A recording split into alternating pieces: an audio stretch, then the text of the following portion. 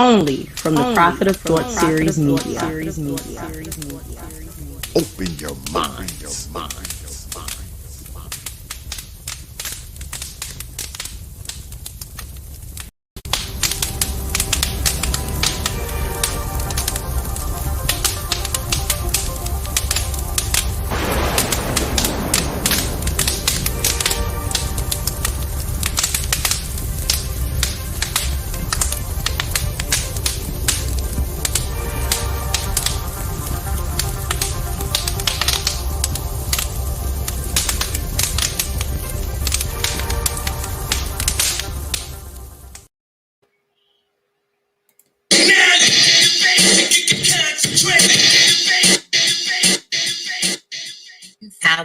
Powers of power.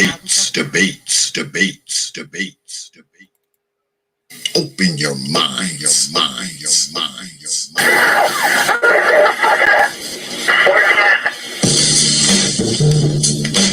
Powers of power.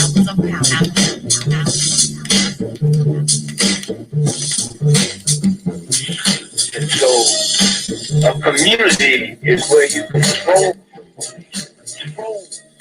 your commerce, you control your education, you control your house. We don't control none of that. We live in a hood. Well, what about the Negroes that get out? Oh, well, my cousin, he's a multi-millionaire, almost got $1 billion. 3 PhDs, working on 2 more.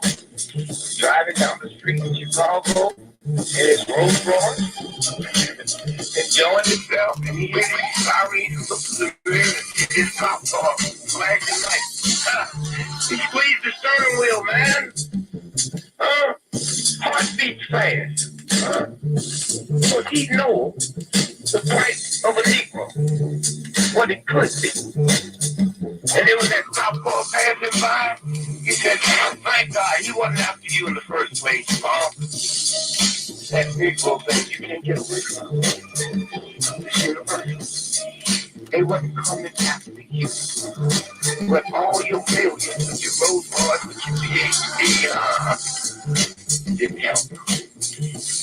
That's the hood. Why do you think you never pick up the paper TV over and over to white families? You think there's thousands of black cops in America. Why don't you see white families cry? That's like, oh, God, my love was funny. I put the back of the head. Why do you think black cops are like that? Make them more spiritual? Make them better? No. They got enough sense to know that white folks ain't gonna talk free. I will stop in our neighborhood for free to try. We were not tolerant. Now, if we were organized, it'd be hard to organize people who are just going to run crazy. You don't run crazy. But if we were, with the money we have, and the many people who would come to our aid that don't know what it's like to be a Negro. And we said, look, we said, if we don't get a federal law to deal with police brutality, that anytime a cop or anybody carry a gun, have to have a license just like you drive a car.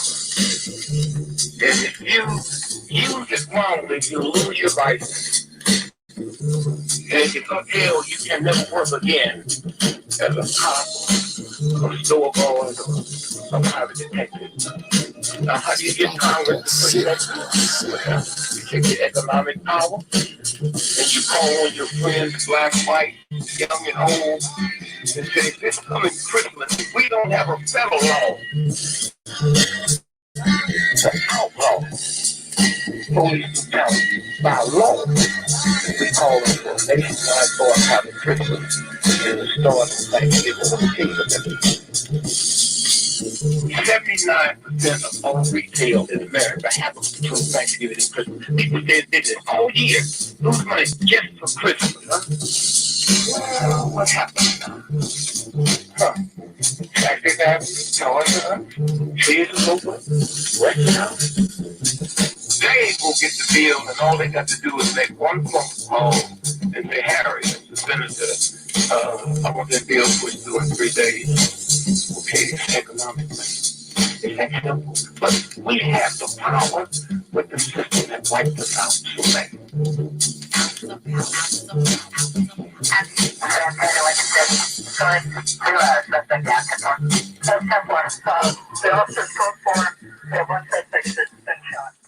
Open your mind, your mind, your mind. And we are back. Peace, folks. And welcome back to another edition of the Popular Thought Series right here on the old T.P.O.T YouTube page. I'm your host, X, of course, but you knew that already. That's why your black asses is here. Special Saturday night debate going down tonight. Brother M.O.T had hit me up and gave me this topic, and he said he wanted to debate it and some programming notes. We're going to be having a similar debate on this topic on Wednesday between Brother Moses and Brother Amiri. So you don't want to miss that one either.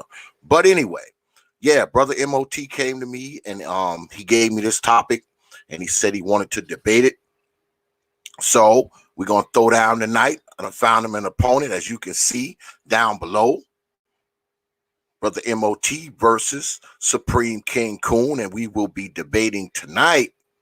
Can you claim pro-black without a proven track record? Can you do it? So that's what we got going on tonight, y'all. But y'all know before we get started, as always, I have to start the show with thanking the folks, you good folks that show up here, man, every week, man, and watch these debates, man, and subscribe to this channel and support this channel, man. I mean, y'all are unbelievable. I actually got a Cash App today, like 3 hours before I even came on.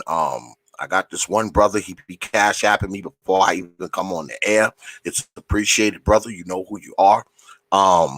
Yeah, because you don't have to show up to these shows, man. You don't have to watch these damn videos and these debates. You don't have to subscribe to this channel. You don't have to watch this shit. You don't have to be here. There's a million other places you could be, but you choose to be here, and you definitely don't have to drop your hard-earned coins on this platform, but you choose to do so.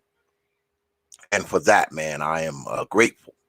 I'm honored, I'm appreciative, man, and I'm humbled by the way y'all support this platform, man, by the way you support this channel, and ultimately supporting me. As always, I tell y'all this, man, not to stroke you, because I don't believe in stroking folks, but I tell you this because I genuinely mean it. The people who watch the T.P.O.T YouTube page, man, are good folks, man, and they support this channel, man, and I know it grows the way it grows because of you good folks, man, and I just want you to know, man, that I appreciate y'all, and I consider all of y'all to be my supporters, and I thank you. All right, so let's get at it.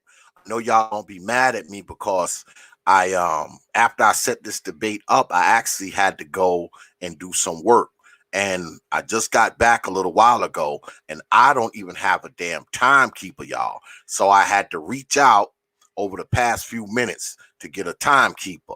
So it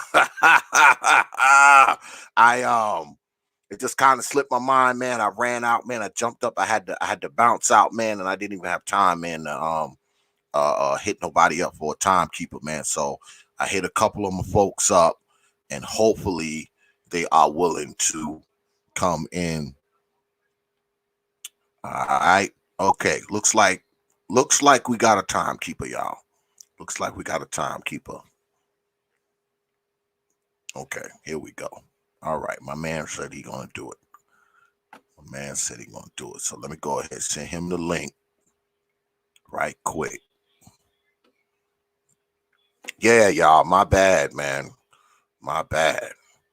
Yeah, I set the debate up, man, and then bounced right out, man, and didn't even think about once I had the debate in place, man. I took off and I had to go do a little bit of work, so I didn't even reach out to a timekeeper. But before we get started on this here debate, I'm going to start it the way I always started. I regret that I have to do this, but I do it anyway. Fans of M.O.T, you will not disrespect Brother S.K.C. Fans of Brother S.K.C, you will not be disrespecting Brother M.O.T. These debaters are my guest, along with my timekeeper, and that's just like being in my house. So they will not be disrespected. All right. Now, you may want to get up on here and say something crazy, but you're only going to get maybe one crazy phrase out before.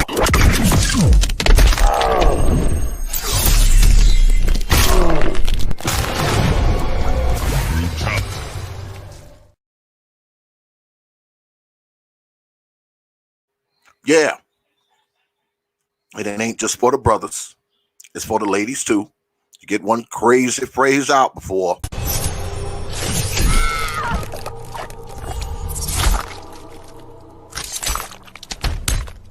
Fatality.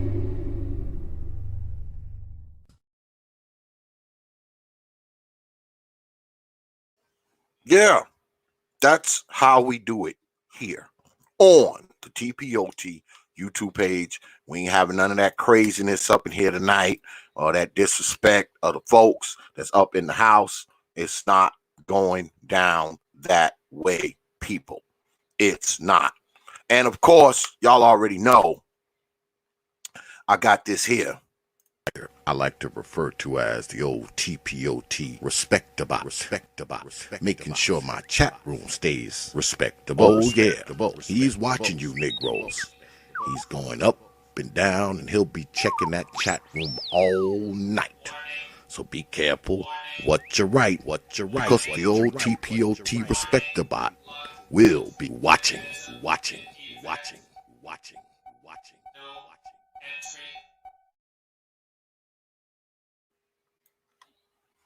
Yeah, that's how it's going down.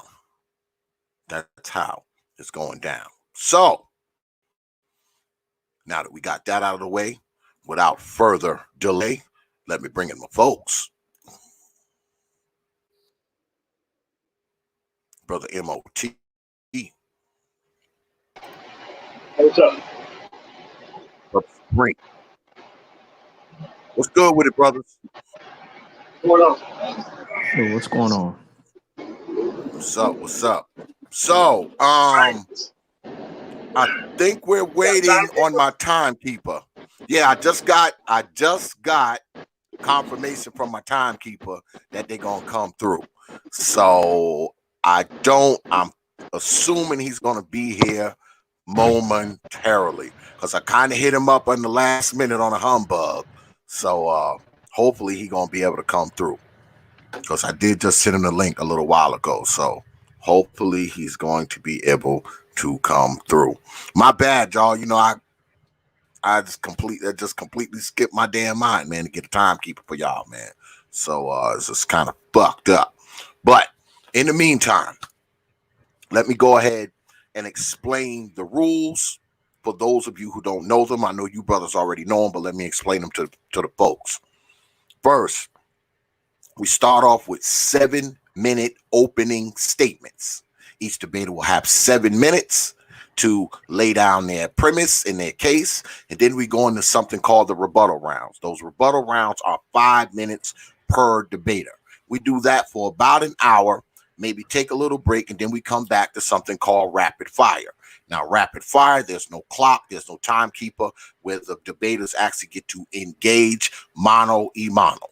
We let that go on for a little while, and then we do closing arguments. And then after closing arguments, if the brothers have time after the debate, we will take questions from the chat room. That is how the debates work.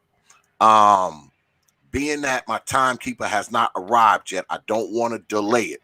So I'm going to go ahead and keep the time for now until my timekeeper gets here.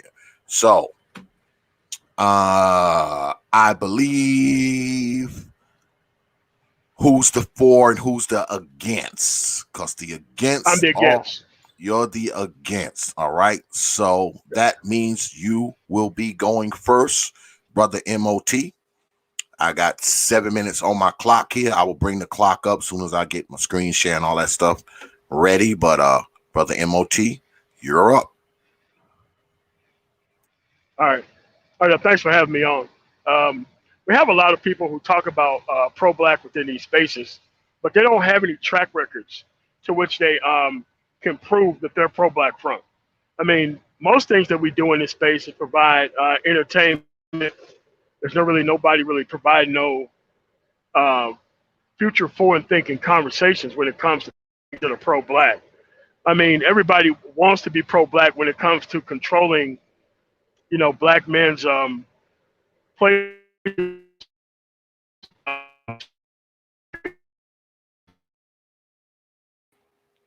You fading a little bit, brother M.O.T. You fading in and out. Pro-black is a standard. It's a frame of mind.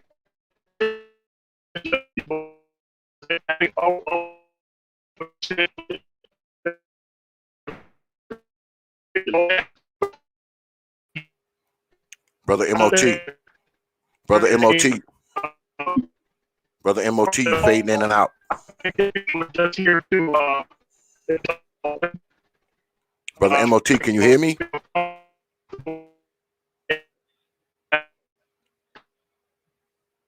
Brother M.O.T. Can you hear me? Brother M.O.T. Can you hear Brother M.O.T? Oh, damn, he dropped off. Yeah, I was gonna say he was kind of borging on me as well, and I'll award him back that time if he so wanted. Okay. Guess we can do it like that. Damn clock up on the board, y'all. My bad, y'all.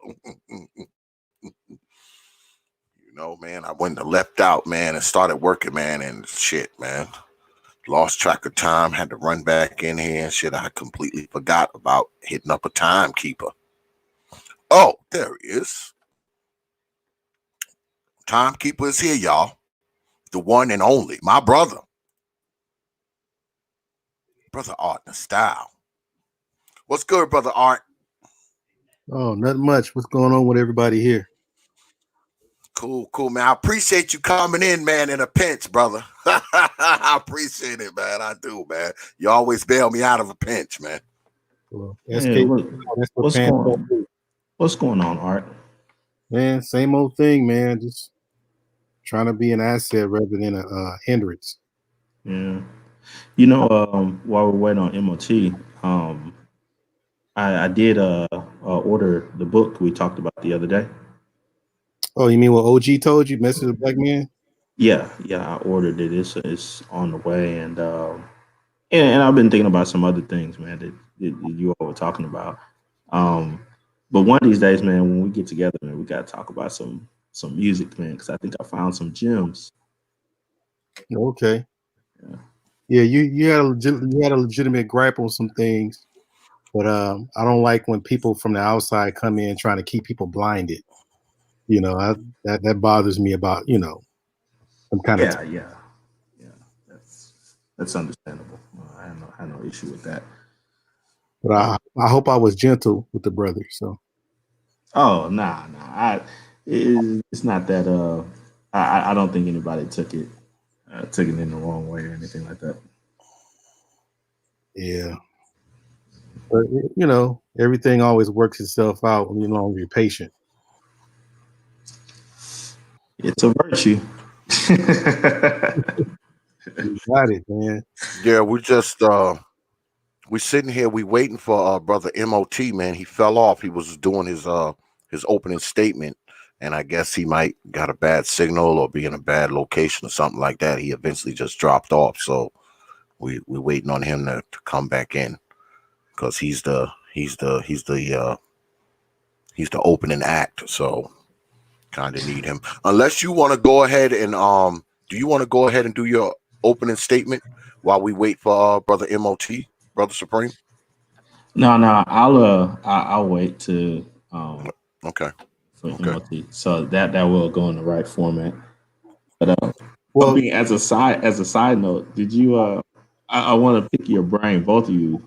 I heard something about some NFL player, and during the draft he got drafted, and ESPN made it known that his mom had been a crackhead for 16 years, and some people were making a deal out of it. I mean, off the top of your head, it's like, what do y'all think about that? You think ESPN was okay doing that, or? I think it would probably been okay if they did that across the board because everybody doesn't come through there clean.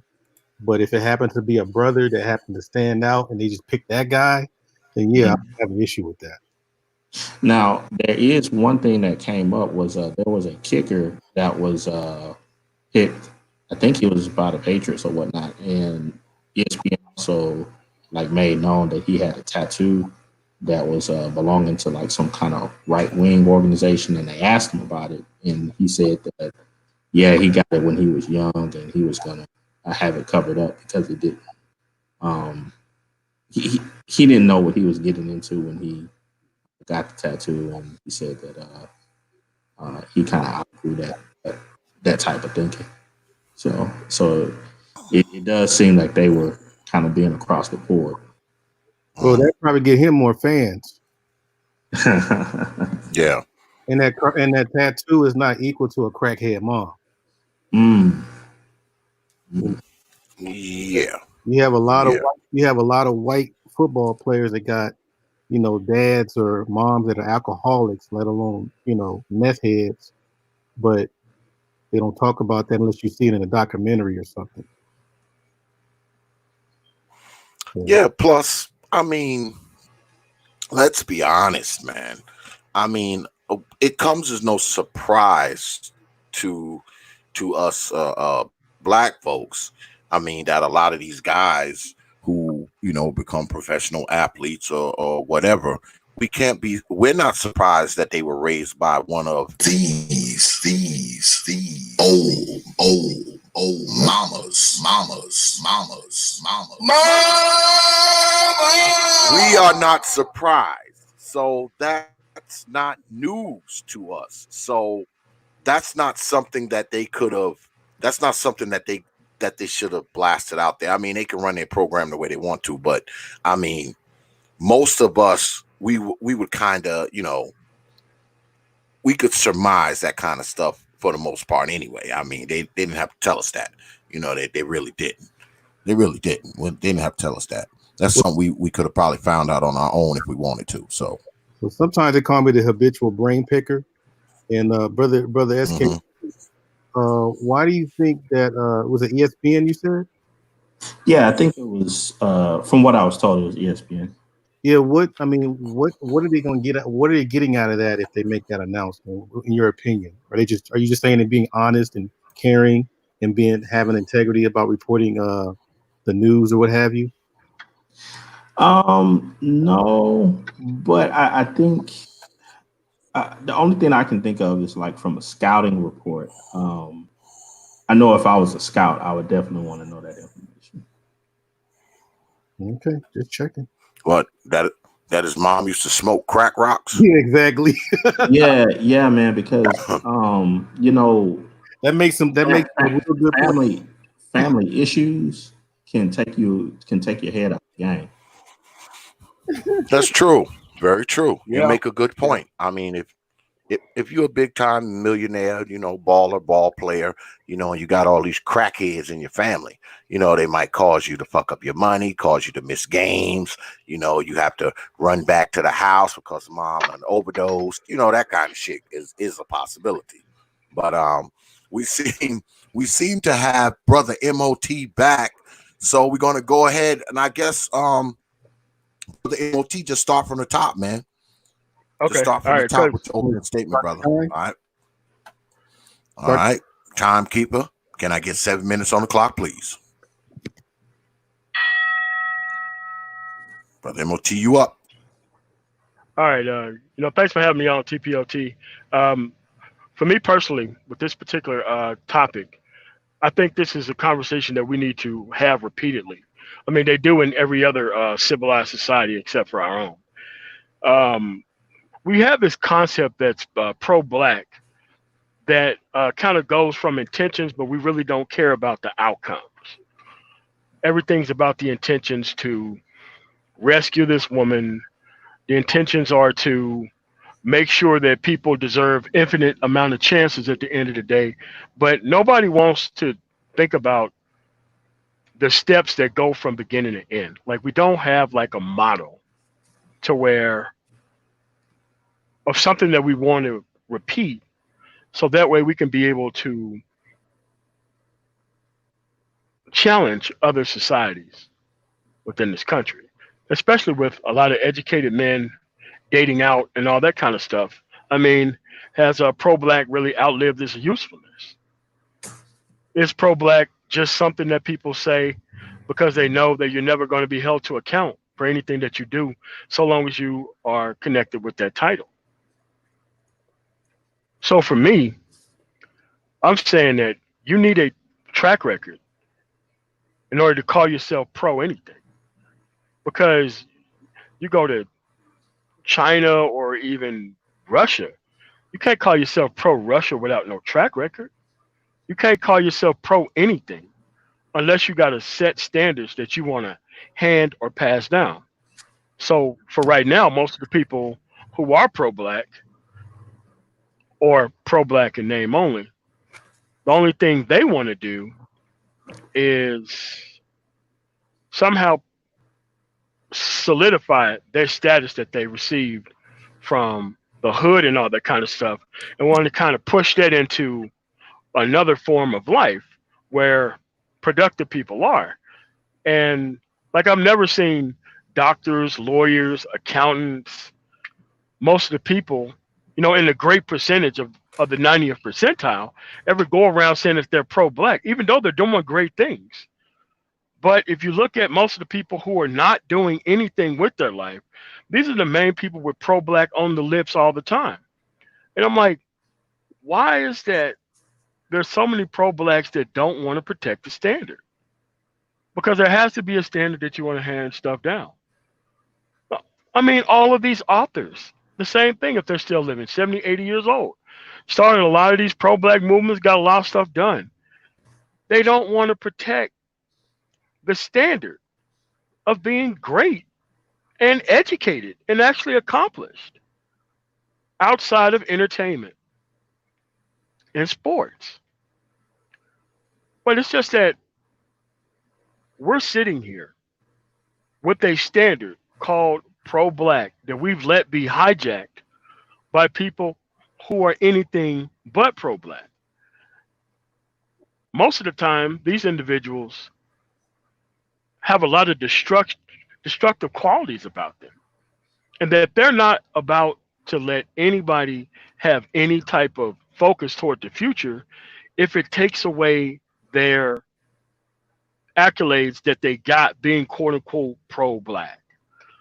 Because we could talk all this stuff about men not being loyal to people within the environment or whatnot, but nobody ever talks about the women and their constant disloyalty to the actual people within the environment that the so-called pro-blacks want to consign us to. It's just that, I mean, have the actual issue of pro-black actually outlived its usefulness? Should we mock and ridicule people who use the word pro-black because they got some nonsense attached to it because nobody is protecting the brand? I was always taught that pro-black is a mind state, not a skin color. But the skin colorists have kind of taken over the pro-black moniker, and now you got every reformed criminal who want to bring their street cred into the environment of productivity, and those two things don't really work together. We have scientists and doctors and all those things. Those people are not celebrated within this environment. And what used to run the actual conversation around being quote unquote pro-black is your acceptance among this reptilian female within this environment, not decent women, talking about reptilian females only. And that's kind of what taken over the moniker of pro-black because their numbers are so great. It used to be the needs of the many outweighs the needs of the few, but now the needs of the few has become the many, so now you kind of have to destroy the whole and start over. Because at the end of the day, most of these people procreated without any type of standard of what they wanted to do with the actual child. You could tell by the outcome of the boys. Everywhere you go, you see one of these younger kids who act straight up like a damn female. And I know where it comes from. It comes from the simple fact that they was raised without men around. They don't understand that lying and cheating and all this kind of stuff is stuff that men don't want to be around. But at the end of the day, we got to have a standard with this. And to me, without a standard that you can replicate, that you're successful at, you need to really shut the hell up about being pro-black, because you ain't doing nothing but making us all look bad. Thank you so much for having me.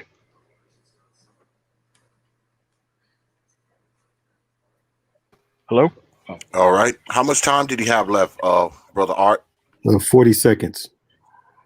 Are you seeding that time? Yep. All right. Brother Supreme, timekeeper, can I get 7? You up? Well, thank you for having me as well. When taking on this debate, I was wondering how would I be able to debate M.O.T on such a powerful argument. Obviously, a lot of people know that him and I share a lot of viewpoints, but I think I found one. First, let's define track record. It's a literal or a figurative path that one follows. Whenever we use the term track record, in many spaces, they'll use it such as tracking an animal or tracking information. People track events, finances, people, vehicles, etc. Businesses and organizations, they use the term track record on many occasions. For instance, the military, which my interlocutor knows much about, takes a lot of stock in having detailed military records of its personnel. Many companies, they maintain detailed records of their employees, such as their rate of pay, their attendance, their progression during as an employee. Credit agencies and financial institutions, they record financial transactions of individuals and their patrons so as to keep a track record of these individuals' credit worthiness or their financial worthiness. So in all of these activities, whenever we use the term or the phrase rather, track record, that by itself, it implies a systematic progression or an organized activity. So like I stated, when we go back to the usage of the term, like when a person is tracking an animal, they're going through a systematic progression, an organized activity to look for tracks and to follow and to see where that animal went. The same thing with tracking information.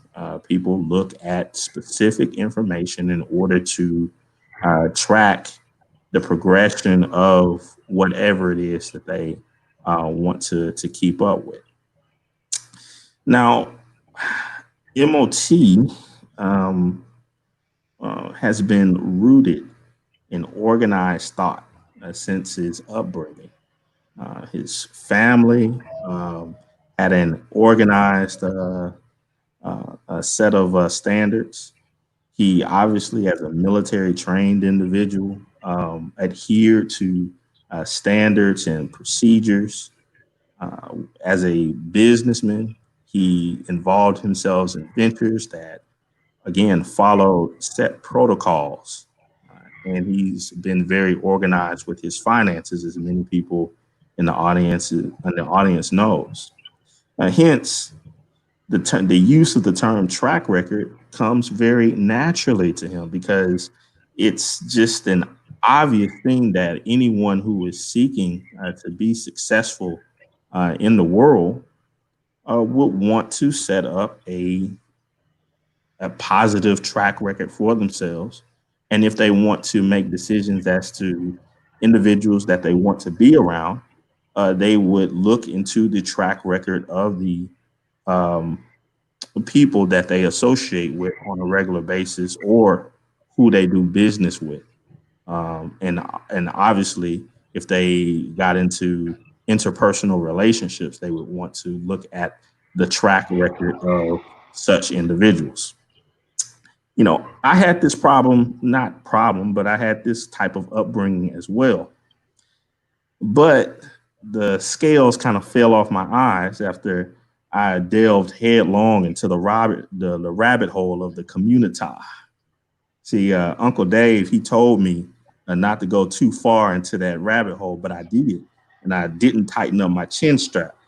So I saw the dysfunction of the community in living color, as it were. And what I saw was a massive disorganization and chaos.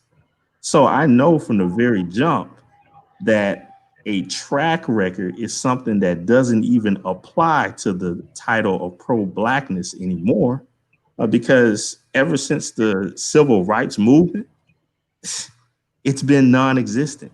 It's not an organized a group of individuals that are trying to achieve a type of goal. More or less now, it's a money grab or a badge of honor that's put towards trying to get some type of monetary gain or sexual access or some type of hood clout. Many of the people that hold the designation of pro black these days work against the basic unit of culture and community, family. Even M.O.T, when he mentioned you have such individuals that have done stints in prison or jail or are involved in various buffooneries within YouTube or in other spaces, they work against building firm, two-parent, stable families. And if you don't have those, then you can't work for the progression of any particular type of black people or whatnot, because you won't have the basic unit and that you need.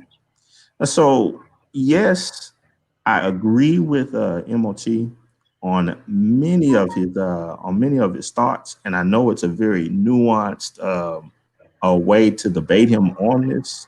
But yeah, the term track record, it doesn't apply to pro blackness because pro blackness in itself is not organized, nor would it ever be recognized in any um, firm places or places of distinction out in the real world. Um, I have a few thoughts to prove that. Well, I'll bring those up during our back and forth rounds to show different organizations all throughout the globe that actually are pro their particular type of race. And I'll show how those organizations, those groups have hierarchy, and we'll go from there. All right. That's going to close out the opening statements. Timekeeper, we're going into the rebuttal rounds now. So, timekeeper, can I get 5 minutes on the clock, please, sir? You up. All right, S.K.C. I had no idea that you was going to take the tone that it's kind of a stupid question to ask because pro-black is rooted in disorganization, not organization. But at the end of the day, these people are doing a lot of damage to a lot of things around us. They're doing a lot of damage to the kids that they allow to be raised in these particular type of environments. They're doing a lot of damage to the women, which they want to be damaged. And it's just that I don't understand how we can be able to move forward. For me personally, leaving all this stuff alone is probably the pro-blackest thing that you could possibly do at this point. Is to save yourself. is to make sure that you are present and accounted for. To make sure that you practice standards that you want to hand down.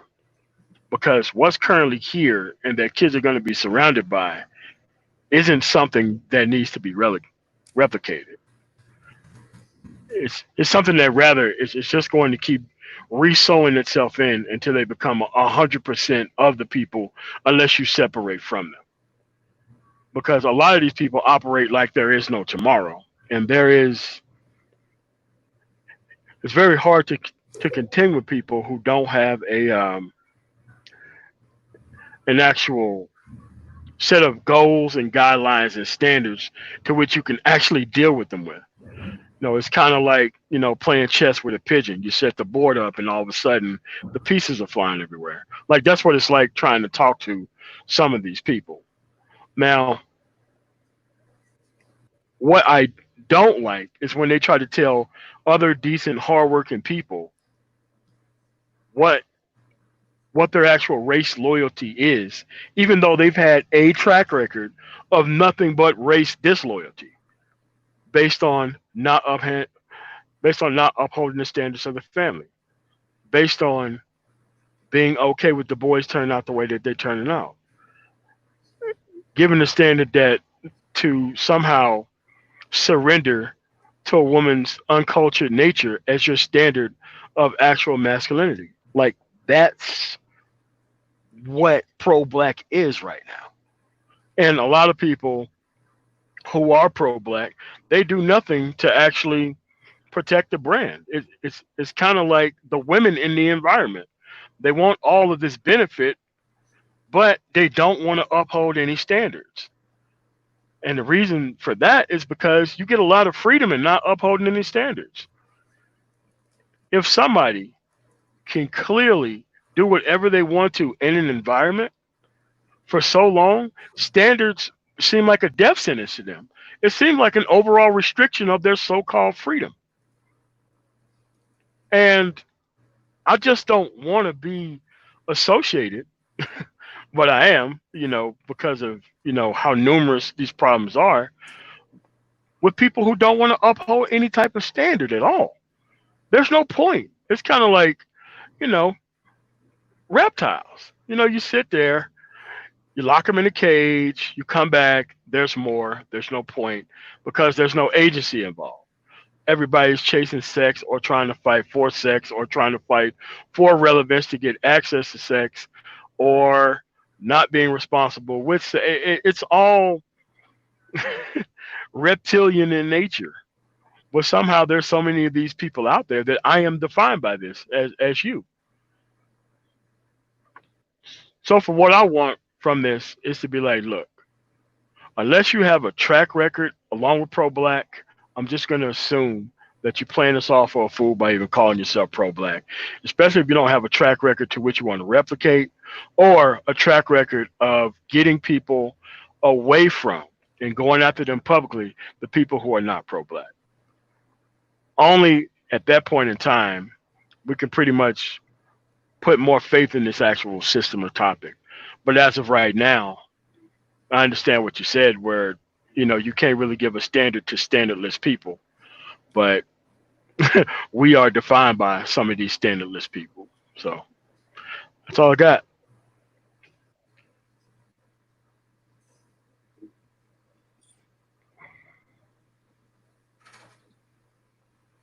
How much time am I yielding? 10 seconds. Okay.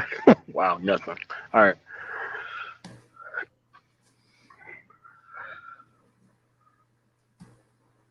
S.K.C, you still there? Yeah, I'm here. I'm just waiting. Waiting on Xavier. I don't think he hears, but I mean, you can start me though. Okay, here we go. All right. Well, like I was stating at the outset, standards, or rather, track record belongs to that phraseology, only works within the mindset of an organization or a group that is going about things in a systematic way. So again, I love my interlocutor M.O.T, but he gives too much credit to modern day pro-blackness. Again, when I was listening to him, he used standards, he used brand. Uh, what he needs to do is follow the right rabbit down the hole, like I did, jump into it, and see it for what it really is. It's disorganized chaos. And there will never be any type of track record that you can follow because everybody down in the rabbit hole is mad. That's just the way that it is. I mean, you have people that are right now, to give you an example, and I cite this from Huffington Post, their article, February 17, 2017, 28 organizations that empower Black communities. When I go to that, just a few of the listings, Black Lives Matter, Trans Women of Color Collective, Black Girls Code, Common Ground Foundation, the Trayvon Martin Foundation, and then you have another group that is supposed to be for Trayvon Martin as well, called let me get it right. They have so many different names here. The Million Hoodies. So again, again, when you can't even, have one particular type of movement, and even on one issue, like take for instance the Trayvon Martin thing, and you could have multiple groups that have to form up in order to do this supposedly the same thing, you're looking at chaos. These individuals are not organized. They never will be. And their ideologies are baked into supposed movements that they're supposed to be representing. Give you another one. Again, here, I gotta scroll up to it. Black Girls Code. Black Girls Code is on a mission to increase the number of Black women working in computer programming. And this organization plans to train 1 million Black women in the field by the year 2040.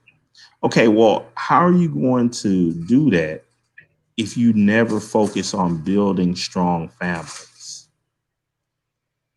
So again, all of these different organizations that fall under this whole, I would say, conundrum of pro-Black, they're fighting against themselves. Even within this, you have different, of the ABC community and so forth that's involved in this. Another one, like I mentioned earlier, the Trans Women of Color Collective. How is the Trans Women of Color Collective going to help push pro-Blackness in any way? But yet, this is stated as a organization that empowers Black communities. So when I stated at the outset that when you have a disintegrated family unit and nobody respects that family unit as the basic basic element of culture and community, then you're going to have all of these tiny factions warring against each other, trying to see who can uphold the Black card the highest. It doesn't make any sense. It's absurd. So, M.O.T, come on down into the rabbit hole, take a long look around, drink the Kool-Aid, smoke on the hookah that the caterpillar has, and talk to the Cheshire Cat for a little bit. And he'll tell you track record doesn't apply here.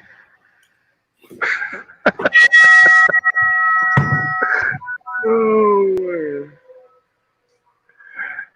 Oh my God. Trans women of color.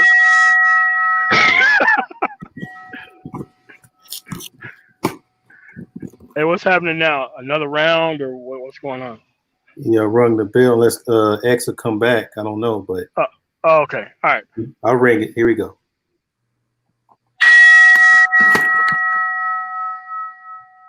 Whoa, what's supposed to be happening? Your I mean, rebuttal. no, I went first. He went last, so we going to like the back and forth position now. Yeah, you're supposed to have another 5 minutes to rebut, but S.K.C. Oh no, no. I mean, he's right. I shouldn't have thought of bringing standards to standardless people. The summary is correct.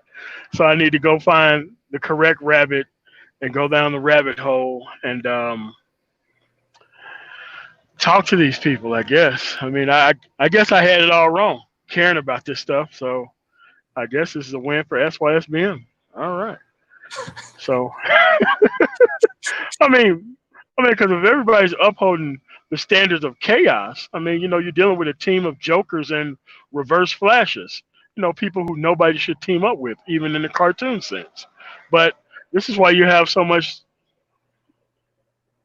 chaos because everybody wants their spot on the top when nobody know what the top or the bottom is because they're obviously at the bottom thinking they're the top. So it's for me personally. I just think that the men should just separate from all of this, the actual productive men, because you're not going to be able to mix productive men with the women who's been cultured the way they have been cultured for the most part. And every time you do, they blame you for even trying, but they want you to try anyway, as if there's no as if nothing can go wrong. Well, I guess nothing can go wrong in their sense because it is a gain for them when they go to the government and try to take it all away from you. So, wow. So, don't try to bring a standard to standardless people. All right. I mean, so no, I guess I could wait to the back and forth round, but yeah, I'll see the rest of my time. So, Okay. I don't know if I'm conducting this or we're waiting on Brother X. no, But man, we could just go back and forth right now. So, yeah, we could do the back and forth right now for however long. so I'll turn the clock off and you guys go at it until X. Yeah. All right. Well, I did have a few other things to present. Go ahead. Go ahead. Just to show the dysfunction of the pro-black standard as it is today. Now, it's quite different from what our timekeeper, once what he was involved in, and what he continued to be involved in. I remember having a conversation with him about this, and even he stated that it's there was a time where you didn't even have to come out and say that you were this or that. It was just what you did, and people recognized what you really were. However, when you get to today and you get this point of where this whole thing with pro blackness, you have to wear it like a badge of honor and so forth. It's done for clout, it's done for money chasing, and it's done for sexual act. So, um, concerning the hierarchy and the dysfunctional attitudes that these individuals have today, we can kind of compare pro blackness today against another pro white type of standard, the Ku Klux Klan. Now, even though most everybody here would obviously disagree with the Klan, you can look inside of its organization and you will see just that. See memberships, you will see groups and finances and code words and phrases. You'll have histories, with specific dates and times that things happen. You'll have jurisdictions, officials. They even have tribunals and initiation rights. You don't think about the different higher levels. Um, certain titles that are given to certain individuals as they build up a track record of what they actually believe in and doing certain things. So again, just using it as a comparison, not as something to look at and to applaud. But if you're going to be a certain, pro for whatever, I think that that would be an example of such, to where you could have at least some type of structure where individuals know what where is up and what is down. But within like the whole pro black segment or whatnot, I mean, like I stated at first, there's so many different various organizations that have elements within them that fight against other pro-black sectors that it really doesn't even make sense. And what is the requirements for any of those things? Little to none. Just be who you are. That's it. Or show up.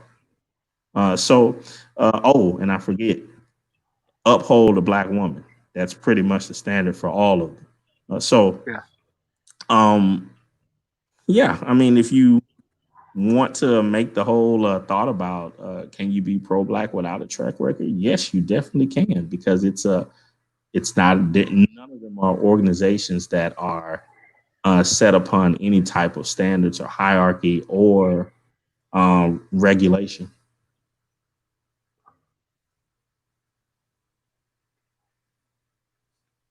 Hello. Still there? S.K.C. Your turn. Yeah. Yeah. No, I mean he was just finishing up what he was like. All right. So what I've called in the chat, I've called them the Boo Blux Bland. I guess that's the black version of the Ku Klux Klan. So so so what you're saying, S.K.C., is that the reason why I'm wrong is that I'm trying to bring a standard to standardless people. Absolutely. Wow. I mean, but they want to us to adhere to a sexual standard of rescuing and upholding their woman. That's not a standard. That's slavery. Yeah. I mean, but to them, it seems to be on their mouth a lot, though, that you should only deal with this type of person. And I'm like, look, I admire their tenacity, but why don't they create?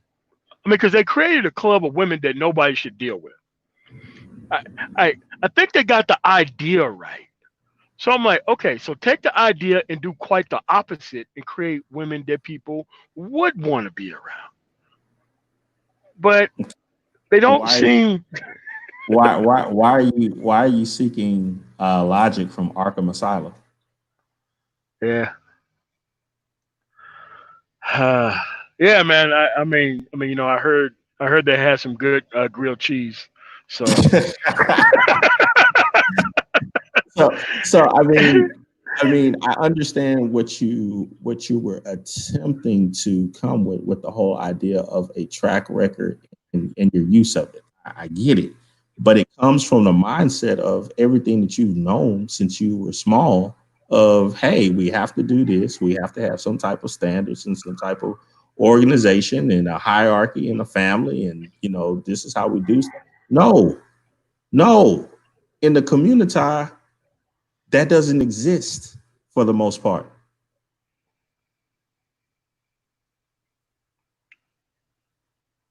so you're pretty much telling me that we're trying to bring standards to the Injustice League. Is that what you're saying? I mean, I put it this way, and I'm sure that after we get done with our back-to-back, our this round and so forth, that others will be able to chime in on it. I'm sure X will come in and Art will come in. But one thing that I'll state is a lot of people that get involved with um, various community functions, and I'll say it the right way, community functions. They try to do so, or one of the large impediments to them doing so is that when they get involved, they have to get into a training program with many of the individuals to help them to understand the benefits of standards and why they are so important in getting things done. They have to cross that hurdle so many times over and over and over and over and over again that, I mean, the patience that Art shows on a lot of occasions, it's phenomenal, because being able to have to prove to individuals that you need to have some type of regulations and standards every day. It's like, where do you begin? Yeah. Well, I mean, it would be fine, but they're like having kids and stuff, man. And this is like the majority of what's going on out there is the people who have no standards, man. So, and obviously, not all the women are caught up in it, but it's about, for me, my numbers are a good 95% who are, and probably about 98% of the guys who are actually caught up in this stuff too. So I just think the fives and twos should just move on out and do our own thing, man. Move away from this standard and just call it something else. Because Well, I mean, everybody wants to be pro-black, but nobody wants to be pro-black responsibility on no level. that's because it's simply a badge. That's it. It's it's a it's a badge that anybody can pick up at any time. So it's a There's choose no your so it's a choose your own adventure novel. exactly, but it has Oh, no end. oh It wow. has no end. Oh man. And you know what? I see WVN in the BMT in the chat. And again, I'm not going to even give them that so far as like don't bring the Joker into any of this, because at least the Joker got stuff done. The It's like the community is not going to get things done like on a massive scale. There's going to be small victories that people have where individuals are able to pull certain um, I would say victims from the jaws of defeat, but the majority enjoy the defeat and will fight you tooth and nail to stay there.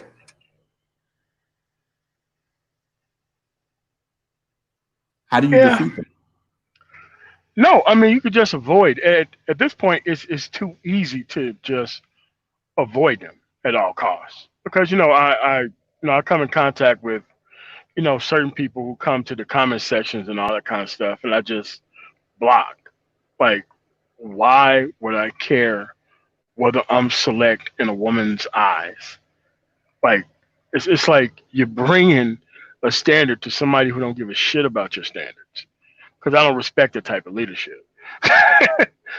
And when people come through and just say, "Oh, it's a bunch of men complain," I'm like, "Yeah, but we're talking about something that's actually happening. And if you want to ignore the fact that it's happening, that's fine too." But at the end of the So, day, it has to be a must to just separate from this. well, I'm not sure if there could be an absolute separation, because within the view of the world, it's difficult to set yourself apart unless you are not involved in upholding a lot of the I would say the same movements. And when I say movements, vernacular, um, likes, dislikes, you know, cultures, and let me say subculture, because there's various parts of Black culture that are very positive, but I don't even think that pro Blacks uphold that at all. So, which I want to talk to Art about on that music scene a little bit later.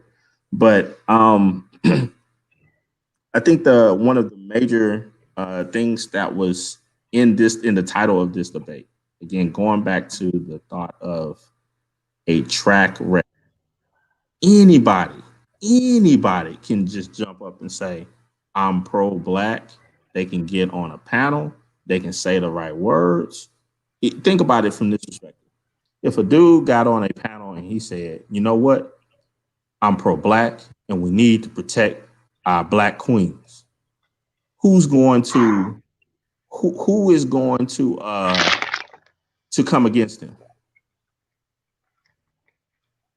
I would think that guy's mentally retarded. I mean, I would think that he skipped some of his medication, and it's yeah. So, No, but I I'm mean, talking about within the pro-black sector, who would come against him?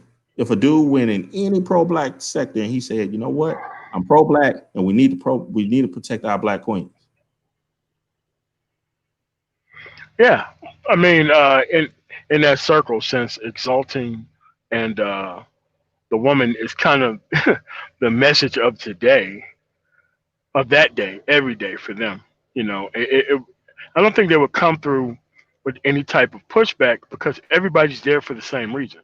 And like most of these dudes are just sexually compromised. Let's just keep it real, man. Okay. Most of the dudes are there to get laid. And if it was not for their dick, they wouldn't be pro black.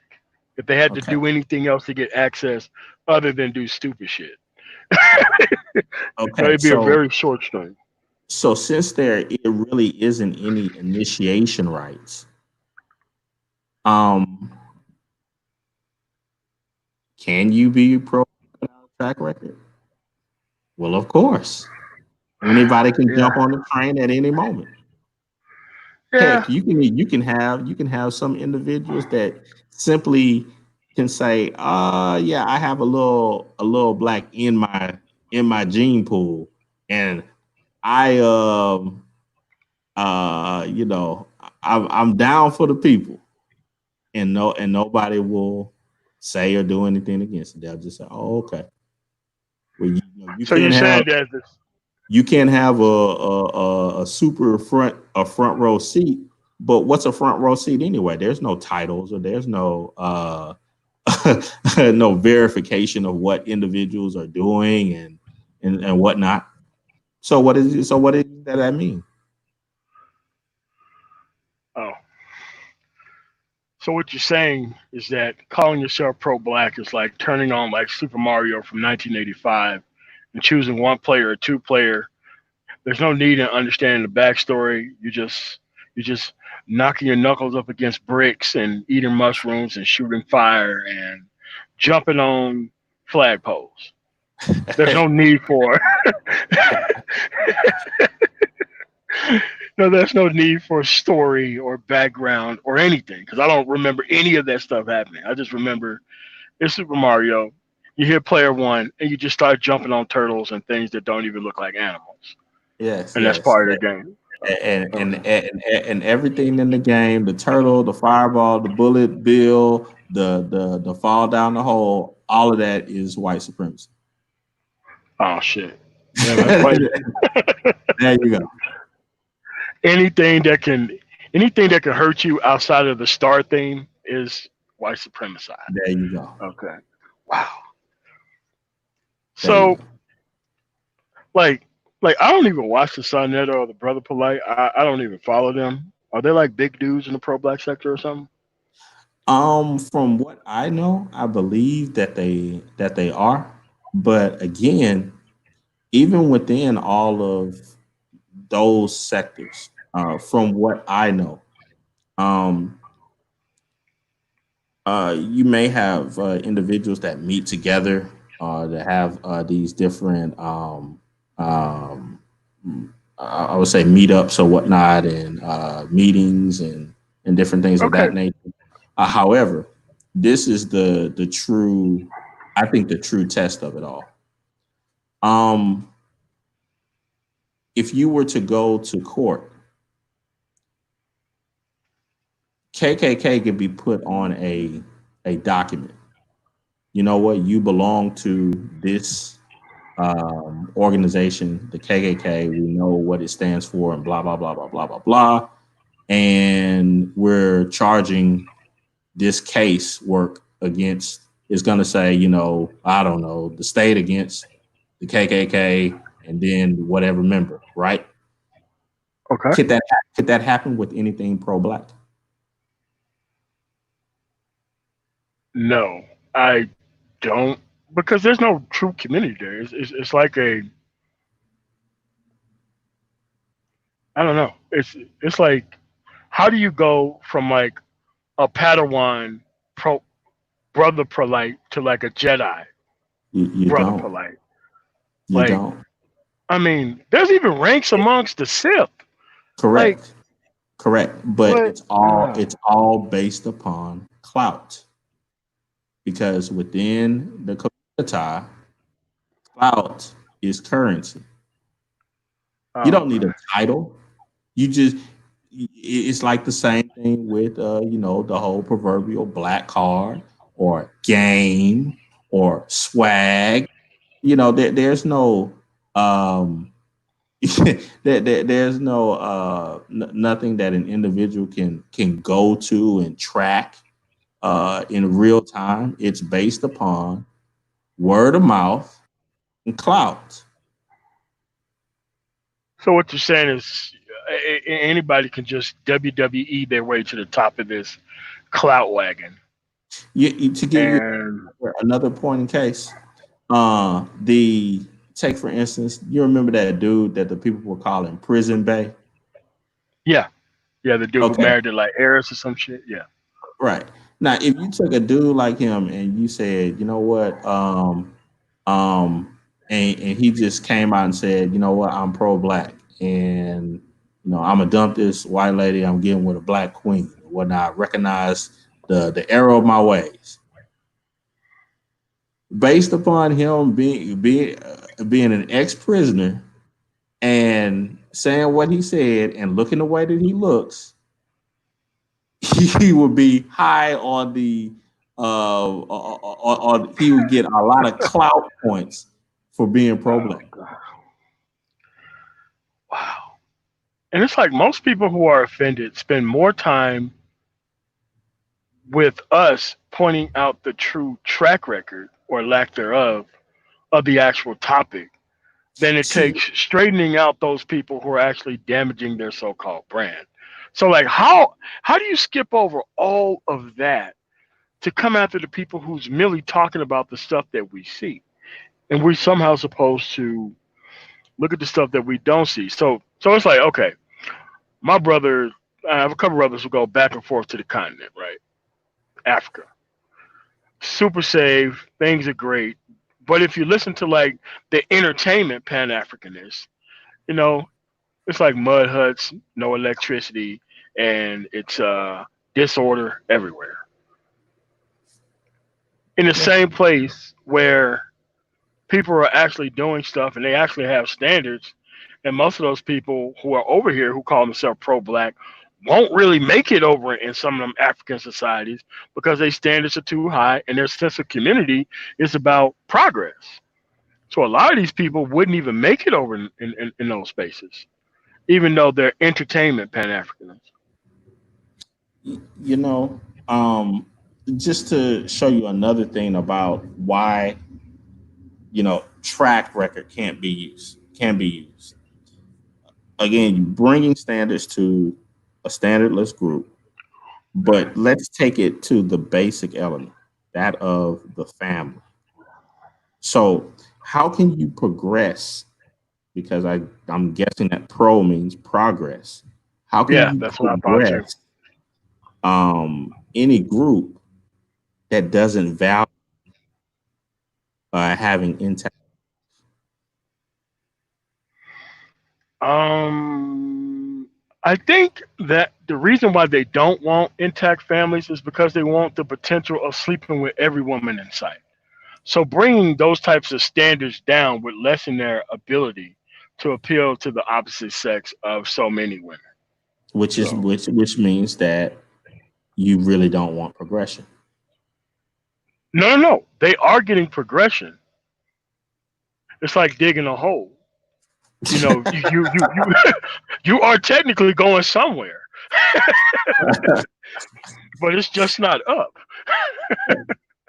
So so again, it just comes down to the whole thought of when you are not, um, I guess anyone could at this state, 2020, be pro black because you really don't need a track record. And it seems like one of the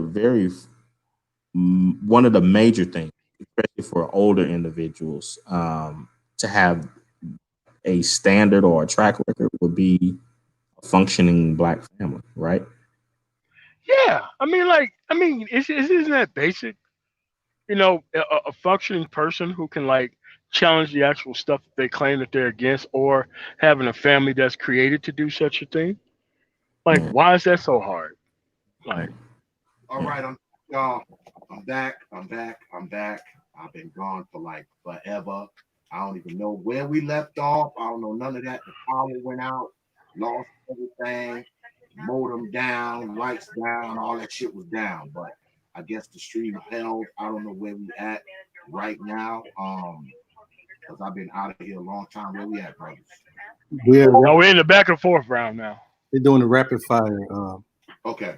Okay. I appreciate you holding it down for me, brother Art, man, because everything was just black over here. We got a storm coming up the coast, man, and it's terrible, knocking the shit out. So go ahead, continue, brothers. Okay. Yeah, so it's like, okay, you got this flour, you put water in it and everything, you put eggs and all that stuff in it. But without a cake pan, it's technically just still batter. And you know you can't put the plastic thing that the batter is in the oven because that would ruin the actual plastic that you mixed everything in with. So that's what it's like. But that's the problem though, MOT. There's no oven. There's a bonfire in the backyard. Oh shit. I don't care if you had a cake pan, even if you threw it in there, there's no way for you to control it or anything. So it's like So you're talking like barbecue cake. I mean, Oh and shit. I hate to, it's part of me that it's like I'm not trying to derive some type of sadistic pleasure from dumping on the community. I don't, it's not all the way like that, but it's looking at certain realities, and even in the face of calling or bringing to the attention of certain realities, people still going headlong into certain things.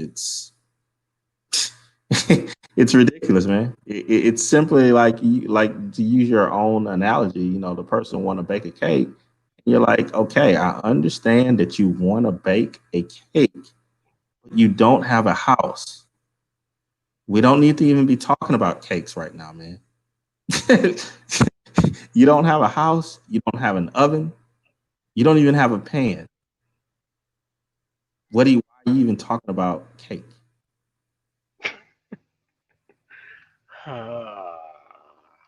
So I was flawed from the first beginning by assuming that I could bring these people under a set standard that everybody should adhere to, because there's so many levels and purposes of pro black. It's kind of like this person has clout for this reason, and this person has clout for that reason, and this person does this for that reason. So it's like everybody bring their own pro blackness to the table, which is not a standard. Correct. Take for instance, you use like certain, and I think this is one of the major points of distinction that needs to be used within a lot of these spaces is, and I'm not saying that I do it correctly every time, but um, being very precise with terminology. In the community, there's a um, a given that a word doesn't have to mean what it means in the dictionary. There's no a set, uh, precise definition of anything. You can go from one coast to the next and ask someone what pro-black means, and they're going to tell you, and many of them are going to tell you outright, well, what it means to me is. Oh wow. Yeah, I hear I that a mean, lot. you can say that with a lot of these terms that people use. Game. Well, what game is to me is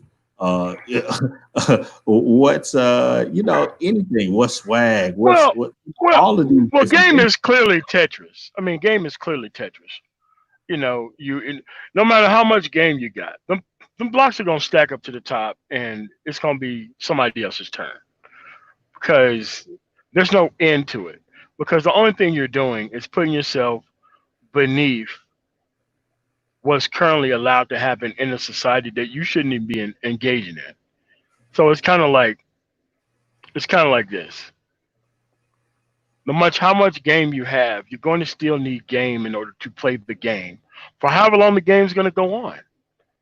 I mean, so if you have people who are 60 who claim they got game, and dudes who are 25 and they also got game, and everybody's on level one of the game, and no one knows what the next level of the game is, why are people Yeah, playing this game, dude?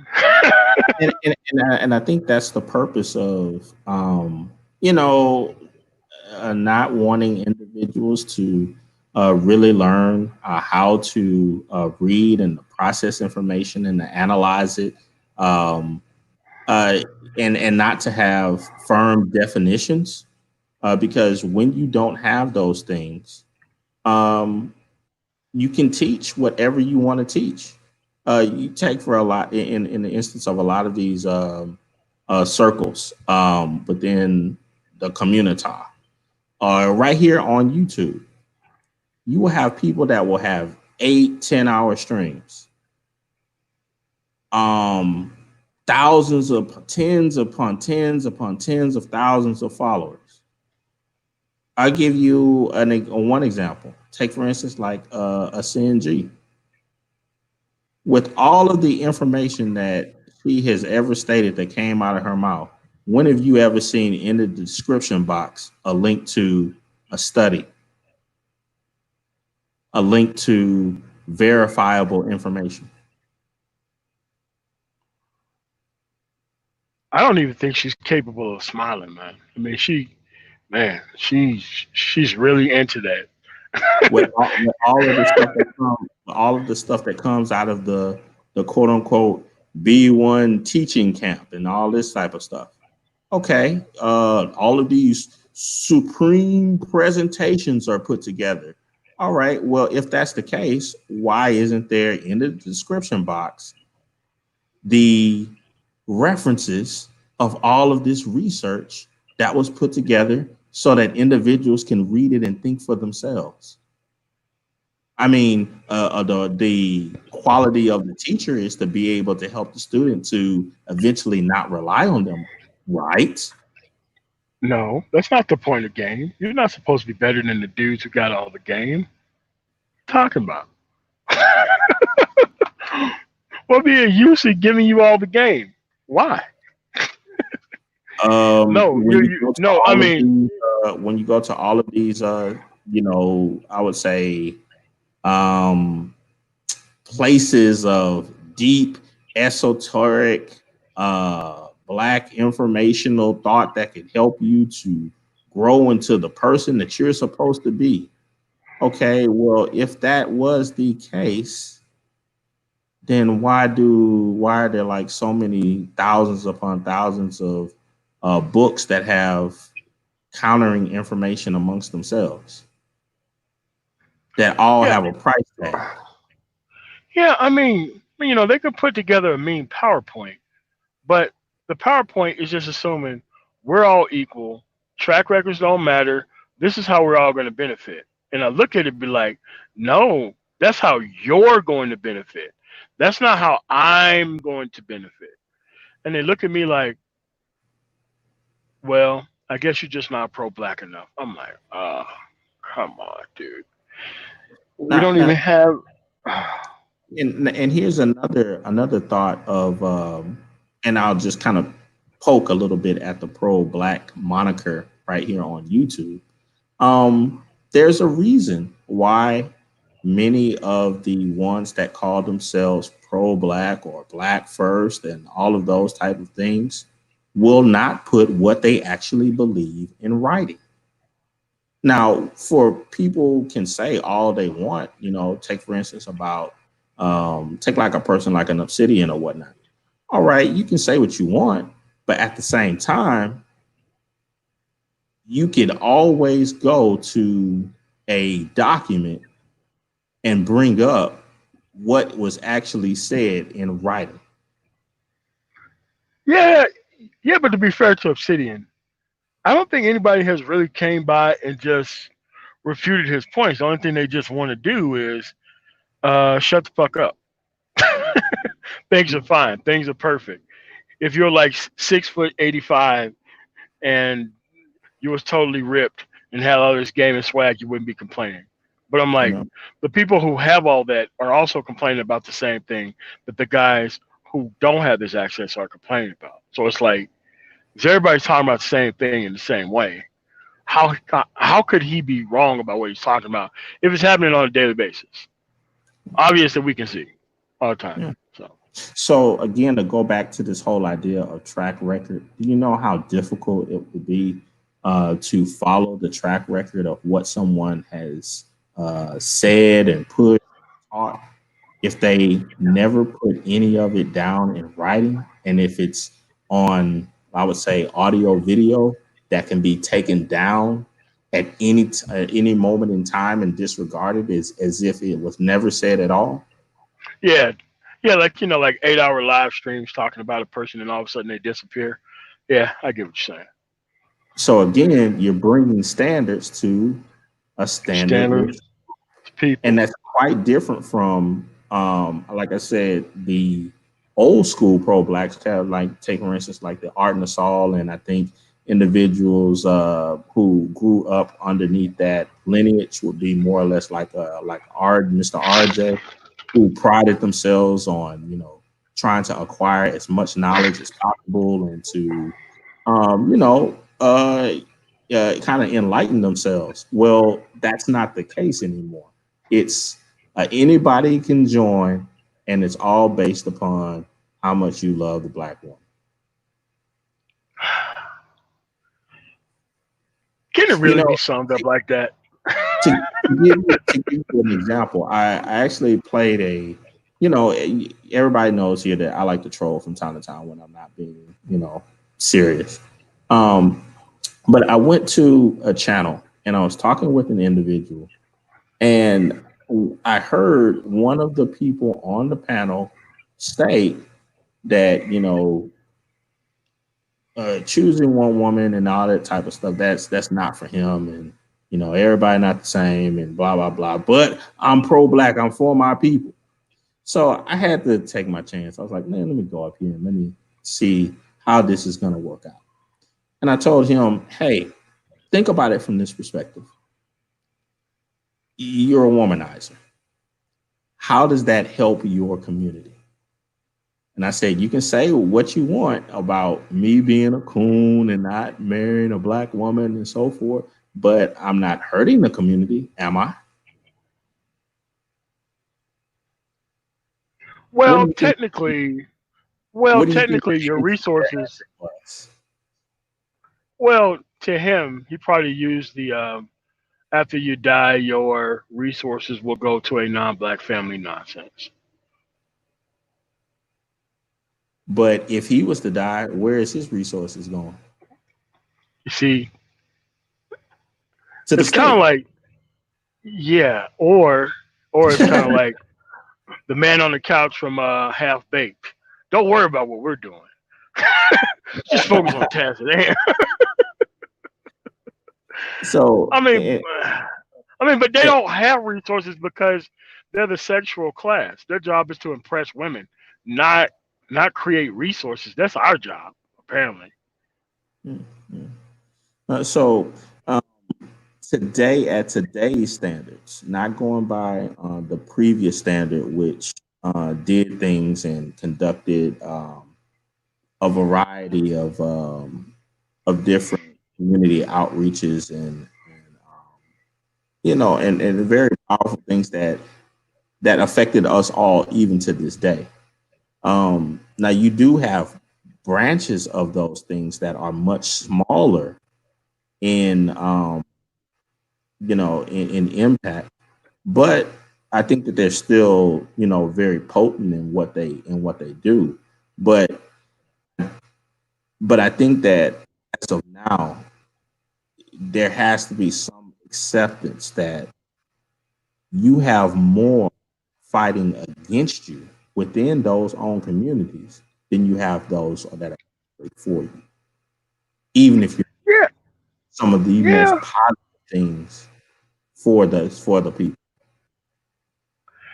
yeah. Because most of this stuff, like most of the people that I've ran into that I've ever had a problem with, were people who quote unquote had this default level of love for black people without wanting to hold them to no type of responsibility, or people who just wanted to come around and just, hey man, I think you should do this for the community. I'm like, dude, I don't live there. What are you talking about? But most of the people, formless as they are, they try to hold you to a standard that they would never produce. Period.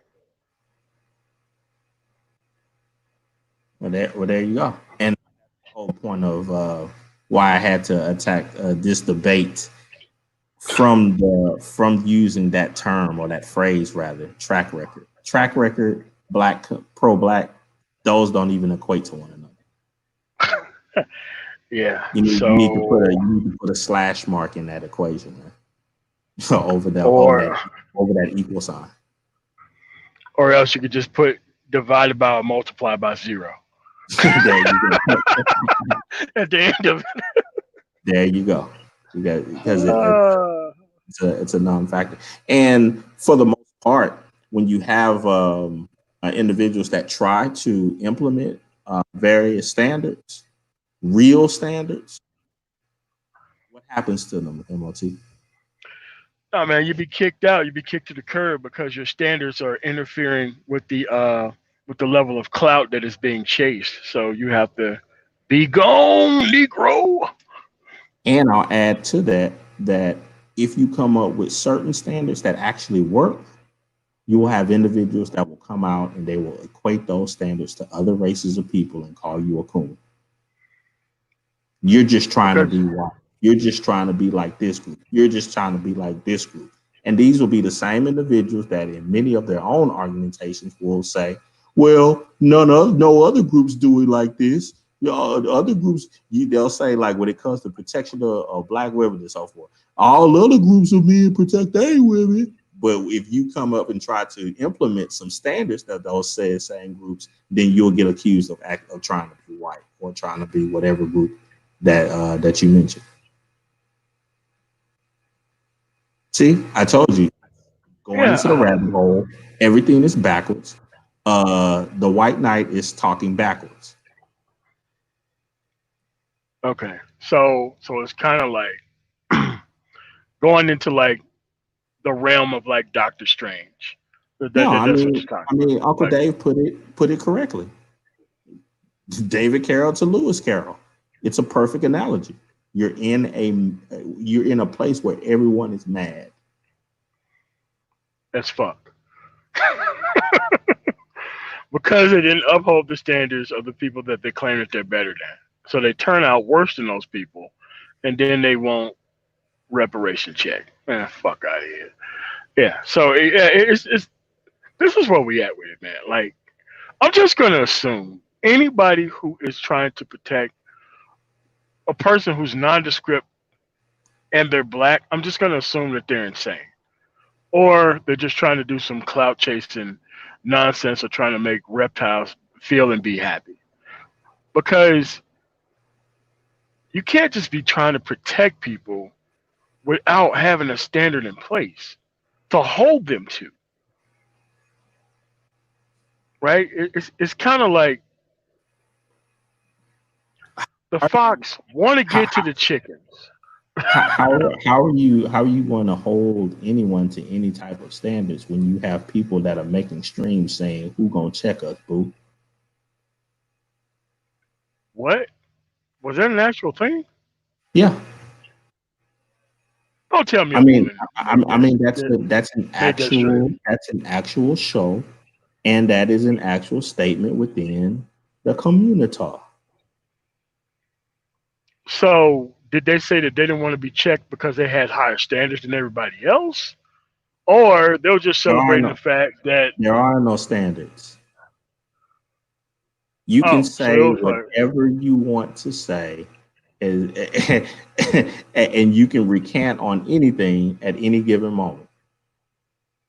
I mean, what's going on, give MP skill? you another example. Give you another example. We're black first here, right? Um, uh, S.K.C.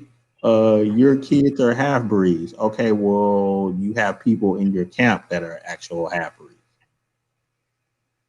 I mean, but when they use this half breed shit, it made it seem like you married like another species of person that's not a human, Well, and you to somehow well, to, procreated with it, well, right?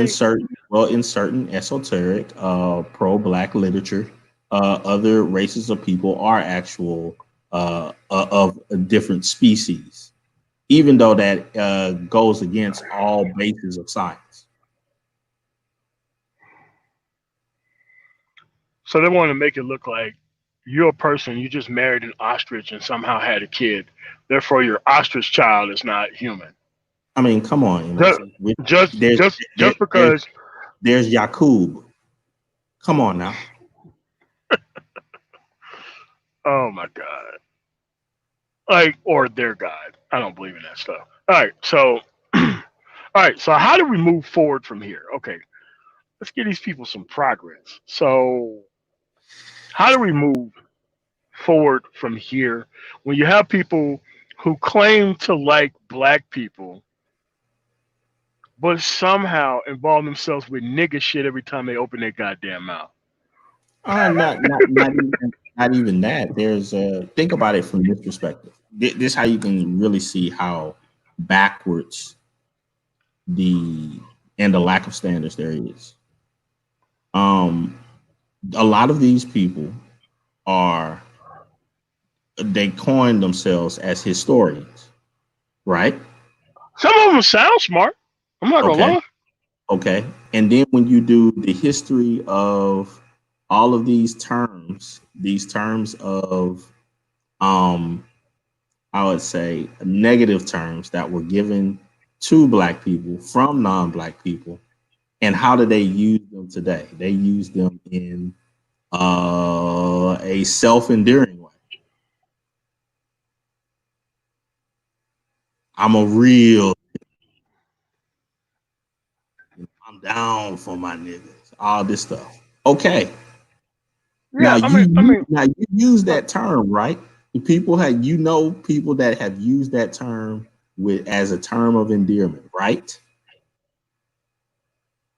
Right? yeah. It's but Okay. look, real is So an what? actual registered trademark, and so it's like great value. So nobody wants to go around calling themselves a great value nigga, right? Okay, so why do people have so much difficulty with the name Supreme King Coon then? Well, are you the ultimate? Well, I guess sometimes I be called a coon too, and they were like, "Well, you Why, just an ultimate coon." why I'm like, can why can real nigga be put on a pedestal, but Supreme King Coon can't? wow, I don't know, man. I mean, Rabbit because hole, rabbit hole. Both of them were created by non-black people, right? As ter- apparently, as terms of um to be made fun of, right? so far so good. That's what the history was. Well, we're gonna do this for another 10 more minutes, and then we'll go into closing arguments, brothers. So, timekeeper, can I get 10 minutes on the clock, please? Yeah. 10 minutes. All right. So clearly, what you're saying is that me trying to bring form to a formless force was my undoing in even setting up this argument. Period. Yes, absolutely. Because you were coming at it from the mindset of a man who grew up in a family that had where you had to do certain things in your family setup, that you progressed from there to your military training where there were different protocols and standards. Then you went from there into business where there were SOPs and again, different things that you had to do from day to day in order to keep things going. You work that within your own personal finances and so forth to keep up a track record of credit worthiness. And then you looked at that with those eyes back upon a standardless community. Oh, so I was trying to pretty much superimpose standards on starfish. All right. The same set. Not saying all, because you can't say all to everybody. There are people No, that you are going can't. to escape from that set mindset or so forth. But for the most part, the subculture praises dysfunction. I mean, And the but they more try to always tie it to you must not be getting any, so therefore, that's if you were getting dysfunction. some, you would be fine with what was going on. I'm like, no, I just want to be treated like a human being by other human beings. And people who I don't regard as human beings, I don't expect them to treat me very well. But the same person who they think that they're being treated with delight, they're being treated the same way. So it's like, what's going on here? You walk into Arkham Asylum thinking that people were going to act right. Because they had good grilled cheese sandwiches. If that's what you want to call it. you can't test it. Yeah, nah. because no one wants to brag about the grilled cheese sandwiches at Arkham Asylum, because the next question is, what the fuck are you doing bragging about food from Arkham Asylum? Yeah, correct. And when the person tells you, when you ask, hey, how is the grilled cheese? And their response to you is, well, which pill did you take today? Yeah, you have a problem. Wow. All right, man. You want to go to the closing arguments? Because Yeah. I guess yeah. I mean, All right. Well, I really don't have any. Oh, go ahead. Y'all ready to go to closing arguments? Sure. All right. So we let off with Brother M.O.T. Well, I guess we'll lead off with Brother Supreme. Brother Supreme, you up. Timekeeper, can I get 7 minutes on the clock, please? Don't even need that much. All I need is about 45 seconds. Oh, shit. All right. Give him 45 seconds. We can make that All happen. right. Here we go. All right. You said 7 minutes, right? Nah, 45 seconds. Yep. He only wants 45 seconds. Okay. You up. Again, applying the phrase track record to pro-black is it's like trying to give a calculus equation to a first grader. Just doesn't make any sense. It doesn't apply. So as of right now, pro-blacks, the modern ones, do not adhere to any set standards, any type of organization. So you can't track anything that they do. Hence, the term is or the phrase is inapplicable. I end. That's it? Yep. All right, I'm not gonna take that long either. So, All right. all Well, you right, up. How much time you want? You want 45 seconds too? All sure. Got to right. make it equal. Timekeeper. All right. Timekeeper, you heard the man. 45 seconds. You up, brother M.O.T.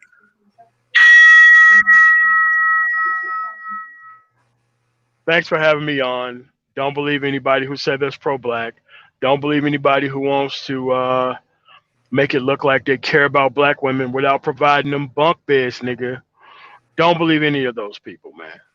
Those people are here to sell information to people who just want to be entertained. At the end of the day, they had a ton of time to talk about their pro-blackness. They had a ton of time to form a track record. So far, we're still at the beginning and no one's moving forward. And so I'm just saying from now on, pro-blacks should have their hands plenty full, making sure that the family is created properly and going after people who misrepresent their brand and spending less time worried about actual people who want to deal with actual families of other cultures that actually work, because this one just isn't one of them.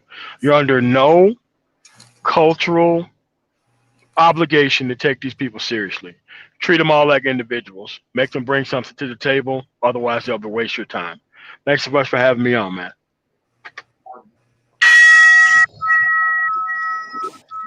All right. That's going to conclude our debate. Y'all know how we do it here. At the end of the debate, if you got questions for the debaters, go ahead and shoot them up.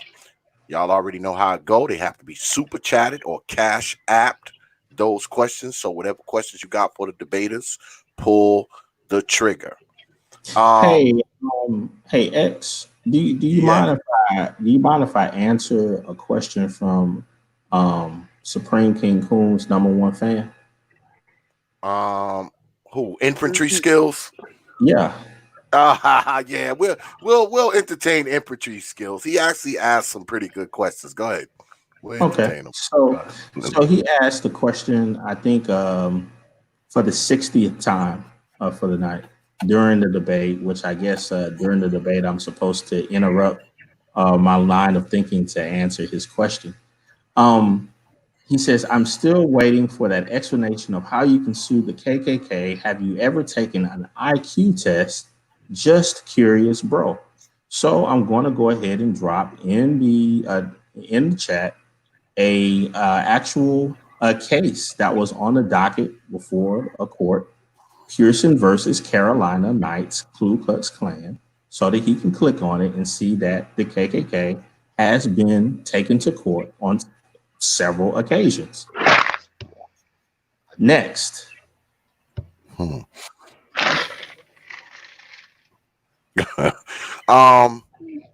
y'all want to do the poll? Do y'all want to poll the chat? No, I'm fine with losing because apparently I shouldn't be asking questions like this. I lost.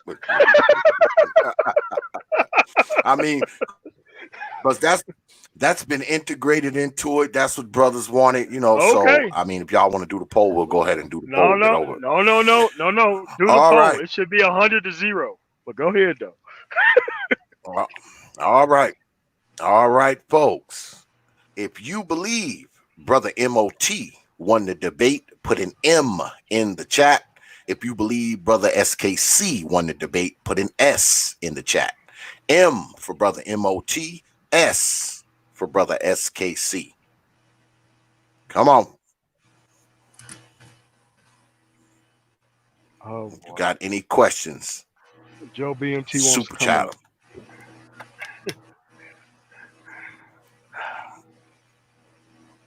Oh, B.M.T, you want to come up? I got you. I'll send you the link, brother. I'll put that up tomorrow. Come on. S for S.K.C, M for M.O.T. Let's go. Don't be shy. Come on, gents. Don't be shy. of how Alexander had it right. I think infantry skills won. Infantry skills one. And there's the thing, M.O.T. Like I think I was talking with X before this, and when he called me about it, and I think we're gonna have more and more of these where you have individuals that are more or less in agreement with a lot of things, but we're debating to sharpen each other's ideas. So Yeah. I think that's going to be the next level of the debates, and I think we're going to get to a point to where there's going to be some hot button topics that are going to be a bit more divisive. But for the most part, I think these debates are useful because it helps us to sharpen things a bit. Because so I think from here on out, I doubt you'll use track record when it comes to the community. Oh, okay. It's called a slush fund. Ty City said you guys are scared to lose a friend. Ty City. Say what? Ty City. He said y'all scared to lose a friend. Sometimes I think that too with all this agreement stuff. Yeah, scared to lose a friend. I don't think that there's has to be any issue with with individuals that agree on a lot, having some points to where we differ. So I think that's a good thing. Yeah, because you got to think. I mean, do you have to hate the person to debate them? I mean, you can be two people that get along all right, and still have a debatable topic, a debatable subject. Sure. I mean, I don't think it should be animosity between the two people. If Oh, you're of course talking not. about debating, That's I one. mean, some people would just want to see people fight. Like I knew I wasn't going to get somebody who wanted to hoop and hop. I mean, because most people don't have the track record that I have, and just so they would to debate. But it's just that this is something that we need to talk about, so that way we can get past the stuck point where we are. Because if we clearly are not going to have a standard, but allow people to keep calling themselves for black people, and then once you look around, they keep up all this nonsense going. It's like, hold on a second.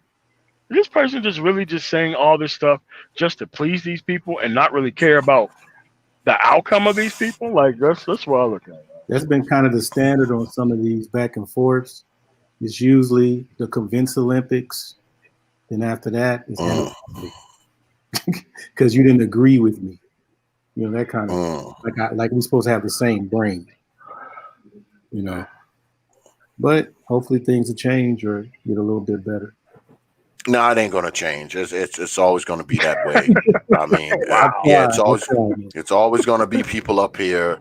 Trust me, we all been on this damn media shit long enough to know that it's people up here that as long as you're doing the bobblehead to their damn talking points, you're fine. As soon as you stop doing the bobblehead and stop agreeing with them, now you all this other shit. Now you a sellout. Now you a coon. Now you a this. Now you a that. Now these same people who bigged you up last week, but y'all done fucked around and have a disagreement. So now all the shit that y'all agreed on, they totally disregard that shit now. And now you're an enemy because y'all disagreed on this one thing, which to me is Out the stupid. window. Because I'm the same person I was last week. So why are you against me now? I mean, what has changed except the fact that you came to the realization that I don't necessarily agree with you 100%. That's the only thing that's changed.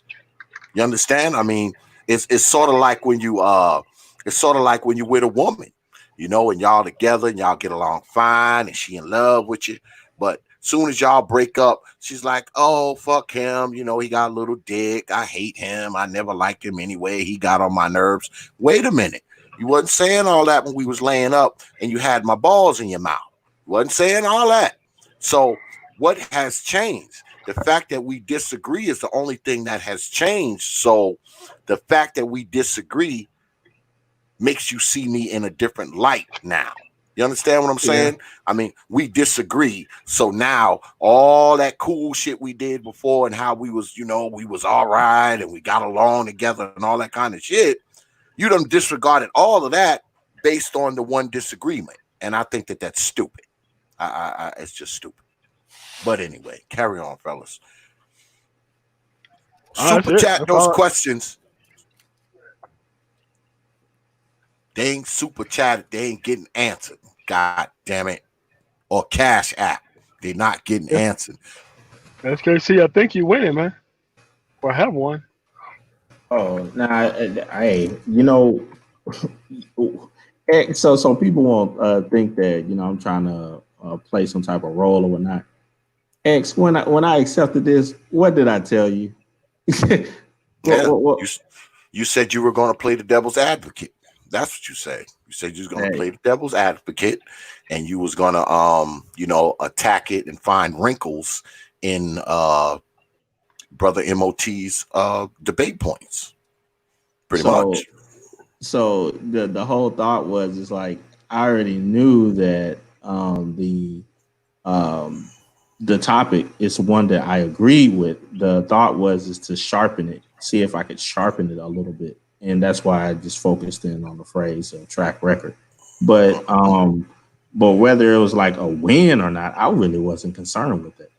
Yeah, he wasn't. He really wasn't. He didn't care about that. He just wanted to debate the points. He just wanted to debate the points. It's just that when people are talking pro mean progress, pro mean standards, pro mean, let's say if you're pro Army, you would have to have a standard of being pro whatever that you're for. Like you can't bring a formless form to something that you want progress for. Because if you bring a formless progression of something, that's called chaos. That's what chaos is. Formless progression. You see what I mean? This is like another example of it. The infantry skills, man. He said, he read the article or whatever, and then he said the plaintiff's claim was dismissed and so forth. Okay, but a court of law put on the docket the term KKK versus another group. That could not have been accomplished unless that group was recognized. Period. They were taken to court. You cannot do that you will not see pro-black versus Pearson on a docket. That's what I mean. It's like, man, Negroes, man. But they were an actual organization. They had chapters. Like any other church, they just was a hate group. And they was really damn open about it. And that's how, when you formulate an actual standard or community or organization, that organization can be, quote unquote, taken to court. And that's what happened in that specific case. They had a grievance. Just because it got thrown out, it doesn't mean that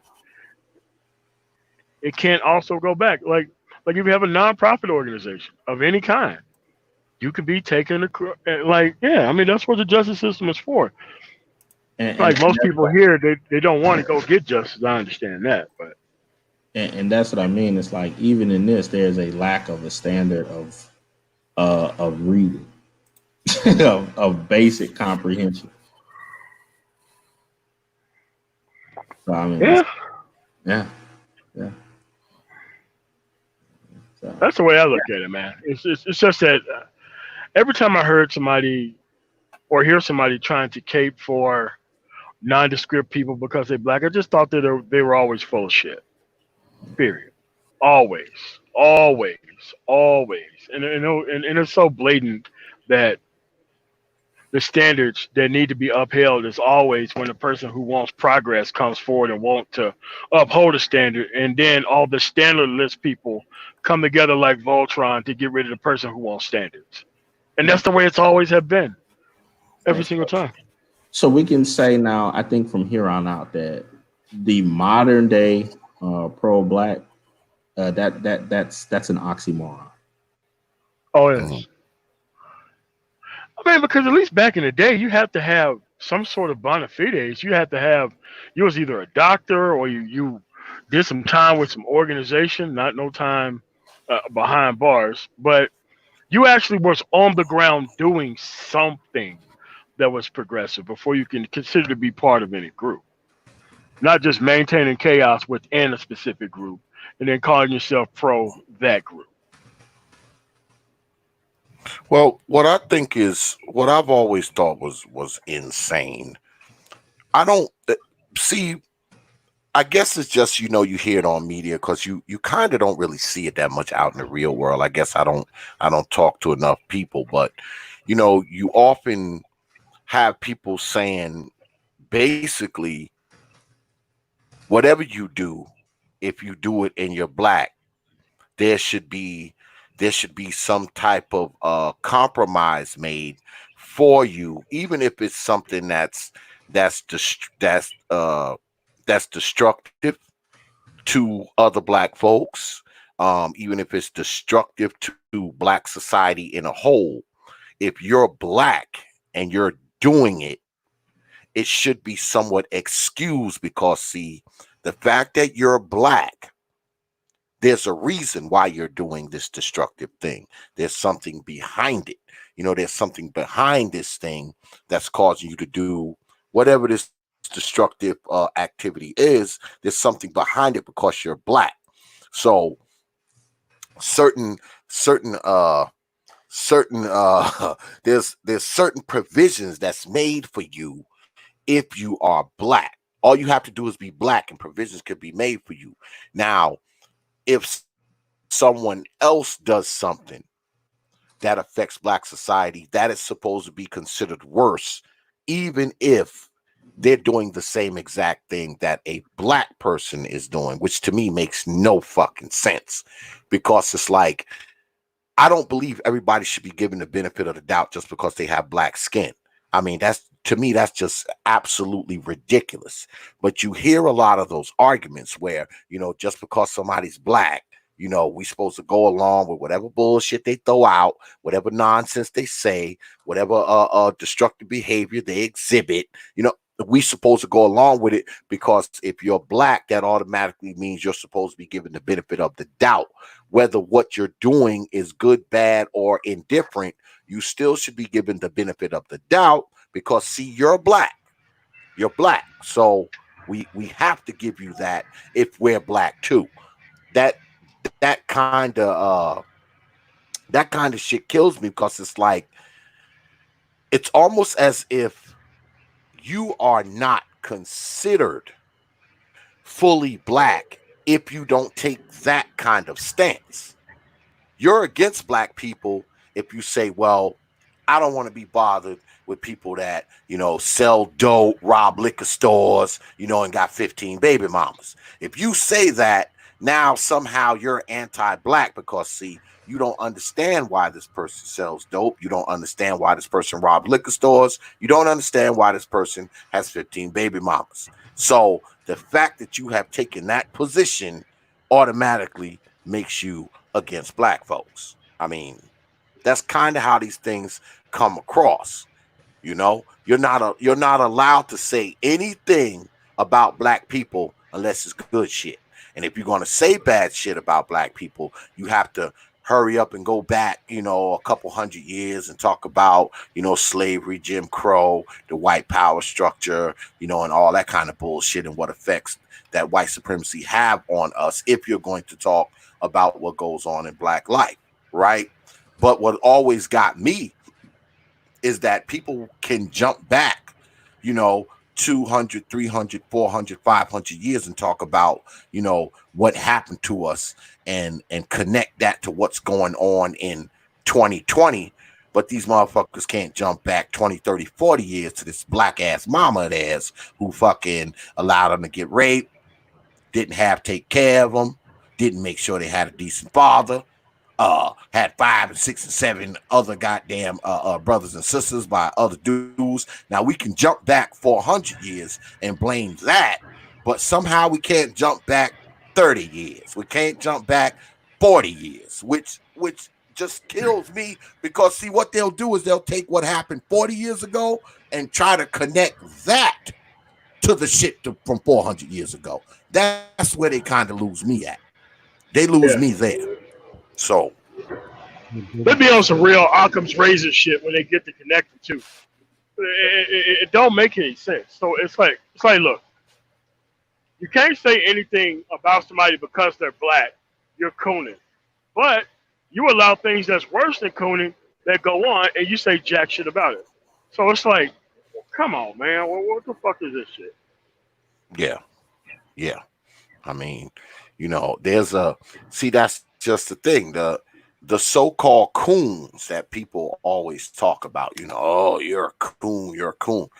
Notice that those coons, they're not the people shooting at your damn kids. Not at The all. coons aren't breaking into your house. The coons are not stealing your car. The coons aren't knocking up all them good for nothing ass hoes in the neighborhood. See, it's not the coons doing that. Yeah, it's not them. Yeah, the coons aren't doing it. It's the so-called real Negroes that are doing all of that. It's the real Negroes who are shooting up the block. It's the real Negroes who are shooting at your children. It's the real Negroes who are breaking into your house, breaking into your car. It's the real Negroes who got the neighborhood looking all fucked up. But That's your we brother. want to think that we want to think that these quote unquote coons are damaging us. Like, I mean, I don't think, even if a person is a coon, right? Fine. He's done everything that you could possibly imagine that would absolutely make him a coon. Fine. He's a coon. You know what that means? That's one less black person I got to worry about doing some bullshit to me. That's one less black person I got to worry about breaking into my shop. That's one less black person I got to worry about shooting at my ass. That's one less black person, that might knock one of my daughters up and disappear. So if people are these quote unquote coons, we can't look at these so-called coons and say, well, they're a danger to black society.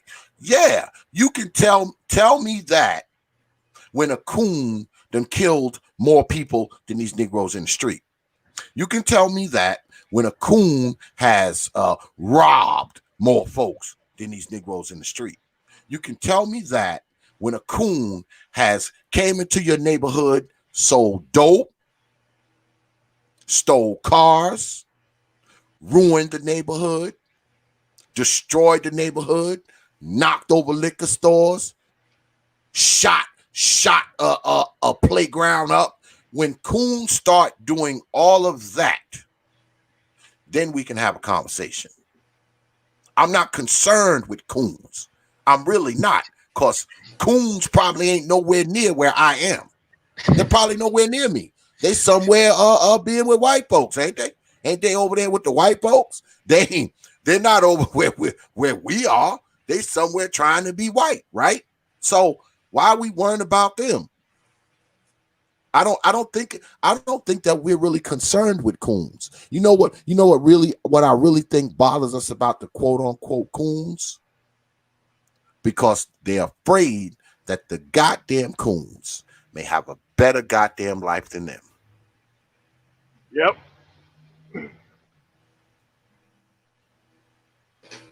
Wait, is B.M.T up here? No, brother. Art is up here. Who's the dude that got the that is B.M.T. That is B.M.T. I'm about to sing some songs. Wow! Oh Lord! I see that y'all finally come to the light. See y'all finally come to the light. Well, I always been in the light, man. I know you've been in the light. Yeah, I've never cared about coons, man. I mean, what the fuck is a coon gonna do to me, man? Listen. Because I'm not gonna run into any of them if I'm in the hood, am I? If I'm in the hood, the last motherfucker to shoot me gonna be a coon, ain't it? The best thing a coon can do is buy up your goddamn failed project and bulldoze it down and turn it into a good Walgreens park off and shit. So we here. So welcome. But let's talk about this coon shit, right? Because I get called that all the time, baby. We say that the coons, right? The coons are against black folk. They cause all these problems for black folks and all that kind of shit. They want to destroy black folks. So What do we call these people who kill our black children? What do we call these people who murder our black men in the street? What do we call these people who sell poison to their own folks? Pro-black. When we think about the coons, aren't they 20 points. Aren't Pro-black. they the real coons? No. They're called off. Are they not the real coons? They're called off code, man. They're off code. Call them pro-black. That's just and me. the thing is, like, you know, let's go. I mean, let's keep it real, because it sounds like a little Disney conversation a little bit. Yeah. Because let's keep it real. There are guys that's trying to please the white man to disparage the black brother or sister. They do exist. There are people that say the same talking points that white folks say against black people. Those are the ones that, you know, I guess people would call them what, Uncle Toms or Coon, whatever it is, names. As far as pro-blacks or what have you, you know, I don't understand why the disingenuous name calling of pro-blacks, where you had, I mean, you still have a lot of people that's really going in the paint for black folks. I don't know why. It's almost like the whole transgender. You go from being a man to a woman, or you going from a person that went to school that did everything for black folks and then ride hard for black folks. But we took the pro-black off of them and gave it to Snoop Dogg and Tupac. Yep. We get it, man. We gave it to Boom Quisha or Shabakpak and call her pro-black. I don't get that, man. I really don't get that. Now, I'm hearing what Art is saying. And I'm gonna tell you right now, Art, that's a coon that you just now named. You just now talked about a coon. See, there's a difference. You need to learn your terminologies. I got you. You're talking about a coon. See, coons don't get caught hanging around certain set spaces anymore. Why? Because they're like, well, damn, y'all stuck on big booty holes and doggone the latest rims and all that dumb shit, and you're trying to be cool. The coon is too busy working and trying to say family, finances. Literally, he's not caught up in this stuff of, you know what I'm saying, Tatiana, TikTok, and all this other dumb shit that niggas care about, you know, Black Lives Matter, all that shit. Listen, I can't tell you how many times I've been told I sound like a white boy. Oh, my God. But literally, I'm like, wait, so I sound like a white boy, but I'm the dude you got to go to get a job. So how the fuck are you supposed to sound? Because I never understood that about this Negro. Like, something about him, he's like, I'm not going to assimilate. But I'm like, literally, your woman has been assimilated on you. She been done filed damn child support on you. She been done sold you out. So what are you not assimilate? Hell, y'all asses assimilate when y'all go buy Jordans and Nikes and all that other dumb shit. When y'all be trying to get drafted in the NBA, NFL, don't you think you got to file taxes and shit? But see, you can't tell the Negro anything, but he still think in his mind, I'm different than the rest. No, you are the most assimilated creature on this country. But see, you can't tell that to them. They call it real. I watched them do their BET telethon thing where they'll prop up Meek Mill after he done so dope and fucked up so many women. But then you have a guy who literally has gone to surgery school and he said, listen, I'm going to cash out and not be part of the dysfunction. Well, what are you going to do for the community, brother? Wait. I just did something for the community. I didn't participate in the dysfunction. But you can't tell that to them. Some way or the other, you got to be down in the mud, down in the thicket of bullshit. And that's a problem I'm seeing. Like, if you ain't doing nothing to service the Negro, then you're a problem to the Negro. So let me ask you this. So you're saying that a Shahrazad Ali or a Dr. Claude Anderson that's still living today would prop up Meek Mill? Shahrazad Ali was called a bitch by black women. But no, she's pro-black though. She'll say it to your face. She's pro-black. And guess what the community call her? A coon. But what community are you talking about? I'm talking about the black community. They call her a coon, a sellout, a woman that promotes women, men beating women. Oh, I was there for that. See, I watched them as they dragged Shahrazad Ali on a few channels and but say, "Well, she a sellout though." Seriously? Yeah. Oh, yeah. Yeah. See. That's the people. They did worse than that. Yeah. She was on my show.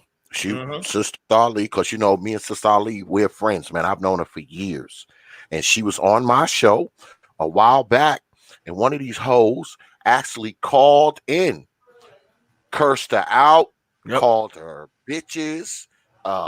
You can see it. You go on my archives and look. Called her a bitch. Oh, and yes. said, why?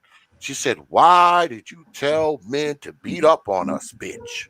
Yeah, those are her words to that effect. So, let me go on the other side here a little bit. So what's more important? A person that definitely has a strong understanding what pro-black means and hold that title, someone that just got through smoking whatever we can name, gonna claim some title and say this is who I am. What's more important as far as you saying, okay, that's who that is? Or well, what I think is but people can call themselves whatever they want to call themselves, right? But if you get out in public and you say, okay, I am this, and then the very people that you claim to be for, the very people that you claim to hold up, you're fucking over these people. You're destroying these people. You're hurting these people. You're doing things to hurt these people. I mean, you can't have it both ways, man. Yeah, you can't say that I'm for. You can't say I'm for black folks and then you turn around and you do a lot of shit to hurt black folks. That doesn't make any sense. Let me rephrase the question, because I had this conversation with non-black people, and like you have a poster of Malcolm X, right? And you have a poster of that dude that's selling dope in the community, but that dude that's selling dope in the community says he's pro-black, right? You have those two posters next to each other, but both of them are saying that they're pro-black. How are you going to determine who's pro-black? Shit, I just call him. How am I going to determine that? Yes. We're going to say, which one is making money for the black community right now? Malcolm X. Is Malcolm X? Show me where Malcolm X is making money versus that dope man that is bringing in money. I mean, but honestly, they respect the dope man's hustle and financial entrepreneurship. Okay, so you make a determination based on them bringing money to the community or taking it out? See, Art, you're not caught up with the times. That's your problem. He who brings in money gets to call the shots. So that bringing the money is called pro-black? Oh yeah. Can I add in a little bit of this? Go ahead, Alpha brother. Please represent. Okay, so right now, Art, even right here within the black sectors, that call themselves pro-black or whatnot, or black first and so forth. Yeah, the real ones. Yeah. That those individuals uphold a lot of the criminals of old, and state that those individuals were pro-black because they were in their own way helping the community. Even though they have bodies on the ground, millions of families destroyed, they feel that, they was fighting the good fight because they were fighting like, as they will say, other groups within this country to gain power. Yeah, but how are you? That's what I don't get. And if you don't distance, I won't say. I'll just leave that judgment for itself. But I think that the individuals that have boots on the ground that have been doing so for a long time do themselves a disservice when they do not separate themselves from such individuals and say openly, no, that is not what pro-black is at all. Don't even use that. I think the thing is, though, there are people that separate them, but I think you guys give the other people that you're talking about too much press, too much shine.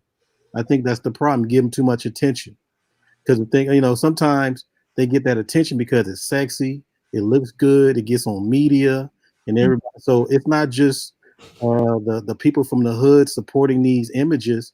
It's people that are out the hood fulfilling their fantasies. So it's a whole bunch of stuff upholding this stuff. While the people that's putting their give you another point in case, Art. Just a little while ago, look at what happened with Nipsey Hussle. Oh, thank you. They were ready to elect that dude Black Jesus. He was Jesus. He was Jesus of the hood. He was Jesus. Yeah, So, again, I mean, asserting, yeah, I used to be a Crip. I used to do this and that and so forth. It's like, okay, how does what I'm trying to say, man, and you an alpha, man, you got a lot of pro-black people in your fraternity. That's why I'm speaking up more. And they're very upstanding citizens, upstanding gentlemen, and they represent black people very well. And they do say that they are pro-black, including Jabari and all them guys. So they do represent, but yet they stay out of the F stuff. You know, they stay out of the crap. My whole thing is that because I gotta hurry and get out of here. It seems like because I don't like I don't like pointing fingers and all that, but it seems like people are picking and choosing what's pro-black and what it really supposed to be. But see, we didn't. Here's the thing about it. This is where I always have the issue. We didn't pick it.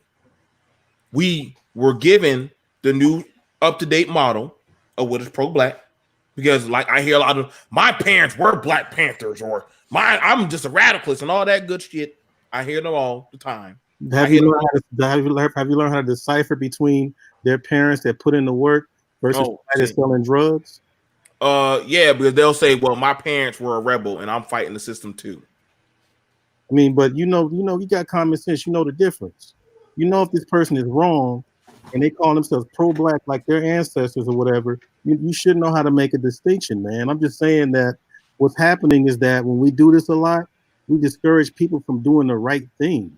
Wait, but how is me being a said Coon, and I said, you know what? That's not for me. I'm going to take my Coon family and I'm going to take my Coon finances and I'm going to bounce. And on your side too, on that Coon thing too, that a lot of people throw that out there loosely. Everybody that's called Coon is not a Coon.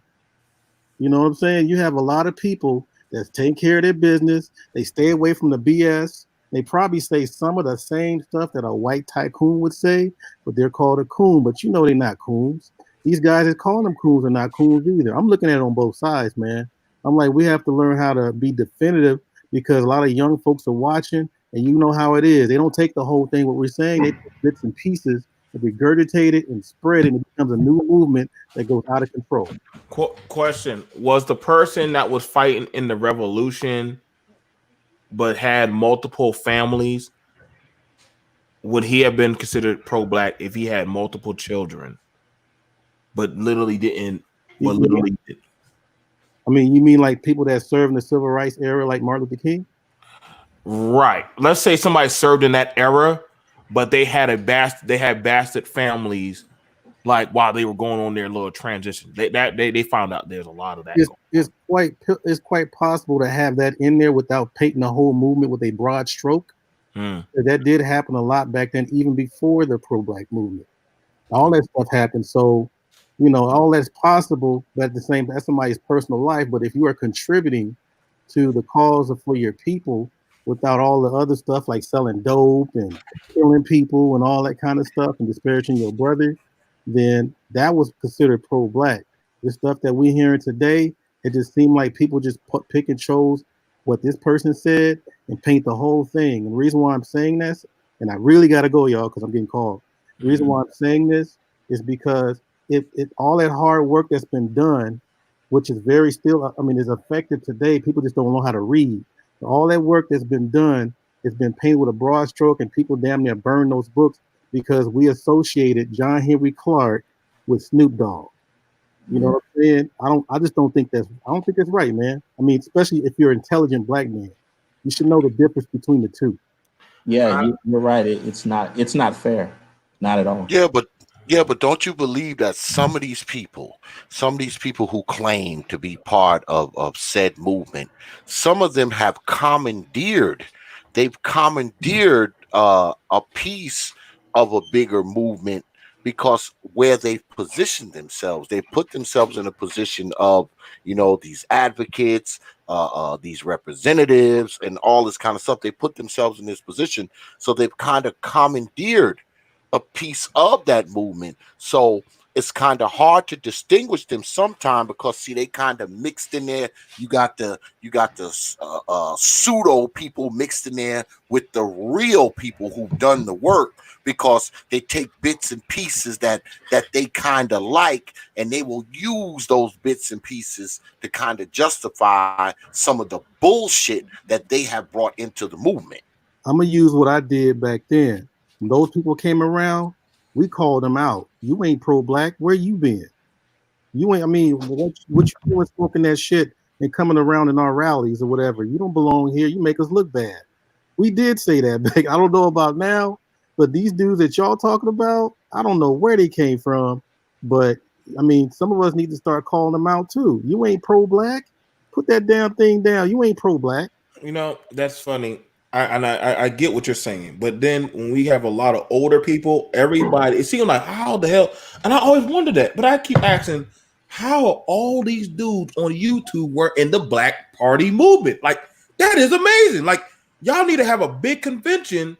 No, it carries on like every decade, man. There's always people that group and do black, group economics, security, networking. I mean, and S.K.C would tell you a lot of people in fraternities, sororities, all of them really come together. It's not about like rah rah in your face, but the fact that we have a common interest as a people. That's what brings us together and keep away the fuck shit. The crazy stuff comes is when people start getting comfortable and not really being active. So all of a sudden, the people that's been sitting behind YouTube and playing PlayStation and Madden and doing whatever, all of a sudden they come out and have a voice. So that's my thing. Is like, I mean, that's just my opinion, man. People gonna do what they want to do and think the way they want to think. But I just want to put that in there, y'all. But I got to peel out. I appreciate it, brother Art, as always. All right, later. Brother. Well, I appreciate all you intelligent brothers, man. Anything y'all need, just let me know. I'll try to be there. My man. All right. Peace out. But I really hate those situations for like an individual like Art, and I remember RJ when he started out with the pro-black movement, because his parents were from that line, and it just over time things changed, and the large face that it used to have, like take for instance with very polarizing leaders such as Malcolm X and Huey Newton and MLK. When all of those gone, you had other individuals that came behind them and tried to commandeer things, but a lot of them were into a lot of vices that none of those dudes would have co-signed at all. Well, don't you believe that? I mean, when you talk about people who say, okay, I'm this, that, or the other thing, and I'm a true believer that people can be whatever the hell they want. But when you have these people who put these labels on themselves and they say, well, I'm for the people, I'm for black folks, I'm for black this, I'm for black that. Forget the fact that these people are some of the main people doing shit to other black folks. But when we talk about being for black people, I don't think there's one definition of that. I mean, I think we kind of get caught up in the thinking that there's one definition of being for black folks. You can be for black folks, get the hell out the hood and say, well, this is what I want you other black people to do. I mean, I don't think just being for black people is being for struggle, for the hood, for the projects, for the ghetto. Get the fuck out of here, man. Because that's not, I see, this is the problem. Let's get to the meat and potatoes of this shit now. Because now I'm starting to think about this shit. Now, the thing with black people, a lot of us as black people, and we got to be honest about this, man. It has seemed that the underclass of black folks is always out front. That's what everyone's trying to emulate. They're trying to emulate the underclass. They're trying to emulate the motherfuckers from the hood, trying to emulate the motherfuckers from the block, trying to emulate the motherfuckers from the ghetto. Even the people who are in a higher socioeconomic strata are emulating the motherfuckers from the ghetto, right? So if you are truly a person in their mind, in their opinion, if you're truly a person that is for black people, you should be doing that. Why? Because that fucking underclass has become representative of all black folks. No matter what your socioeconomic stats is, no matter where you live, no matter how much money you got, no matter where you work at, that underclass is the baseline of what black is. Not being black can't be being a successful guy. Being black can't be a guy who got a family, a wife, children that he take care of. Being black can't be a person who's out there actually trying to do something with his life and leave a legacy. No, that's not being black. Being black is emulating these broke motherfuckers who have no money. These motherfuckers who've been in and out of fucking prison all their life. These motherfucking women who got 4 and 5, 6 and 7 and 8, 9 baby daddies. These Negroes who walk around with pistols in their pockets, but they can't even spell their own name. See, that has become blackness. You understand? That has become blackness.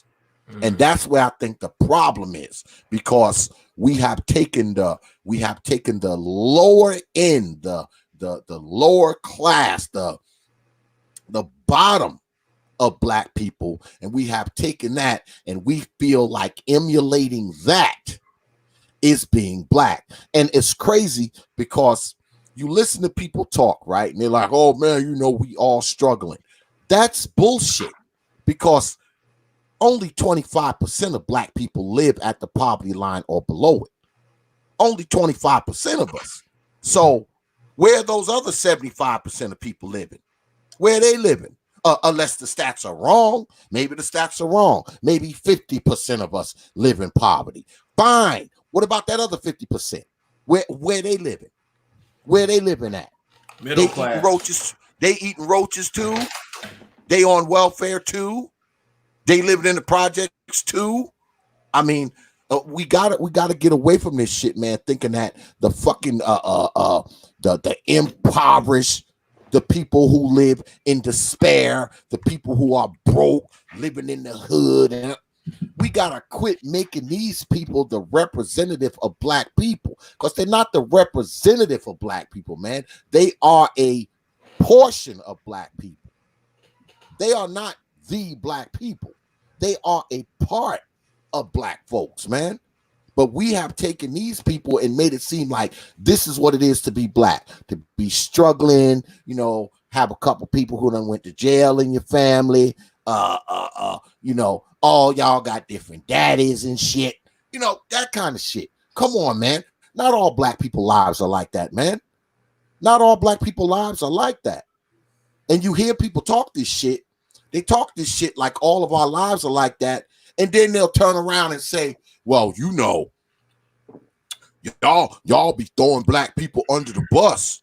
How the fuck am I throwing black people under the bus? I'm the one that's saying that most of us don't live that way. It's you who are throwing black people under the bus because you want to make everybody think that all black people are poor, all black people are broke, all black people got 10 baby mamas, all fucking black people got 10 baby daddies, all black people live in the ghetto, all black people live in the hood. You're throwing them under the bus because, see, I don't believe that. I don't believe that the majority of us are living in some fucking 1-bedroom apartment and it's 9 of us. I don't believe that all fucking black people are these broke people on welfare, living in a ran down apartment with roaches and rats and shit. I don't believe that that's most of black people, man. I don't believe it. You see, that's your problem. That's the thing about it is they choose to believe. You get what I'm saying, X? They choose to believe. They choose. It's like Yaya Mayweather. Yaya chose to deal with a fuckboy. She chose to deal with dysfunction. A lot of these men and women choose. You can't help somebody that chooses to drink mercury. You can't help that. All you can just do is just say, okay, let me just, what do you want me burn your body or just put you in a pit? Like honestly, it's just like that's why I don't understand why we we keep trying. Like this is why I told y'all, man, we should have boomed Tomb away a long time ago.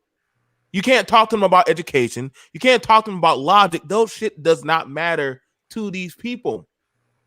Only thing they give a shit about big booty holes and sexual desires. Like, come on, man. Like I don't know why. Like it's every new full moon they say how can we out fuck each other the most?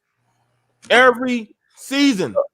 Those are white people talking points, B.M.T. Okay, right. So just like that, Timmy Higgins. Let's just throw that out right now. Timmy Higgins' mommy is a crackhead. Everybody was like, "Oh my god, I can't believe you called out the Black Queen that she's a crackhead." Newsflash: we got studies about black people doing crack for almost like 20 generations. So now all of a sudden, y'all done did movies, rap songs, and everything, and the NFL said, "Timmy Higgins, your mom does crack." I can't believe you said that about a black queen. Well, what the fuck? Wasn't LeBron's mom fucking everybody on the team? How many of these goddamn players, their parents do stupid shit? You know who had the right idea? Kobe. Kobe said, "Fuck y'all niggas, I'm out." He said, "Hey, I separate from the dysfunction." And you see, when you do that, what do they call you? Sellout. You think you're better than us. I am better than you, nigga, but I took myself out of your fucking endless game of Tetris. And y'all can keep on going right back into level 99. And y'all can keep on staying in that endless dungeon. Fuck that. I've been done got out the dungeon. I'm not going back in there. I'm not saving no bitch. I'm not saving no Pookie. I'm not saving no bastard children that don't want to be saved. Fuck that Corona. Let them handle it. But I'm not doing it no more. Fuck that. They just now had a Corona party, literally, and 4 motherfuckers got infected. I got the pictures right here on my phone. I'm like, you can't, like, literally, there's just some things you just can't do for this Negro. You just can't. Just let them do what they do. Take each other out of extinction. I mean, if only I could go through there with them old school mosquito trucks, be Corona in motherfucking neighborhoods, man. You just gotta let them do that. Y'all are fucked up.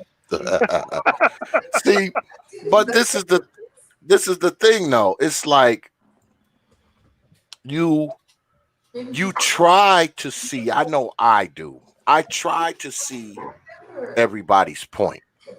But what kills me is that you have people saying, okay, fine, we all black, we all should be sticking together, we all should be doing this and we should be doing that. But the same people who say this shit are some of the most divisive fucking people around. These are the people who do the most of the division. The people who are always talking about, oh, we need to stick together. We need to work together. We need to do this. We need to do that. I mean, and one thing I gotta clap YouTube and media and shit for. You know why? Because what media has done is media has exposed some of the bullshit that I think has always been here. The shit we hear on media, man, isn't new. This ain't no new shit. Negroes have always thought like this. Negroes have always talked like this. Negroes have always behaved like this. It's just that now it's on YouTube, it's on Facebook, it's on Instagram and Twitter and all that shit. This ain't no new shit. All media does is amplified it. Now you get to see and hear and witness the BS a little more because it's all over the place. See, before you could get away from it. But see, if you on media, there is no escaping from it. There's no escaping from it because it's everywhere. It comes up in your feed. It comes up on your ticker. It comes up everywhere. And I'm talking all kinds of BS. Every dysfunctional thing you could possibly imagine is on the internet. You got to try hard to avoid it. You got to try hard. If you on media, if you pull up your media right now, right? Because I know in my emails and my links, I have tickers. I have news tickers and all that shit. As soon as I pull something up, what's the first thing I see? Oh, 2 people shot. Mother kills kid. Man shoots 5-year-old child. I mean, that's the shit that's running across my news ticker. It makes me want to disconnect the shit. Because soon as I flip my shit on, what's on there? Somebody shot. They done killed the kid. Mother arrested for stabbing daughter. Daughter arrested for stabbing brother. Brother arrested for molesting niece. You know, this is the shit that's coming across my ticker. And I'm like, I mean, y'all have no idea how many stories I could freaking I could do a story every day off of the shit I see, especially where I'm at, because I also have a ticker for the local news where I live. Every goddamn morning, I turn on my shit. Somebody shot, somebody raped, somebody molested, some dude done knocked up a chick that's 12 years old. I mean, I guess so I don't even want to look at the ticker. But it doesn't matter though, X, because white people do it too. Yeah, white folks do it too. Yeah, that's right. That's right. You know, I want you to remember that, X, because mind you, they said Snoop Dogg was the most pro-black. Colin Kaepernick was the most pro-black, and also who they had that other nigga Bootsy was pro-black. You had the Surgeon General that literally has degrees and all that shit. Get up there and tell these baboon Negroes, listen, man, put down the pig feet, the cigarettes, and all that crazy shit for Mama and Pop Pop. I can't believe this goddamn Coon said that about us. But nigga, y'all just had the movie Soul Food. You just had all these Tyler Perry movies. It's no secret. We know y'all have diabetes and unhealthy advantages. But see, you're not allowed to talk about Mama and Pop Pop. Don't say my mama does crack. Okay, I know she does crack, but she's even still if she a queen. does, she's still your queen. For B.M.T, he said Mama and Papa and what? Big Mama. Okay. Yeah, Big Mama and shit. I mean, come on now. Now think about this. This is you getting outraged from the same people that, what do they call themselves? The baddest B. I'm the real dude. But a dude came on TV and said, "Hey man, you need to take care of Papa and Mama and Big Mama," and they outraged. How dare you tell me take care of my elders, brother Supreme? You got to remember, he's the Surgeon General, so he's a coon off top. What does he know about black health? Yeah. What does he know about anything? You know, he's the Surgeon General, so he's a coon off top. Because of the job he has, he worked for white folks, so he's automatically a coon. Well, they got mad at him. They got mad at him because he used the terminology, Big Mama and Mama and Papa. Ain't that what we call them? Yeah, we literally have a movie called. And you know what they literally got. You know what he said, right? Using that type of terminology, the same individuals that will call themselves all sorts of stuff. Sure, he said that. He got on and he said, look, this is how I talk to my folks. This is the terminology we use. And let me tell you something. All them black ass people who got mad, it's the same terminology they use too. They just could not stand the fact that this man standing up there, and he worked for these white folks. So, he's automatically a coon because white people sign his check. They cannot believe this coon is up there and talking. You up there talking, you can't see what the brother didn't understand. And I talked about this a couple weeks ago with Brother Obsidian. What the brother did not understand is that, you can't say things directly to black folks, especially if you're black. Yes, you're not allowed to do that. So you need to include everybody. That's the only time black people want to be included with everybody else. Notice how black people want to be. Oh, you can't just pinpoint us. You can't just cherry pick us out the crowd. See, black people felt like they were being cherry picked when he said that. See, that's the one time where they want to be included. Now, any other time now, they have no problem being separated. oh, we black, so we do shit differently. We black, so we supposed to have solidarity. We're not supposed to be with the other folks. But wait a minute, the brother separated you from the other folks, and now you're mad. See, that's what I'm talking about. You got this double talk shit, man. Like, either you want to be part of something or you don't.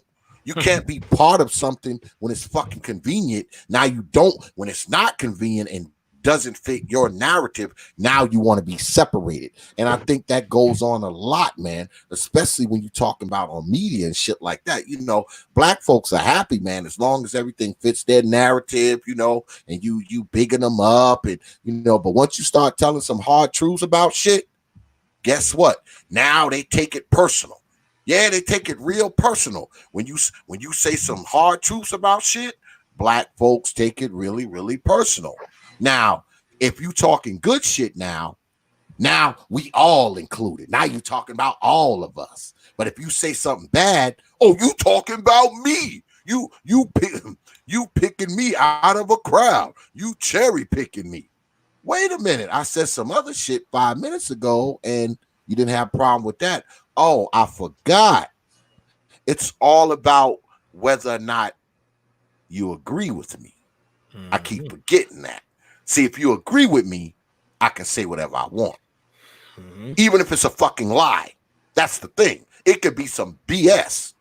But if me and you are right and you agree, you don't have no problem with it. But if I tell some hardcore truth and you fucking disagree with it, now we got a problem. Well, you already know X where he messed up at, and I had to look at the picture. He went up there with that white woman. He went up there with them white women and them mixed children. That's right. And the minute he did that, Coon off top. Oh, Coon off top, boy. Sure, I went up there with that white woman. They're like, who? This white woman better be his goddamn secretary, and that better be her bastard children or some Mexican children that they adopted. But the minute he said that this is my wife and my family, and I have a history of diabetic from my side, how dare you? Now, I find it interesting because y'all said y'all want reparations. So what did that mean? They had to pull up your background history of all y'all fucked up problems and shit? And don't you think he's going to be the same guy you're medically going to have to go to? And y'all call him a coon? Y'all really just fucked yourselves. That's why I said, sometimes you got to leave the Negro out of these conversations. Now you got to take them from you got to slide them away from the big boys table and put them at the kids table with a cartoon, Crayolas, and goddamn glue, and just let them just play by themselves. You can't fuck you. They won't be able to hurt nobody. They won't be able to hurt nobody. But the minute he came up there with that Becky, all hell broke loose. Black women didn't give a fuck about him before. Y'all didn't even know who the fuck this dude was. Y'all talk all kind of shit about him. The minute he came up there and mentioned black folks. Now I'm gonna ask you the question, y'all. What was the difference of him coming up there? Mind you, he's a professional. And you having rappers, ballers, gangsters, all kind of people come up there and talk about black issues. Nobody says anything about them. That professional comes up there with degrees and a government position. That's a sellout. What's the difference? Let y'all think about that. Well, see, they would have listened to him if he had came up there, with his pants hanging off his ass and, an oversized jersey and a fitted baseball cap and, using ebonics, and standing up there with his hands folded and, with his arms folded saying, y'all need to take care of Mon Duke, and take care of Pop Duke, Yep.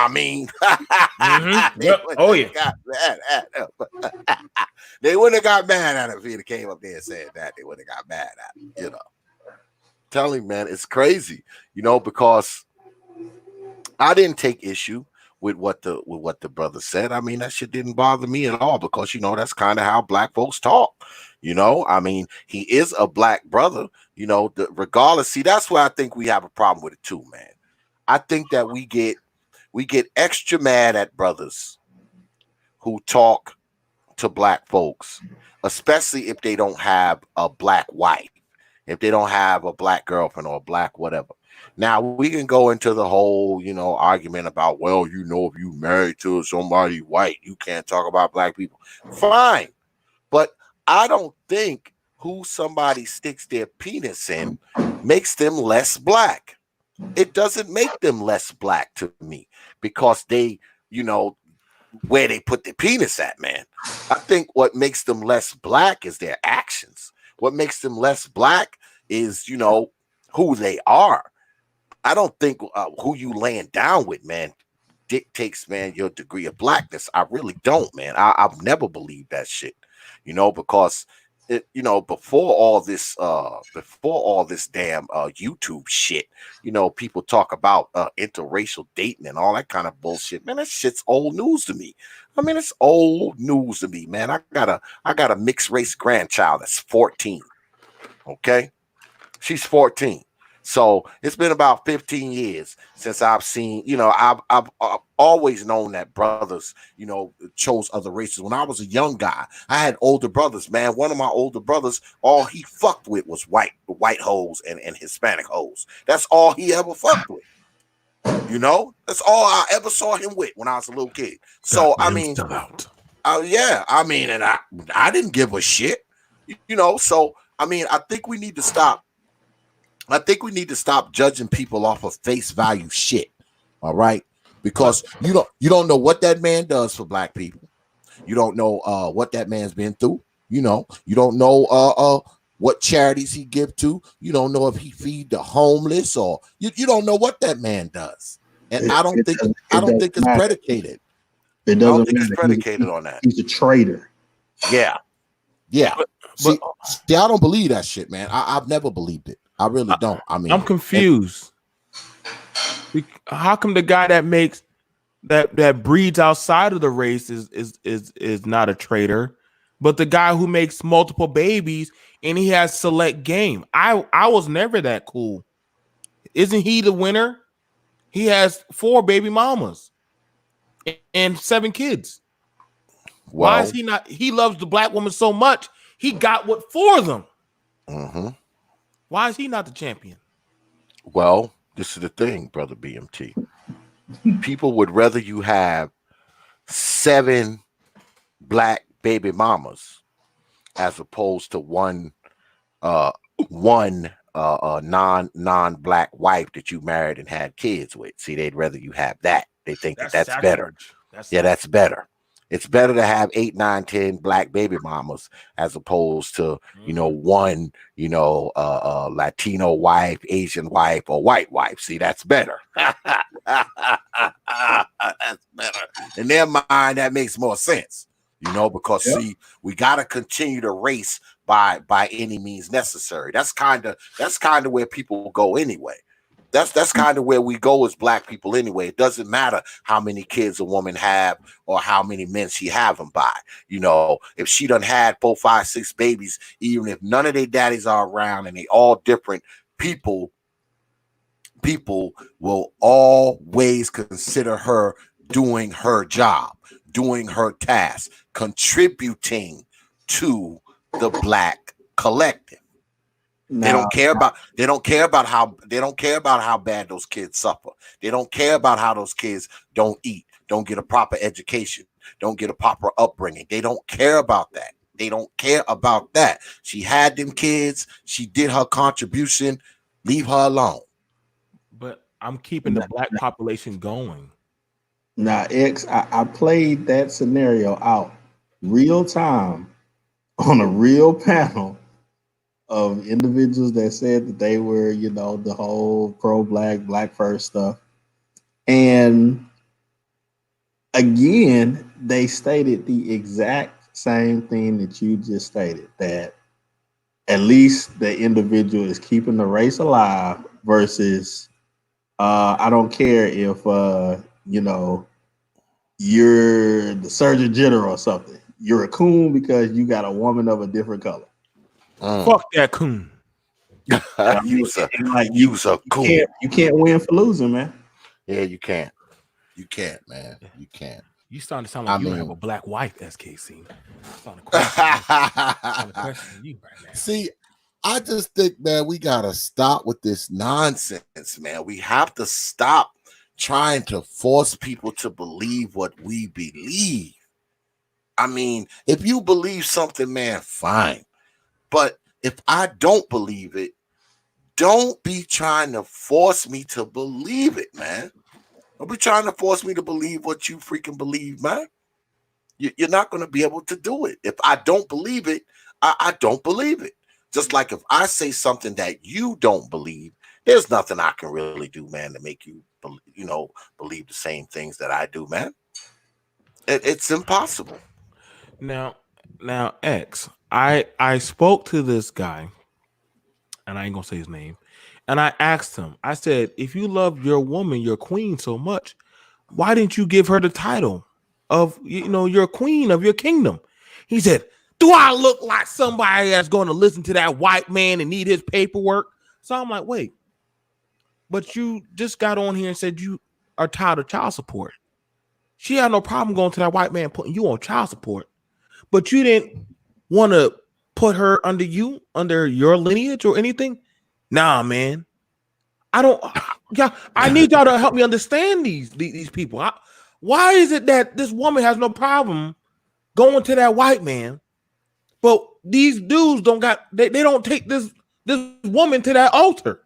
Meet me at the altar. What they doing all those damn songs and shit all to this woman for like 10 to 20 years now? But B.M.T, you always hear, oh, that's the white man's paperwork. That's the white man's marriage. To me, that's stupid, because marriage is recognized anywhere, not just where there's white folks, man. If me and my wife are married, right? No matter where I go, we gonna be considered married. No matter where I go, whether I go to Africa, whether I go to somewhere in Europe, whether I go to South America, wherever I go, that marriage is going to be recognized. So for people to say, oh, it's the white man's marriage, bullshit, man. I mean, marriage is just that. There's no white or black marriage, because marriage is recognized everywhere, even places where there aren't any white people. Now you come, you stay somewhere where y'all got this quote unquote what do they call that shit? Common law marriage. Take that shit to a state where they don't recognize it and see what the fuck happens. See what happens. BMT, I got kicked off a panel once because I said the dude said, and in this exact way, he said, you don't love black woman. And I said, okay. Well, if you do, why haven't you committed to one? Oh, don't shame me with the white man's language. You hear me? Don't be shaming me with that white man language. So if there are so many, you got all this love, why haven't you committed to one? Because it's not in my culture, sir. It's not in my culture. That's the white man forced upon me to indoctrinate. That's the white man's that's the white man's thing. Yeah. You love black women, but you got 7 baby mamas. Shut up, man. Just shut up. Just shut up. Don't shame me. You got 7, 8 baby mamas, but you telling me how you love black women. I love my queen so much. You want me to say something else that really is wild within this entire space? You know how off it is, and I'm gonna just say for the manosphere as a whole, to say I'm a married man that loves my wife. Quiet, Coon. We don't need to hear that bullshit. You a simp if you if you married, you a simp. You a simp. You all this kind of bullshit because you have taken a woman and you've made her your wife. Y'all have created a family. Y'all live a decent life. You're a simp for all that shit. That in itself was so difficult that you even in this space, you even had individuals that they had a relationship or, whatnot. I would say, by what they say, they're married or whatnot. And they basically hid the fact.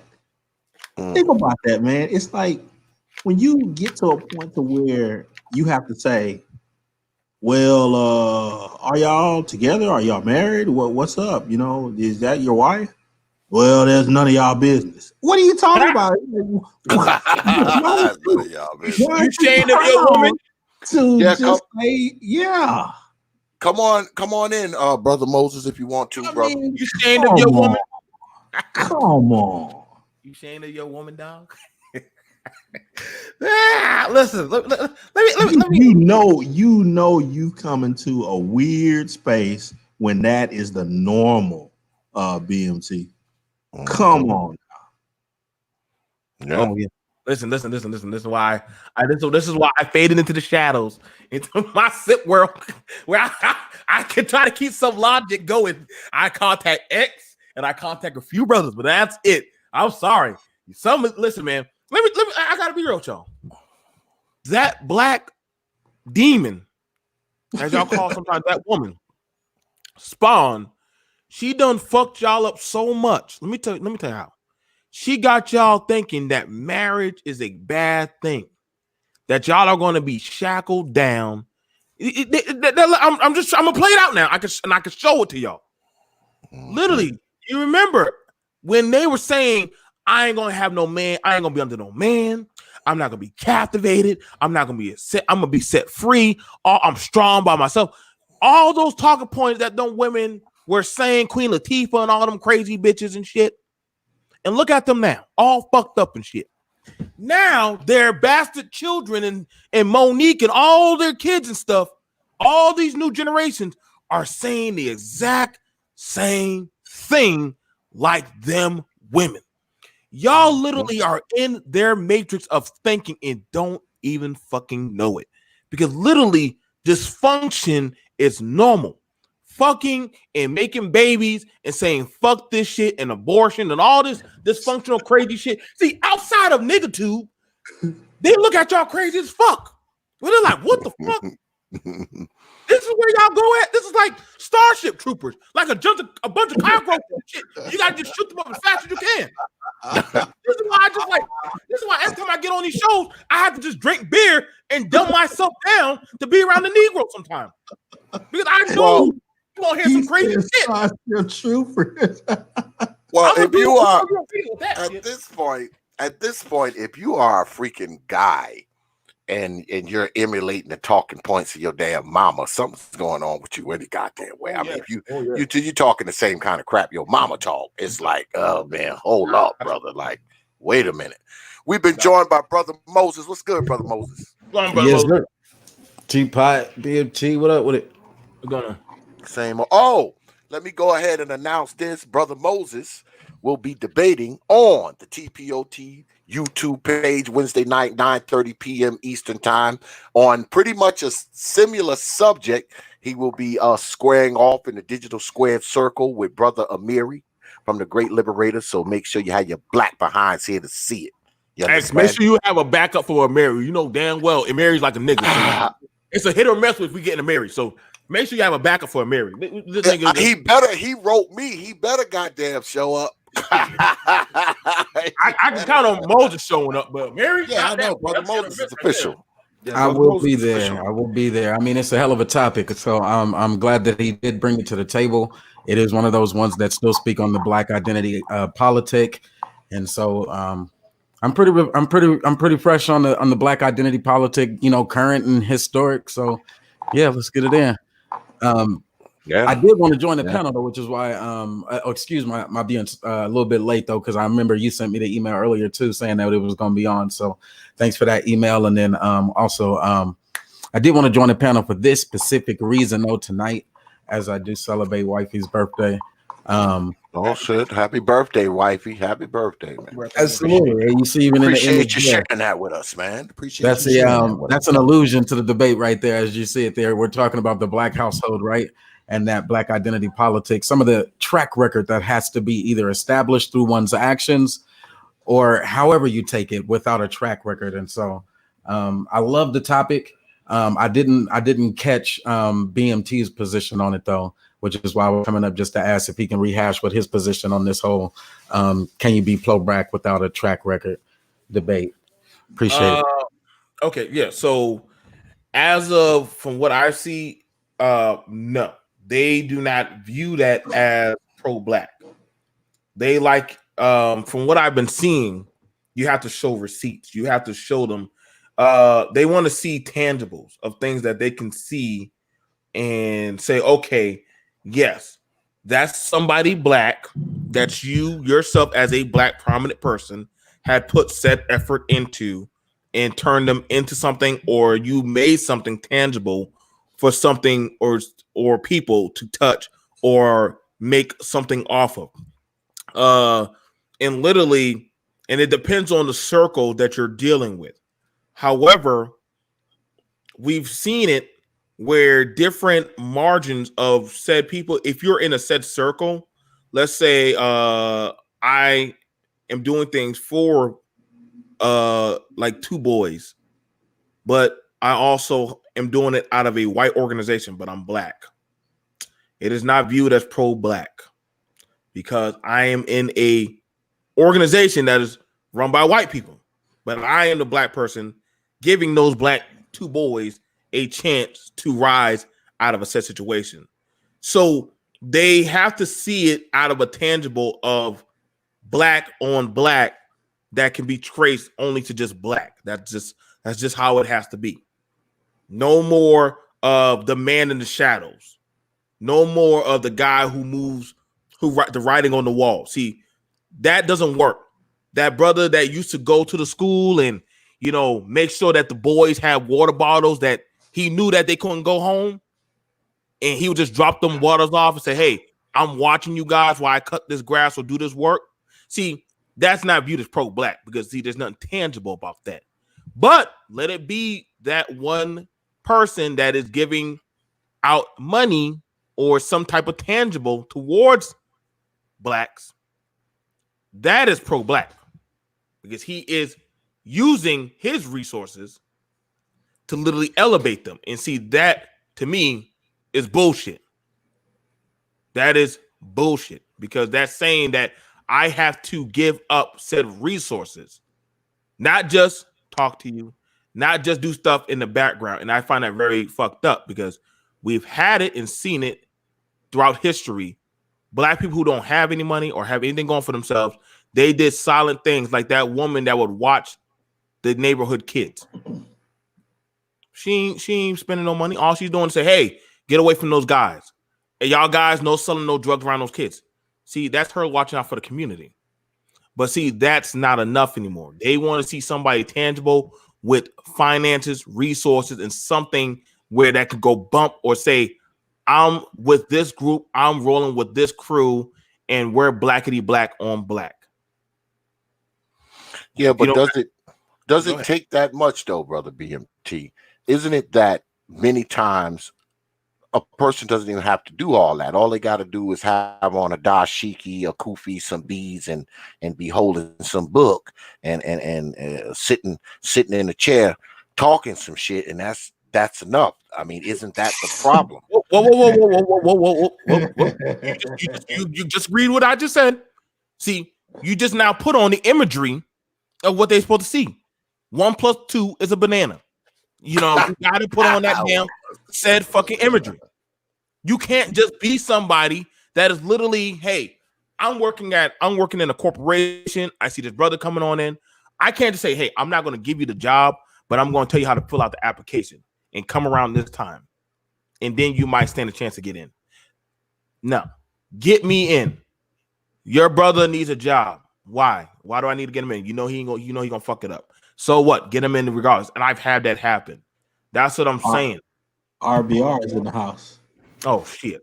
See, I'd be on the opposite side of that. That's why I asked though. So I think we got enough time for a good little I think I was looking at the clock. It was about 8 minutes. that he went in, I would like to rebuttal that shit. I'll take 8 minutes right now and start it off. Oh shit, we debating? Are we having He tried to sucker me in. debate? Okay, I'm game. I'm game. You All right, so brother B.M.T, you took 8 minutes, and I respect you because you're also a vet, and not just a vet. You're somebody who has a track record of substantial actions, and so to be forced to substantiate those claims and relive the trauma that you may have experienced in some of those incidences, and then even those ones that were at an earlier age in your life that you may not even be as proud of, is something that you ought to be protected from, right? So you ought to have the right to disclosure, the right to your privacy, and those things that you have done to have not published them. Now, I think what we're asking here is a slight equivocation of the topic, right? Just a little bit. It's not too much of a stretch, just a little bit. But we're being asked to substantiate pro-Black identity claims, which are based on some foundational premises such as sociology. Now, that sociology literally traces back to the dates that of the people who espouse those beliefs, right? That civil rights, there was a right to, and I'm talking about the early 1770s, right there, that era where it was the birth of a nation for one, and also for the Bill of Rights. So what are the rights? What do those rights look like? And so first, understand that we are tracing it back to the Western philosophers who fed us that line of bullshit anyway, that says we all have some form of rights, and that those rights from them became globally accepted as universal rights. Now, I can confirm that with the sentiment of the eminent philosophers using the words from their claims, right? They are the authority at assessing Hegel, right? So I can do that, present it from the Hegel point of view. Hegel was the one who invented that whole thing, that concept. He was born in 1770, that is. And he's the one who said that, there is a principle of rights. Right. And so what we're asking right now is that when you look at the African American and you tell them exclusively, look, you claim an identity and therefore I need you to prove it, to validate your claim, to substantiate it. Now you're asking them to say that they have existed. I mean, and we know they existed. The works speak for themselves. My premise there would be, and who are you to ask? And when you start asking, do you realize that you are moving into that space of whiteness over a nigga? And I don't even think that it's an ask. I think it's not even just a request. I think it goes deeper than that. I think it looks at both the ideologies of the pro-Black and that Western dude over there. This is my rebuttal, that we've tried it both ways and still lost. We tried to be, the upright and narrow, and we've tried to report it not just from the couch, but also on CNN or Fox News. And it still being that pro-Black perspective or pro-Black identity politic, that thing that says, yes, we are still inextricably linked to our historical legacy, that end. And so let me add a little bit more about us. We add some more punishments. Let me excuse me real quick. We add some more punishment to these brothers right here when we have to wedge them with a non-Black or a non-group member. And I think that's where we're drawing a line. Those deflections in the Hegel, sometimes they miss us. Those deflections into the idea or the notion, the very principle, the theologic argument that we have a right, the belief system that says we have a right. Look, as a result of that, we lead to being pro-progressive or Black veterans in a workforce that kind of maintains our social and economic status for some years. And then for a real reason, we turn around and look at it. It's not just because we learned how to obey orders. We could turn around and just look and see, yeah, maybe we were just a quota filling a higher position, that maybe we did benefit from state sponsorship. Look, this statement is a step beyond what reactionary activists or pundits may stand on. It's more affirmative than the actions that some would have. And it's a form of communication style that has to be said with some passion and a level of aggression before you jump into the actual demonstration of pro-Black excellence. It's one that is deeply rooted in that right to privacy, right? And something today they're asking you to opt into, rather than just saying that it's an affirmed thing. So from the pro-Black perspective, I'll tell you this: put freedom of speech on the left and then freedom of expression on the right, right? Because you have those liberals saying, look, this is free speech, and those are the ones that are protesting. And then freedom of expression on the right, who feel like they have gotten so close to whiteness that it gives them privilege over Black folks. They can now tell Black folks what it is they need to publish.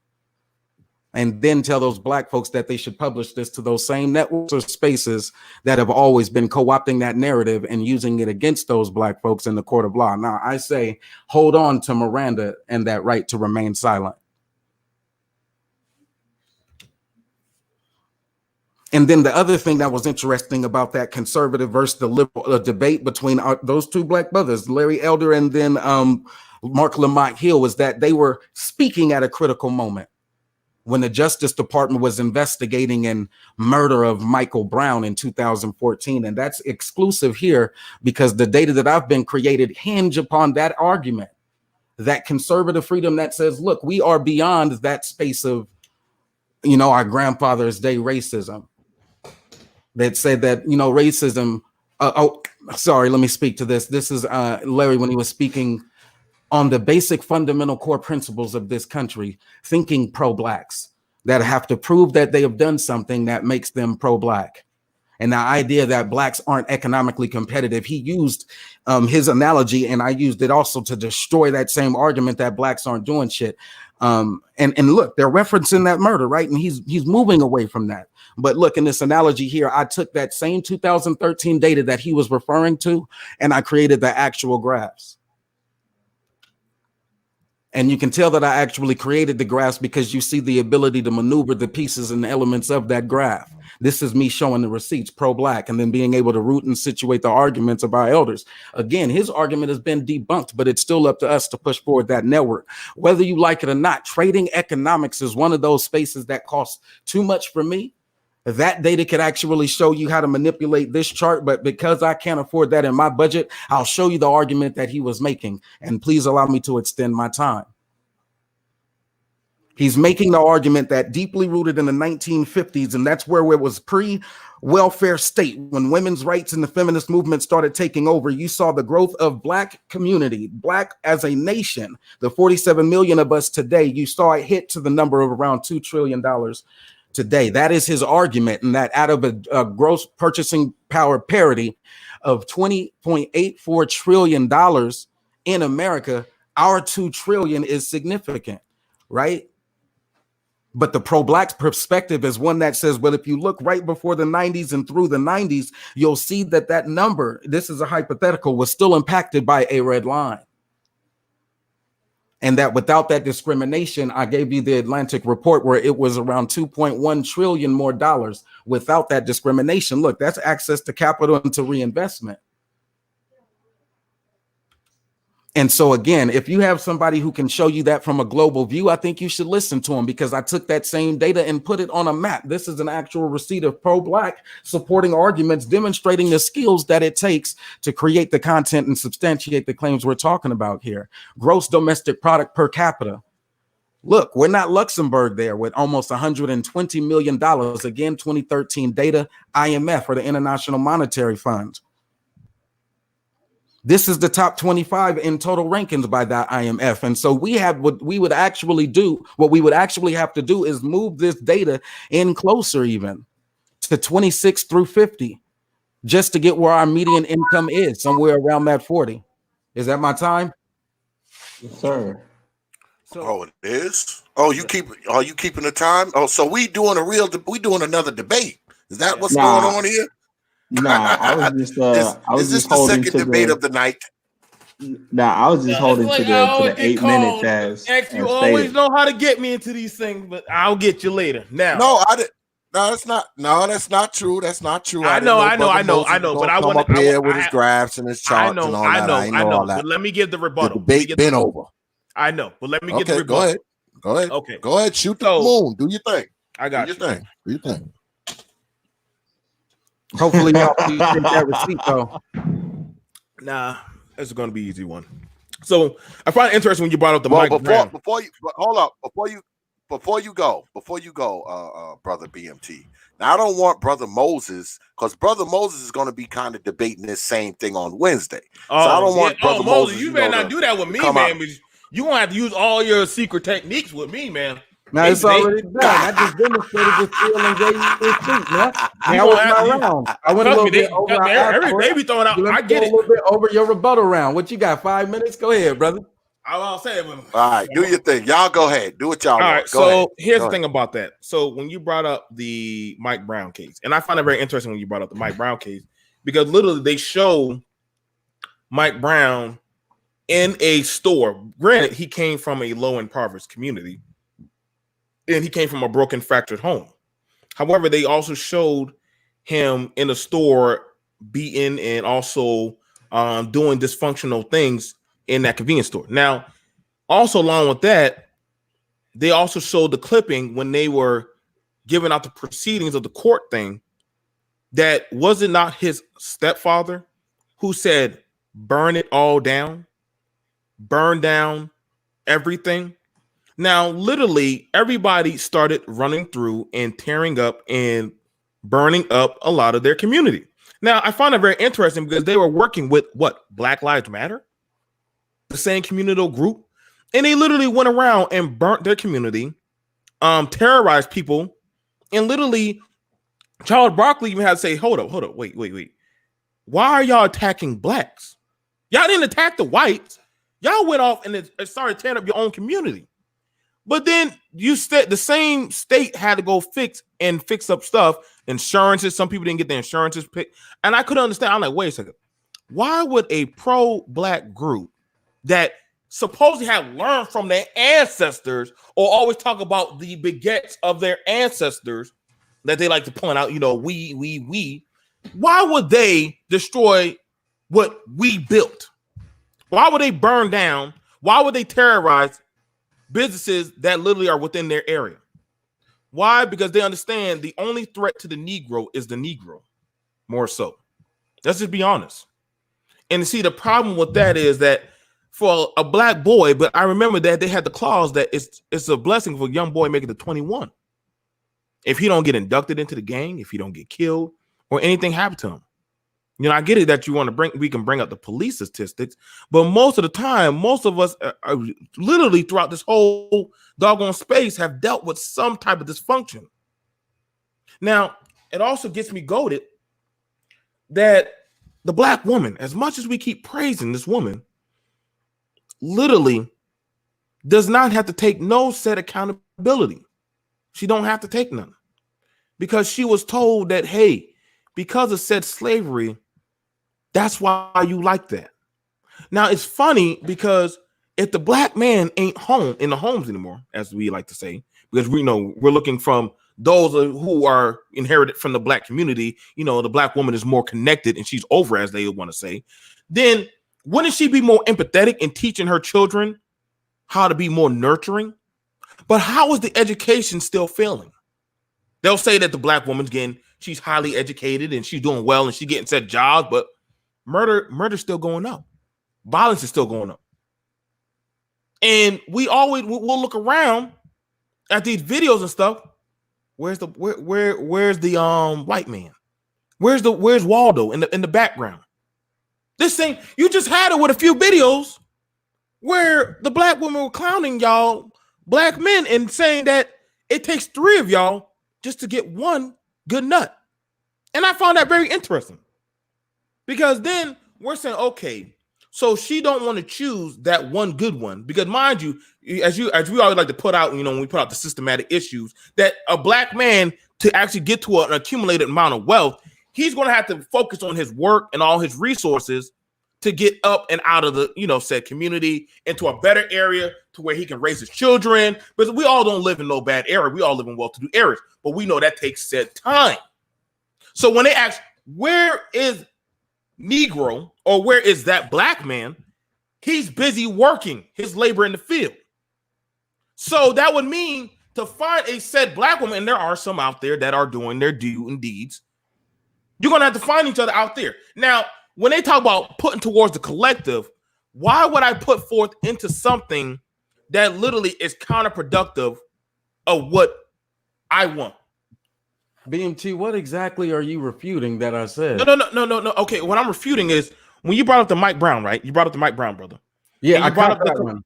Okay. Now, also when you talk about also 5 minutes, can I come back with a refutation? No, not yet. There hasn't been time yet. But you also commented me. Also, when you brought up the collective, I'm telling you that the collective has been countering a lot of said things that you talk about as a prominent brother. you talk about family, the black community does not progress family. Look at most of the movements that are literally push out there for children and women. They're counterproductive towards family. Do I still get some time? I bet. Yeah, I did cut him off too soon. My bad, S.K.C. Okay, so that's counterproductive towards family. Look at Did the timekeeper ring the bell? Did the timekeeper ring the bell? Yeah, he did. Timekeeper ring. All right, my bad. I'll award. What What do you say? 15 to 20 seconds, or do you want about 15 seconds? Without objection. Okay. Give him 20. Give him 20. 20 seconds. So, in saying that, we're looking at it where most black men or most black individuals in the said community already understand that literally the said resources and things that they need. Mind you, they literally back in the day used to practice divesting from a distraught area and going to a better area where it had better fortune. We're doing that now. Go ahead. Is that the bell? Was that the bell right there? Yeah, that's the bell. That's the bell. Brother Moses, you up. Can't hear you, Brother Moses. Yeah, Brother Moses, you on mute. My bad, cool, because I'm talking about the protection of the privacy of our rights, and I'm talking about a size of the privacy of rights, a size of a people that is equivalent to an entire country. And so it's almost a national law that is being ordered or mandated that blacks have to prove themselves. They have to show those receipts. I say no. They don't have to show those receipts. Now, I think their work stand for themselves, but them having to disclose that, nah. I don't think that that's necessary. That's the point that I was making, and I'm going to continue to drive that home. But before that, I will do a quick recap there. Some of the things that he did said that caught my attention was, not just the Mike Brown case, but that Mike Brown case is, again, human rights and civil rights, and that argument of the continuation of those violations of civil rights. I use that case as another example where that right to remain quiet probably wouldn't have worked in that benefit, because guess what? They killed the man anyway. So whether his dad had some dysfunction in his family or in the community that he lived in, all of that is Hegel. Hegel talks about number one, that same principle. And this is the ideology of the Western ideology I was debunking. Hegel talks about that principle. Hegel is the one that was born in the 1770s and that principle of right. And he uses three. This is Neuhauser is the one who actually critiqued it. And I'm using a paraphrase here. But he uses three fundamental institutions. Number one being the household, number two being civil service, and then number three, the state. Right. And so and with that argument, it is the premise for the household, the African American, whether it is a divided household, or what do you call it, or an intact household, is still represented in the grand collective of the 47 million of us. And so we don't equivocate there. Another thing that he was talking about was he kind of shifted. And I'm gonna throw a quick jab. He substitute white women in there or in mating selection because of not having black woman accountability. And so because the black woman is not being accountable, then it's all right to date outside of the race. I disagree, obviously. I think that once you move outside of the group, that you're also a part of that same system anyway, right? Go ahead. All right, and then let me see. The threat to the Negro is the Negro. And I also bring up Larry Elder, so I thank you for that one, because he says that the biggest threat to the Negro is something along the lines of a broken or a dysfunctional household. He uses those same statistics from Obama, like you're 5 times more likely to, if a kid grows up in a single parent household, 5 times more likely. Can't even remember them. 9 times more likely, 20 times more likely to. And I tell you, in my position, that despite being able to find data that says we're not doing good, I can give you data that shows you that we are competitive on a global scale. And so you can still include those households that may be struggling. You can keep trying to throw them under the table, or you can advocate on the side that says take away their right, their freedom, their right to privacy, their right not to post. Make it mandatory for them to actually disclose. I think it's relevant even here too because of the coronavirus. I'm gonna throw that shot out there and only say that it's linking because do you have the duty to report if you're feeling under the weather?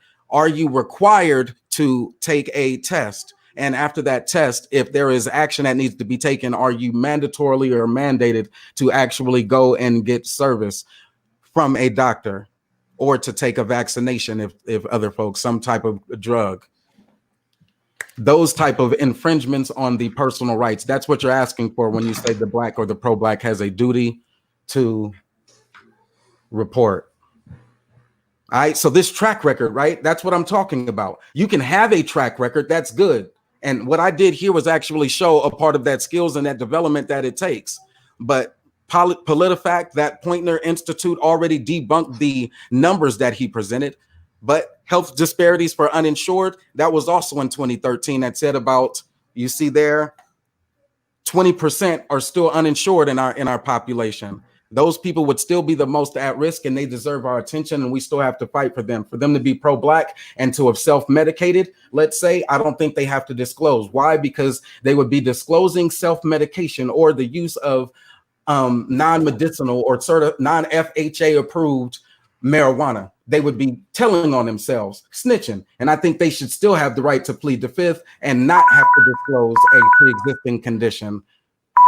Thank you. Under the grounds that it would be used against them in the court of law. Thank you. Okay. All right, brother B.M.T, you up. So when we talk about this, the rights, we always ask the African American, what rights don't you have? You got affirmative action. You can go get health care if you go down there to the system. I've actually done classes on how to go get these said things. You can join the military like me and you have done, and literally, if we even despite whatever area you come from, be offered education, certifications. We're seeing a lot of men who are coming in these said spaces tell of their adventures of hardship, of where they came from, to, hey guys, I'm doing this, I'm passing on said information, you can take it or leave it. So we understand you do have said advantages that a lot of people don't have. And literally, that's your choice, your right to whether you want to partake in it. I find it very interesting that we see a lot of people saying, hey, what is the government going to do? What is the state going to do when we're asking about these stimulus checks? It's very interesting that when we're looking at these said things, first off, if you want any type of benefits or any type of reactories, like let's talking about, and mind you, if you're going to be talking about getting reparations or any of those said things, guess what? You're going to have to submit a background. You're going to have to go into doing a health database. And you gotta start turning over stuff to the government. Native Americans have to do it. The Asians have to do it. So guess what? You would have to do it regardless. So how do you collect something, but yet you don't want to participate in the said system? And you see, that's literally contradictory of what we're trying to do. Because, mind you, when it comes to the track record, and it speaks for itself, because we find it interesting, the man who will probably play coach for a little league and do X, Y, and Z, nobody listened to him when he said we got problem with drugs going on in the community. However, I find it interesting, somebody with six figures that has never been in your community, has nothing to do with any of your said issues. He has had more voice where black men have literally got on their knees and threw up a fist and said, man, this is one of the most pro-black brothers that we have ever seen in our lives. And I said, wow, this dude don't even live around you Negroes. And said it shows that we value the track record of finance and doggone said talking points rather than the man who silently works in the shadows and says, hey, I'm going to take my funds and fund these young black boys in Little League football. And we've seen this happen. We've seen brothers move in the shadows because they said, hey, I'm going to show you with breadcrumbs how to get to said places. And that's a big issue because it's like almost as if you can't show your track or resume, and we've seen it on these said spaces, we've seen it out here. Hell, we've even seen people demonetize and shame and talk about, yo, getting married, that's something of a white man's tool to keep track of the family. Not something of me as a black person, I want to keep said legacy. Why is it that I have to be for the whole community, but not for my household? That to me is bonkers, because now we're hearing it where literally you have to be accountable for those that are not accountable for you. And that right there is backwards working. We're also taking into account that the participation, everybody's not participating and working at the same marginal effort. Brother Moses put together a PowerPoint. I didn't put together a PowerPoint. Do we believe that Brother Moses should be given more time to go through his PowerPoint? I believe he do, because he put together a work that he has certain things set up. However, he doesn't get that. He literally gets the same amount of time that I get, because we're on this type of communist-based system where one guy gets judged the same amount of work for the next guy. And so we're seeing, and mind you, Bill Clinton, Democrat, literally set up the No Child Left Behind thing. Set up the No Child Left Behind. Y'all remember that? Where literally you could have kids that are moving forward and literally are trying to do the work and trying to get out of said area. But then you'll have it where the kid who does not care, they have to slow down the marginal. And I went over this in my state, that they have to, I think you was there, Moses, where we talked about the plantation school or the private schools going on in South Carolina, in the Carolinas. So how has that drastically affected the education system of a lot of minority children in the education system, where literally you have to be accountable for a said child? Though I'm at home, I've been talking about homeschooling. 65% of African-American children or children in general have fallen behind. Damn. Boy, I was about to get into that education. Go ahead, Mose. God damn, boy, I need me another beer. God damn. Well, this is what we're gonna do. In the fucking break, because we started so late.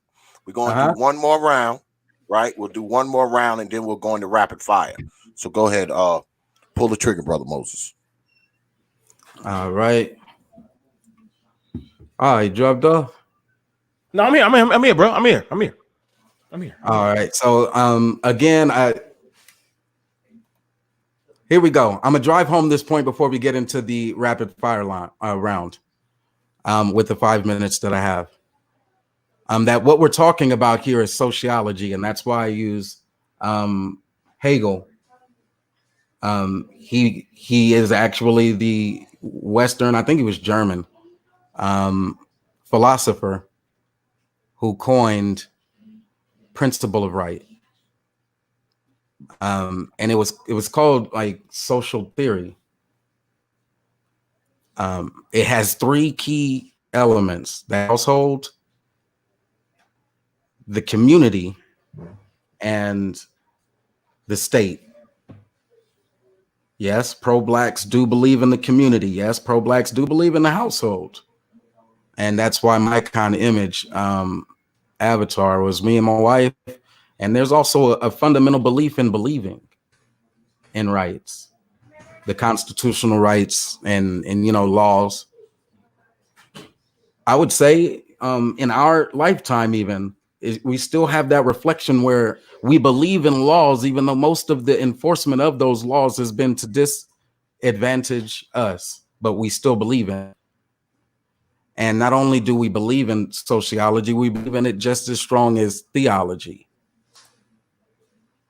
It moved from the 1700s to the civil rights through another preceding document, the Universal Declaration of Human Rights. Now, this declaration goes into dignity as a human rights. And I even went as far as to download that article.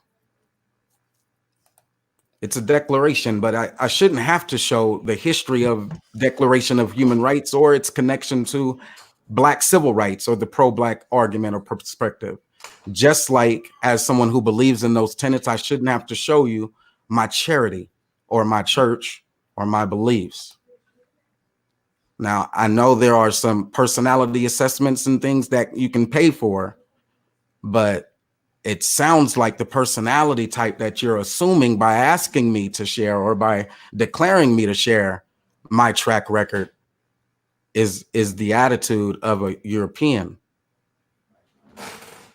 I tell you that the argument there is one of identity and the right to have an identity. And there are some weird type of identities out there that people are claiming. Pro-Black seems to be a pretty good one to have, because you could be a part of the furry conversation, anthropomorphic animal character worship and shit, or a part of that conscious community that does use those symbolism. Look, I have Pew Research data to support present day claims that I would probably say for the next debate.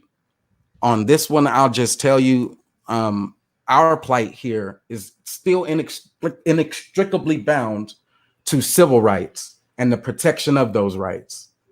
It's bound to it. We are dependent on our ability to navigate politically, socially, and economically. And we are up against big odds. We do not need even ourselves to give that limiting thing, to give that fuel, that arsenal more to those who will use it against us. Furthermore, I would just say, look, your personal conduct is your own business. I would say plead the fifth. You don't have to share it. Keep that shit to yourself. If you've ever done anything that's, self-medicating and shit like that, now is not the time to be disclosing that information, regardless of what the opponents would advocate. If you have a track record for success, thank you, and I applaud you. That work speaks for itself. For those who are out there and that know that good work, that was for them. Appreciate and salute to them. No, you don't have to record yourself if you're doing donations and food drives. No, you don't have to record yourself if you're putting on plays and skits and theater arts in your community. No, you don't have to come out and claim your charitable donations to churches and things. No, you don't have to claim all of that stuff in a public space. Rather, you can keep that to yourself and keep fighting that good fight if that's where you're at in this world. Again, I'll reaffirm my point here is that 47 million of us, now that's a continent. And we're a country, and we are comparing ourselves to countries of 47 million, countries like Spain. And we're doing pretty good as a household, even though we have some challenges. And I tell you this, and drive that pro-Black point home. We identify with the pro-Black identity politic, or let me say I identify with the pro-Black identity politic, because I know that is a structure that it can be used for my empowerment, right? Economically, we have systems here. I say we buy back the block. Peace. All right, so the rapid fire round is coming up. I got a couple of questions. Can I lead it off? I started the first round of the debate. And so my first question then, oh, my bad, T.P.O.T, I didn't mean to just take over. Commercial, or are we going right into the rapid fire? Oh, no. Just go into it. We can just go into it. You want to go into the rapid fire now, brother B.M.T? Mm-hmm. You ready to go into it? Yep. All right. Pull the trigger. Lead off. Rapid fire. So this one is going to be a bit of an ad hominem attack, but I am still wondering why the equivocation to Black women not being accountable. I saw it as being a derogatory or an undermining attempt to say, well, the Black woman ain't shit, in a debate where we were talking about men. And in fact, on the screen, I showed the two Black men who were leading the discussion during that, the killing of the Black man. Why take the conversation to what the women and their accountability is, brother B.M.T? Because majority of said pro-Black groups are run by Black women. I find that very interesting. That how do you address the movement without addressing the leaders of said movements, which are majority are run by Black women? Black Lives Matter, Black Alliance for Justice for Immigrants, trans women of color, and Black Girls Code in the NAACP chapters are predominantly run by Black women. So you would have to actually bring up the women if you're going to actually, and you would actually have to bring about their leadership skills, because the first top 5 groups are run by women. That's why. Wouldn't that make sense? You would have to call out the leadership first. I actually appreciate that, and it's more of a genuine response than I expected. Look, I'm not somebody who says the Black woman is God, but I do value their contributions, even in SNCC back in the brother Martin Luther King Jr. Morehouse days of Black leadership. So I know there's a number of other characters that we could have shown to really have this conversation in depth, especially when we're talking about pro-Blacks. I gave a couple of the current ones, and then I also talked about the coronavirus and that link. not being insured and so forth. But thanks for including the women. I definitely like that opinion. Do you have your question now? Yes. Okay. So whenever it comes to being pro-black, why must it always have to always include the past? Why can't we just look at the future and look at the present of what we're doing today? Why do we always have to pull the said narratives of back in the past? Why is that always being used? Good question. And that's one of the things that I was looking to project inside of my PowerPoint there is the world trade and world economics does look into the future. And as we look into the future, one of the things that pro-black advocates for is reform. Reform in one key area that I would think of is marijuana reform, criminal justice reform, to say another one. The redlining that has been impacted. You have the buy back the block movement is something that I was saying. So absolutely, when it comes to our Black identity politic, we do have to continue to look into the future, and we do have that message resounding. I would say from a hip hop perspective, there is our global influence as well that has to look to the future. And we saw that in like Instagram, and they had like those hip hop battles back and forth, and they had like legendary MCs and producers carry that movement forward from the past, but also because they're understanding the digital era and how to use this social media. And despite social distancing, I think they pulled off a hell of a programming. I think another one example of going into the future is saying, you know, Trey Songz did another live stream that also was breaking some of those social media platforms. My thing is, look, they're driving the black message. Black media is being used, and it is showing that it is something that can generate a dollar. Marketing continues to find its way into the black community. And I think the best marketing for that is one that shows blacks in a positive light, which is why here I demonstrated the skill set of actually breaking down global data and comparing black economics on a global scale. And I did so with some pretty good visuals there that I created. Why? Because the conversation is about receipts. While I don't feel it is necessary for someone to mandate I show them, I will say that it is important to have those works. And that is the example that I also gave tonight as a pro-black. All right, so my next question then, thank you for that question. Unless you want to rehash that, I do have another question. I'll yield my time right there though for you though. Go ahead, you're fine. All right, then my next question here is another section of the debate that stood out. I was asking whether or not you're breaking up. Agree contextually with using the black men as an example, the elder, which is the how you say it, the pundit that represents the right or the conservative right, and then the not elder, but the Mark Lamont Hill, the younger or the junior of that one, and they're having that debate there during it. I was asking, what do you think about the contextual framework of using men and black men, that is, versus using the Eurocentric ideas of Hegel, which only include three? I asked that because it is a pro-black perspective that says race is a social construct, and we link it to history or slavery because of the trauma that is experienced. And that trauma that is to slavery then brings up Neuhauser's critique of Hegel, which includes not just the three, but a fourth, which is the psychological trauma that is also necessary for self-realization.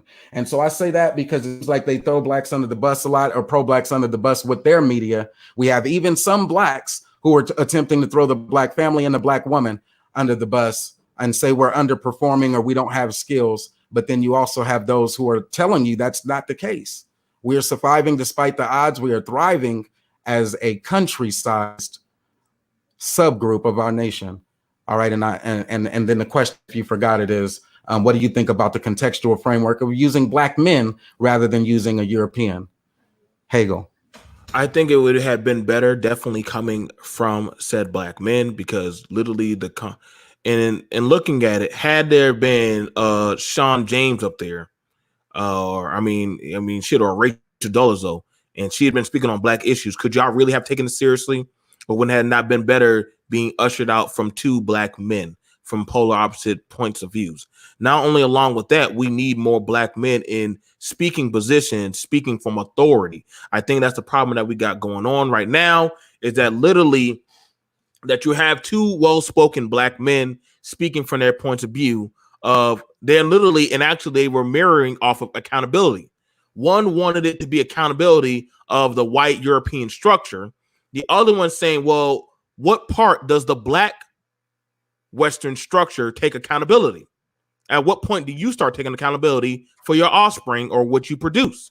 And he says, well, we're looking at it from the white European and how the black are developing.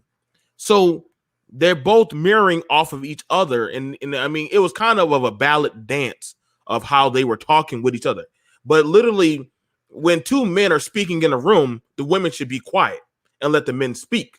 And especially if it's a black issue, I don't know why we always have it where other people or women speaking when that should be something as a men we should be talking about, because that shows authority. You don't see any other race really do that. When they have certain said specific issues, they grab the men of certain class and vocab to speak. So that way they can say, yo, these are our best. We're going to have them sit down and discuss our said issues from our talking points to show power. That was a power talking point of men talking on, we see this going on. Well, we're not going to forget that we also have this going on. That's how it's supposed to be done. So you got to have the men. If the men aren't addressing it, then that means there's a big fallacy of men not taking accountability and saying that, hey, we got these shenanigans going on and we need these to be called out. Your question? So my question would be said this. In the light of everything going on, when we're looking at you brought up about the people in the industry during the lockdown. Mm-hmm. If these said people that we look to speak about injustices, issues, social violence, and all this stuff happening to the black community, mind you, that's when everybody jumps on to their bandwagon. Why are these said blacks that care so much about the community, why weren't they on Instagram or other said medias teaching economic classes, teaching anything for the black middle class and underclass how to get it? Why were they just selling their music, their playlists, getting views? They were more so making money. Why wasn't that class of blacks being told, or why weren't they trying, if they were so for the community, as everybody likes to say, well, they call out the issues, why weren't they real time on live trying to help out the said black individual lower than them? Why weren't they trying to help them out? I think they actually were, and to their defense, they were being entertainers, and the black entertainers who are actually entertainers actually got on live and started doing it. I mean, there's access to numerous channels where Floyd Mayweather is one, for example. His channel was going live, and that's the Boxing Gym. Even though, despite his family going through some criminal court cases, so we'll keep it all contextual. This Mayweather example, then, their gym and its impact on the world. They open it up. They show you some of the trainings, the hidden bags and things like that. And in this case, they were talking about the business of boxing and projecting who should fight who.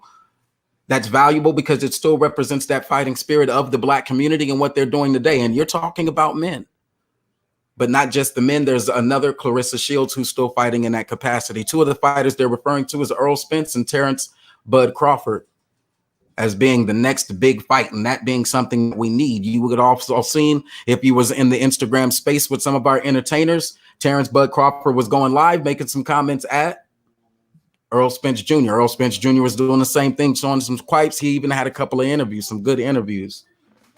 So it wasn't just the entertainers like the singers, and it wasn't just about the coronavirus, but it was about entertaining during the time of the coronavirus. And who are those people typically entertaining to? Well, us.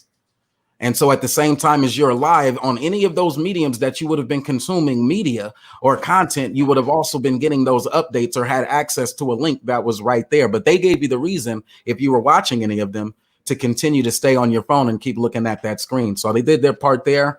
It wasn't just about the business. For many of them, they didn't have an album playing. A playlist is something that even, how many people would actually click on the link and go listen to some of those songs? I don't know. Maybe the marketing of a playlist, that was still in their favor. But by being there and being a part of our collective experience as we experienced the global pandemic, they were the media, or they were the, comedians were live. I watched Day Day. That's another one. Megan Good was live. Who else? Not just economics, finance, relationships was another big one, right? Colorism, weight shaming, things like that. All of those topics were available through it. And so I just disagree. The message was there. You had access to the information. If you don't think that they were doing their part, then okay. We can just agree to disagree there.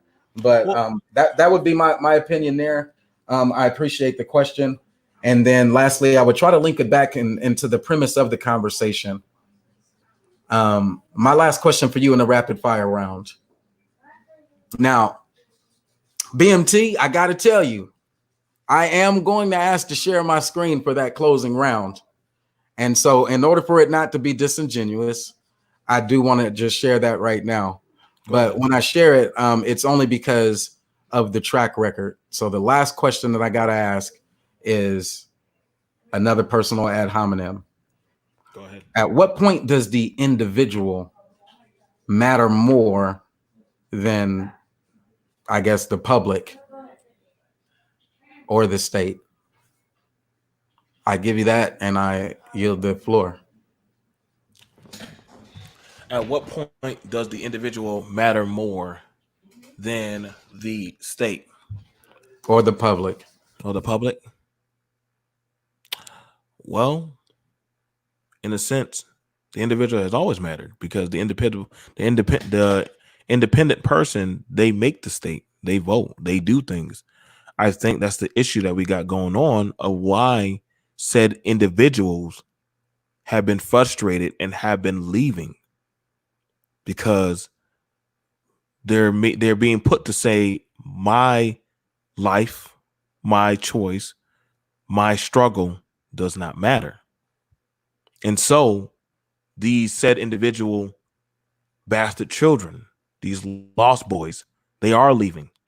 They are finding their own Neverland, because the collective does not value that one said individual's education, mindset, their individuality, their thinking process. So the person says, I would rather disassociate myself because I was never included. And so when they do that, there's a problem, because the individual is no longer part of the state. Is that not what the Black community is trying to be seen as? An individual system. So if they want to be seen as an individual system, then why do you want to take part in certain said systems and compare yourself to other systems of dysfunctionality? That would be contradictory, because if you're becoming your own state or satellite state, as you may, like the Mormons, we don't know what goes on in the Mormon state, because they are a standalone individual system. Same thing for the Amish or certain Israelite camps. You don't know what goes on in them. Usually people find out the FBI when they break in, because they are standalone systems. But the Black system is within the state. So everybody's going to be in your business, and everybody's going to have say so in your business. But if you want to be like the individual child that wants to separate himself, as you already said, they've done a lot of harm to us. So if somebody's doing harm to you as the individual, you would leave. That's the big gripe of why people are leaving, or people are saying, I'm doing X, Y, and Z, and it's being taken for granted. I've helped these boys, and yet you still spit at my works as if I'm doing nothing. So I'm leaving, and you'll see what happens when I'm gone. You understand what I'm saying, Moses? I know you've done good works, but they don't know. I've watched your videos, and I've sat there and listened, but others don't know. But then when Brother Moses is finally gone, people will know because they'll be like, well, damn, where's that rebuttal that Moses would throw out? Well, where's those PowerPoints? They only respect you when you're gone and you pull away your stuff. Give me my roses while I'm alive, not when I'm dead. That came from an individual. So that's my answer to that.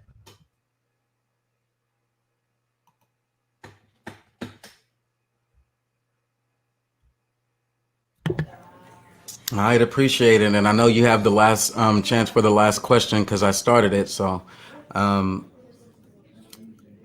would take the privileged executive or point of reference to make another point, but yeah, finish yours. I don't disagree, and in fact, I think you're almost siding with the right for pro-blacks to feel like they like you're saying it's almost a system argument to me. Save yourself, black men. That black men are leaving because, but look, and here's what I'm also thinking, and that's not anything new because even before Lincoln, Abraham Lincoln was deciding whether to expatriate slaves or freedmen. There's Liberia or Monrovia, like the capital Monrovia, Monroe Doctrine, so 1820. So that's the same era of Hegel. Again, it links back to history, and pro-blacks aren't the only ones who are using it. But that if you would just leave Liberia, Jenkins, you know me, I'm Brother Moses, but you know me personally, and I've done the history of even that. And because of that, oh my bad, I get long-winded. I know you have a question. But our argument is because of that same history, and because we have that history, you have to include the philosophies that were originated and right at that era, during that era. Those philosophies then are the ones that are deeply rooted in slavery. They moved from just being the three pillars to include ethical expectations. It was deeply rooted in theology, and it was deeply rooted in facts. Go ahead, my bad. Okay, so can my I? bad, brothers. I had stepped away for a few minutes, man. Oh, it's all good. Yeah, man. I see that you want to share your screen, man. Thank you. I stepped away for a few seconds. I want to showcase. But hold on a second. Hold on 1 second. Hold on 1 second. Brother Supreme, you still here? Brother Supreme? Yeah, I'm still here. Put 10 minutes on the clock. We're gonna do 10 more minutes of this, then we're gonna go to closing arguments. All right, cool. All right. Okay. Is it my turn? We see your screen if you're sharing it. Thank you. Okay, so I can go. Okay, so Black Lives Matter, Black Alliance, Trans Women, all these groups make well over the millions of dollar marks, marginal marks. All of them do. Okay. They're all Black Lives Matter won't even come out unless they're getting paid. And this is the source that you used when you were referring to the black women and their role in the movement, correct? This is one of my sources. But I actually pulled this up while you were talking. But the reason why I pulled it up is literally with all this money, mind you, I'm confused why they say Black Alliances for just immigration. That's amazing to me. But however, there's DACA, there's Dreamers, there's a lot of other competing ideologies than the pro-black, which says all of those resources that are being diverted to other groups, we need that. But go ahead. Now, literally, when looking at these when looking at these, they bring in millions and millions of dollars. Yet, why is it with all the money that they're funneling in, they have not been going to said communities that disparagingly need the help? They will sell that women are disparaged, trans are disparaged, girls are being underappreciated. Like everybody, they sold the clauses. Now, mind you, the Panther Party literally just put in the work.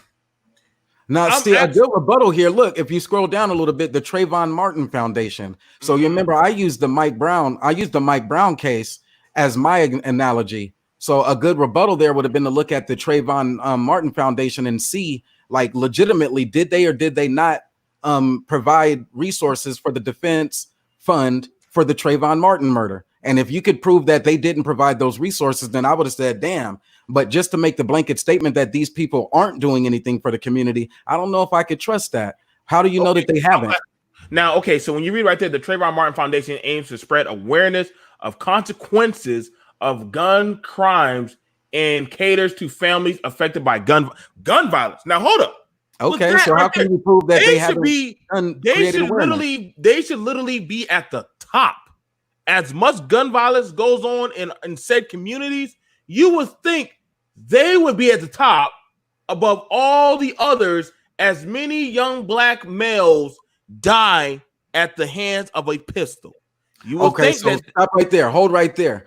And so this is what I'm talking about here. The expectation that is being shifted to these black organizations to produce their documentation. What are they doing with their resources? That's what the question is. And I'm saying, nah, they don't got to tell you that Trayvon Martin Foundation and the family that it benefits. That was good. And they did actually raise awareness. It took a lot to actually get that message across and people heard it. What were they talking about? It was the murder of Trayvon Martin. So to say that they didn't actually present that or do what they claim to do, I think that would be false. I think they did actually share it. Now leave off of Trayvon Martin, Moses, and let us say to spread awareness and consequences of the gun throughout community. Trayvon's been in the ground for a while.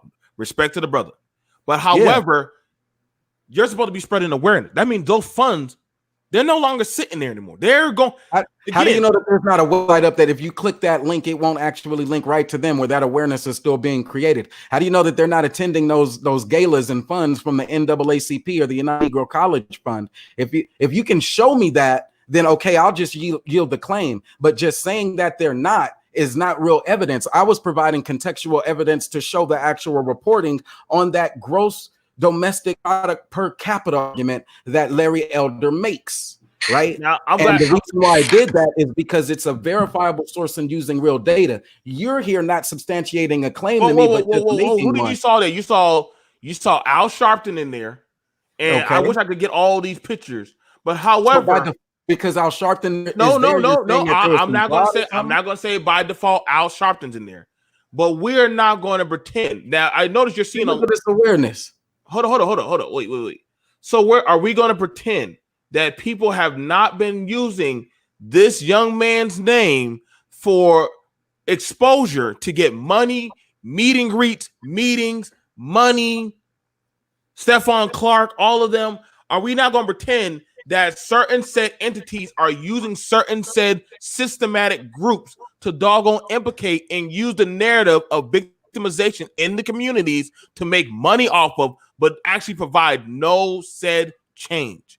Are we going to pretend? They probably would provide dinner if they holding some type of banquet in the name of it. Look, maybe they always have dinner, but don't you have to pay money or something like that? What do you mean? Coffee is even a good one, but it shows that they have programming and it shows that they have events. But Moses, to go to some of these said events, you have to have money. You have to have something said money. Okay. So wait a second. I want you to come and speak about problems in my community, but I have to pay you just to sit close to you or just to be in your presence. Literally, that's almost as if you're saying I either deal with the government and pay them for the police or get better police officers or pay these said so-called black groups to do their job, which literally they get tax write-off. I'm paying them just to talk to you. I hear the animation in there, and you could. I'm just saying, bro. I'm just saying. Hey, look. If you don't like to, if you're not willing to pay the rate of admission to go to one of those galas, I get that, but I don't see how that debunks the entire 47 million and what our contribution is. Look, we have those groups that are there to spread the awareness. The pro-black would always try to continue to partner with those groups and collaborate with those who are looking to build on that legacy. That legacy is one that says we have the duty to protect our civil rights being, in this case, our right to privacy. You don't have to. Do not discriminate against yourself. The basic and fundamental principle. Look, if your records indicate that you were having lunch and you didn't really know how to do the taxes and you was trying to get your best use of the tax. Look, there are people who didn't report their taxes for like 2 or 3 years, and there are others who had to work under the table, underemployment or whatever they might call it. I still don't say that you voluntarily disclose that information, nor do I surrender the authority of somebody else to demand you disclose that information to the public. So how do we explain? Okay, so if that's the case, we just had the incident with Jamal Bryant, a black preacher as well as a black leader, who literally was charging his said members for coronavirus tests, and literally that they would have to pay $150 for the test. Hey, that's And I'm trying to shady. figure out, hold up, bro. You That is literally, your shady. His congregation, you're actions don't charging represent them. all of us, man. Come on, man. Whoa. Hold up now. Hey, You ain't go. Hey, we can't start picking and choosing who's not on, who's in and out the crowd Yeah, now. we can't pick and choose, man. Why we got now to we get the. Yeah, you got look. Come on, The Mo. indoctrination that we've experienced is one that says, look, because somebody is in a position of authority, we have an expectation for them. We hold the ethical expectation. There was the European one that just says, look, we can just stop it being accountable for our households as long as we do some type of service, and as long as we are beholden to the state, we're good. And then there's the African American or the pro-black perspective that says, yes, you need to be accountable for your household ethically. We bring moral, we bring, what is it? That Pew Research that said around 85% of African Americans at one point identified as Christian. And so that influence has been with us since slavery, just like these documents. Secondly, he said that your service in the community. Blacks are, I don't even want to do that. Skip. I'll just surrender that point right now as being unconsensual to this debate. We'll just keep saying it. Okay, but I'm just saying, is hold it on, not? one more real quick. Go ahead. And then the being beholden to the state. That's where our argument is really content, or where it's really the most contention, right? So being beholden to the state. For me, when I'm saying that, just to be clear, I mean, look, I don't want to have to report to the state. And I'm saying that when you say pro-blacks without a track record, or can you be pro-black without a track record? I'm saying that that is something that is jumping towards that violation of civil rights. I'm saying that we use as a contextual framework all the different violations of the civil rights as the basis of our argument, as the reason why, look, this is why I don't want to have to surrender those rights. Anyway, that's all I got right there, man. Now, Mo, I'm going to ask you from a man to man. Go ahead, yeah. Is it not, because as Nino Brown said, am I my brother's keeper? Yeah. Now, if you off code, I believe that we have, if you're not doing right by the people, is it not my job to call you out?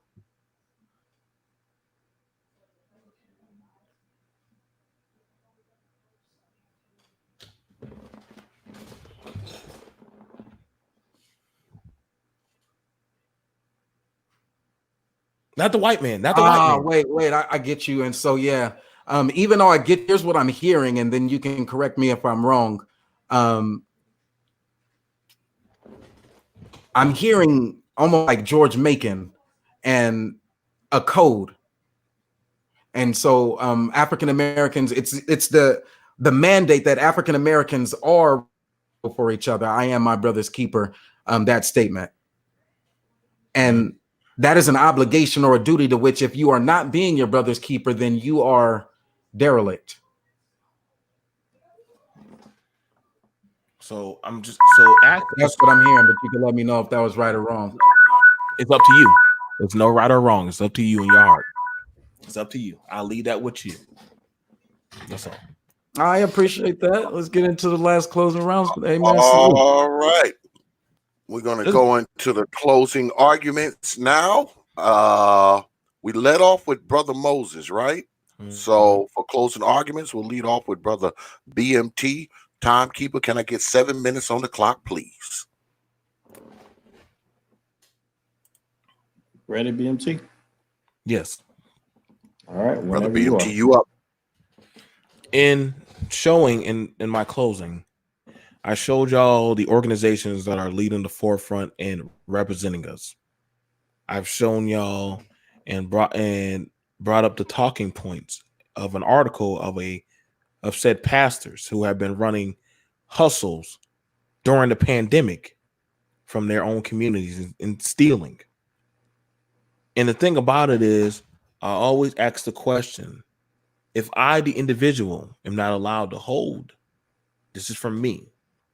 If I can't hold you accountable, then how do you expect me to hold somebody else outside of my community accountable? I can't judge everybody outside my house if I'm not allowed to judge them in my own house. Then that would tell me it's not my house. So when we can't ask said people who are saying Well, we do this, we do that. You're not of this code. Well, if you're making the standard, then by what standard do I hold you by? By what standard am I allowed to hold you accountable by? Because if I can't know, if you can tell me and you want to know everything of the track record, because we've heard them bring up the track records of the said past, of the white man, of the African American Negro. But when you say, okay, you're gonna bring up them track records, well, then show us yours. Why should we get on code with you if we don't even know your resume? But you're not allowed to in certain said cases. Why? Because that is not of their code of conduct for some. Because that would mean you have to be held at a standard, and you're being held at a standard that you might not be able to keep up with. That's why I brought up to Jamal Bryant. How are you a man of the community and of the cloth if literally you're charging people for salvation? But nobody called him out. Not that woman, not that community, not them elders. Nobody called him out, and that man still held church service. Why? Because they cannot hold that pastor and none of them pro-blacks of this era now to a standard. Because you know what that would mean? That means we get to fact check all of y'all and say, y'all are full of shit. Not Moses. Moses, you're cool by me. But some of these guys that have been running with that doggone mantra have been fucking around and fucking up the money, the women, the boys, the children, all the said shit. And when certain men said, listen, I want no part of it, I don't want to deal with it, but I know that these people mean us no good. How can I hold the community accountable if my own yard is fucked up? So those who are literally saying, if y'all not going to provide the track record, then there's no need for me to be around y'all. I can be accountable for my children. I can be accountable for that woman in my bed. But I'm not going to be accountable for Tatiana and all her daughters running the street. I'm not going to be accountable for Kevin and Michael who want to be out there doing God knows what. Those are not my brothers. And they damn sure ain't keeping for me. And see, when now we're saying, listen, back then, they didn't have to ask you the track record because your lifestyle was your track record. But nowadays, you have to show a track record. And when you ask for the track record, the black man says, who are you as a black man to ask me that? Now, it's crazy because let them go in front of that white man. They don't mind bragging about all the said shit. But as a black man, I should not ask any black man or woman. God knows you can't question that goddamn woman. You can't judge them. Only, as they say, only God can judge me. Only whatever goddamn thing they believe in these days. So I know that because I'm not no deity or I'm not that white man Jesus, I can't question this Negro. So the best thing for me to do is divest from this Negro. And when he comes to my area of effect, then I can question him and say, well, why are you here? Well, you're not around me, so I don't have nobody to hold a standard by. See, those who hold a standard, they live their track record. That's why it's called practice what you preach. If you're practicing it, that means you're doing it. That means you're actually going through the said motions. These people talk about the past of what people were practicing and doing, but they don't actually believe in those said practices. How do you talk about black then in the day, black men and black women work together, but yet you ain't doing that with your said brother or sister, as you call them? That is literally contradictory to your said belief. But if you're going to call out that white man, then I should very well be able to call you out. And we know that's a big issue because those who are, and I understand why Art got frustrated. He's like, here, I'm putting in the work, but I get judged for everybody else who runs with my same title. Art don't brag about his shit. He just does it. Moses don't brag about his shit. He just does it. But see, you'll got somebody who'll run with a title, a group, a hashtag, whatever type of shit, and somehow Alani put on dashiki, sell bean pies, and some cocoa butter oil. That Negro is the most pro-black Negro ever. Not that they went to school, not that they made set accomplishments, not that they stayed out of trouble, not that they did something profound with their life in medicine, history, mechanics, whatever. That literally they showed it with their dick, their money, and some said resources, but they don't have to tell shit but flick off that white man. And literally, we know that has been fucking up the goddamn thing. I.e., Kanye versus Boyce Watkins. Let that just sink in. One man gave money, it wasn't enough. One man charges the Negro for fucking money, and that is literally pro-black. How do you fucking compete with that type of ideology anymore? I don't fucking know. I am done. I pass it on to Brother Moses. Go ahead, brother. Bam, did you yield the rest of your time? How much time do you have left? I gave you everything else. You can have it. I'm quick. He had 9 seconds left. Oh, that's not bad. Hey, good job. Well, Thank you. all right. 7 minutes on the clock, please, timekeeper. Brother Moses, you up. Go on and share the screen, if you will. I knew he had a PowerPoint. And so in this debate, I've given a global account for pro-black receipts that spans across history and lands, even at the Committee on the Judiciary, which is an important floor to landing on. Let's zoom in on what landed there, which was the Honorable Marilyn Mosby, since the conversation moved from the black men I presented to what black women are doing. And this is the prosecutor in Maryland, so remember the name Maryland, who formed the collaboration of prosecutors that went against the very system that they were a part of. And I bring it up because he mentioned the group and said that women are driving the movement. I had failed to include this, and so I grabbed it, but he introduced it. And what you see on the screen is the doxing that is being asked one person to do to themselves, the Twitter, the making very public the works and the doings of a pro-black movement, as if telling your strategy and showing your worth matter. Therein, when I was trying to have the conversation about proximity towards African Americans holding it, it went towards powerful women. And the money that is being spent to support their initiatives and adjacent initiatives and what I think he was alluding to is competing initiatives. In the grand scheme of things, it did acknowledge to the very least that there are strong black women in those positions. This one just so happens to be divorcing a nigga and is back on the market. But since we mentioned women and since we mentioned it, I will situate that as still that evidence of an attempt towards social and political gains that no longer disadvantage African Americans in the court of law, but actually favor African Americans in that very court of law. That core principle, that belief system that pro-blacks have been arguing against and saying it's civil rights. And the account that I used was one after the killing, the denial of someone access to that court of law.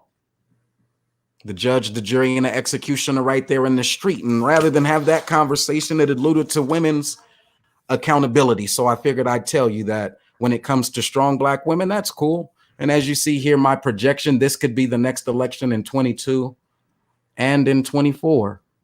Right there in Maryland, a mayor and a prosecutor who are both demonstrating that they have receipts. But does it really change? I think she had like 7. I think she was able to overturn the claims of like 4,000 cases of African-American men who were locked up. I can share her testimony because she has shared it. But even though I share it, I'm on the side that says it is not necessary for her to be her own advocate. Nah, she doesn't have to play that political game. She has every right just to do it. See, this debate isn't about whether or not they are doing work. And in fact, it shifted to James Bryant, somebody who's taking advantage of it a little bit too much.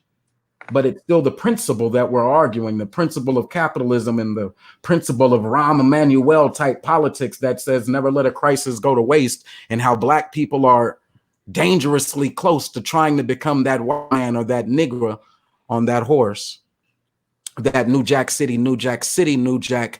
reference, which is a cinematography reference. It's a allusion to blaxploitation films carried over. It's the recalling of a history or a legacy trauma that is deeply situated in that pro-Black identity, and that cannot be dismissed just to curb someone's rights. I uphold the right to non-disclosure. I welcome continued debate around the African-American women's contributions in competing spaces, but most importantly, how they have a legacy of competing that has been pro-Black. And so I thank him for bringing that information. Not familiar with the James Bryant case, but that is hilarious to me that capitalism is so replete, or that access to whiteness, or the idea that you can exploit this situation. That seems to be right there in line with what I'm telling you. Hegel missed it when he forgot to include ethics as a fundamental principle of governing us towards self-actualization. And when it comes to trying to govern the Black folks, trying to demand that they do something else, well, I just don't think that European attitude is one that we ought to be accepting right now. Nah, plead the fifth. It can sound contradictory. I don't care. Plead your fifth. Your right to disclosure, or your what did they say? Your duty to report is invalid. I can show information off Twitters and YouTubes and all of that, and that is people who they do it, and that's all right for them to do so. But we don't need to pass a law that states that we have to do so. Now, I think we're all right with the mix that we have of people who do so voluntarily and those who choose to go their own way. For those who do choose to do it themselves, I would say that it could be lonely. It can be depressing out there, and hold your head. But in any event, I would rather opt that with 47 million people's rights on the line, we not make it necessary or mandatory for one to show their track record. I'll drive home this last point again from my debate when I was looking at this information. These are, again, the men who were having that conversation. This was during the Michael Brown murder, and we were fighting for our civil rights. I use civil rights in its relation to our freedoms and how those freedoms are expressed in the court of law. Because even after then, the other media, or the things that they'll say about us, we were thugs, and here's a picture of them saying this, and look at that. When they give us the burden of the proof to prove our own innocence, to prove that we've even contributed or that we have a right to exist, when they use that against us, and then look, take our lives without due process, we're just told to swallow that. Nah, we don't have to give them any more ammunition to use against us when they have a legacy of violating this agreement. As you see here, they looked at civil rights, and they did uncover endemic bigotry among city officials, as well as policing that routinely violated Black residents' constitutional rights. Now, if you know those excesses are going to continue to be committed, why not make the references towards 1776 with the Declaration of Independence? Yeah, we allude to the Declaration of Independence because when you measure us amongst the top 100 countries, our people, or our collective, we are yet a subsection of the United States, but we are a healthy one. I wish I had access to that data, but it's $1,500 a quarter. So I could only take the screenshot and show you the future projection in the 2020 that says the entire budget will be around 20 trillion. I could only superimpose this line with ideology given to you by the Larry Elder. But in any event, damn, boy. That's going to bring our debate to a close. folks. The end of I can't believe we did another double header tonight. I can't believe it, a double header in one night. Good shit, brothers. Good shit. On the as T.P.O.T. always. Goddamn boy. Yep, on the T.P.O.T. YouTube page. Y'all know how we do it. We still got about 40 folks in here. We're gonna go ahead and do a poll. Put a B in the chat if you believe Brother B.M.T won. Put an M in the chat if you believe Brother Moses won. B for Brother B.M.T, M for Brother Moses. Come on, because we only got about another 10, 15 minutes. I'm about to go to bed, goddammit. X. I have a single mother who said that she would like to challenge your talking points. Single mother. She has 3 kids, but she'd like to challenge your talking points. I'm talking about. Well, let's throw down Thursday. We can throw down on Thursday. She gonna, and she hates S.K.C. She hates S.K.C. She hates S.K.C. So they ain't. That's normal. That's normal. Got B M E M.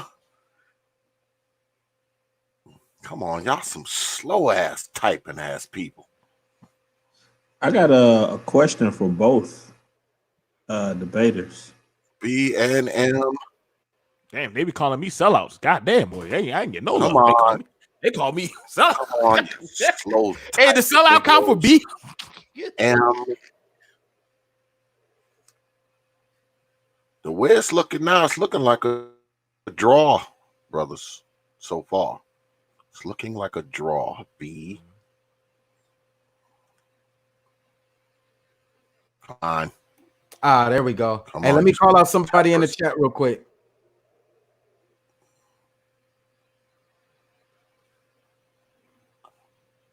Can't hear you, Brother Moses. You on? I think he muted himself. Nah, you can hear me, right? Yeah, we can hear you now. Hey, Rael, who was right there with us, he said this is the same dumb prosecutor. Can hear you now. Yeah. He said this is the same prosecutor who turned Freddie Gray into a saint. Get the fuck out of here with that bullshit. Absolutely. What it is the receipt of a black prosecutor who was trying to defend the life of Freddie Gray that was taken.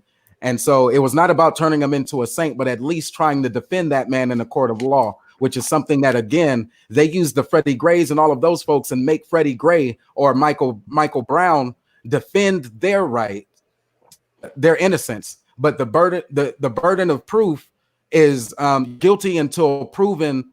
I mean, you're innocent until proven guilty. That's the case. But with Freddie and Michael Brown, those people just killed. And were denied that. So I just wanted to shoot out Rael for actually bringing it up. He knew exactly who was on the screen when I brought them on there, those black women. And he said it's the dumb prosecutor. I disagree. She's highly intelligent. And then he said, get the fuck out of that bullshit. It's not bullshit to defend your rights. All right. Yeah, it's looking like a draw, folks. It's looking like a draw. It's looking like a split decision, folks. It's looking like a draw. Yeah, it's looking like a draw. No winner. You both were good. The folks have spoken. It's looking like a draw.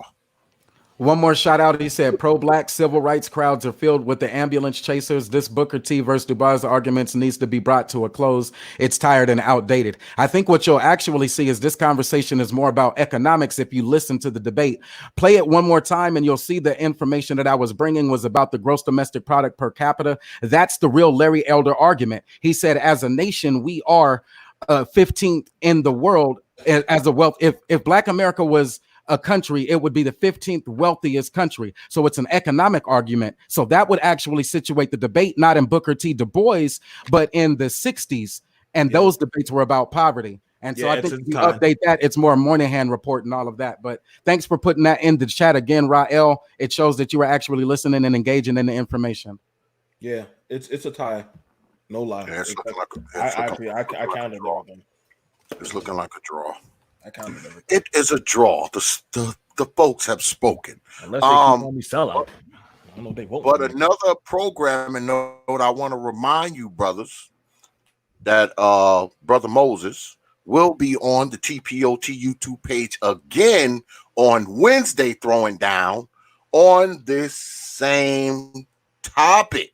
So you don't want to miss it. He'll be squaring off with brother Amiri from the Great Liberators. That's going to be a good one too. So make sure you have your black behinds here, 9:30 p.m. Eastern Time, Wednesday night on the T.P.O.T YouTube page.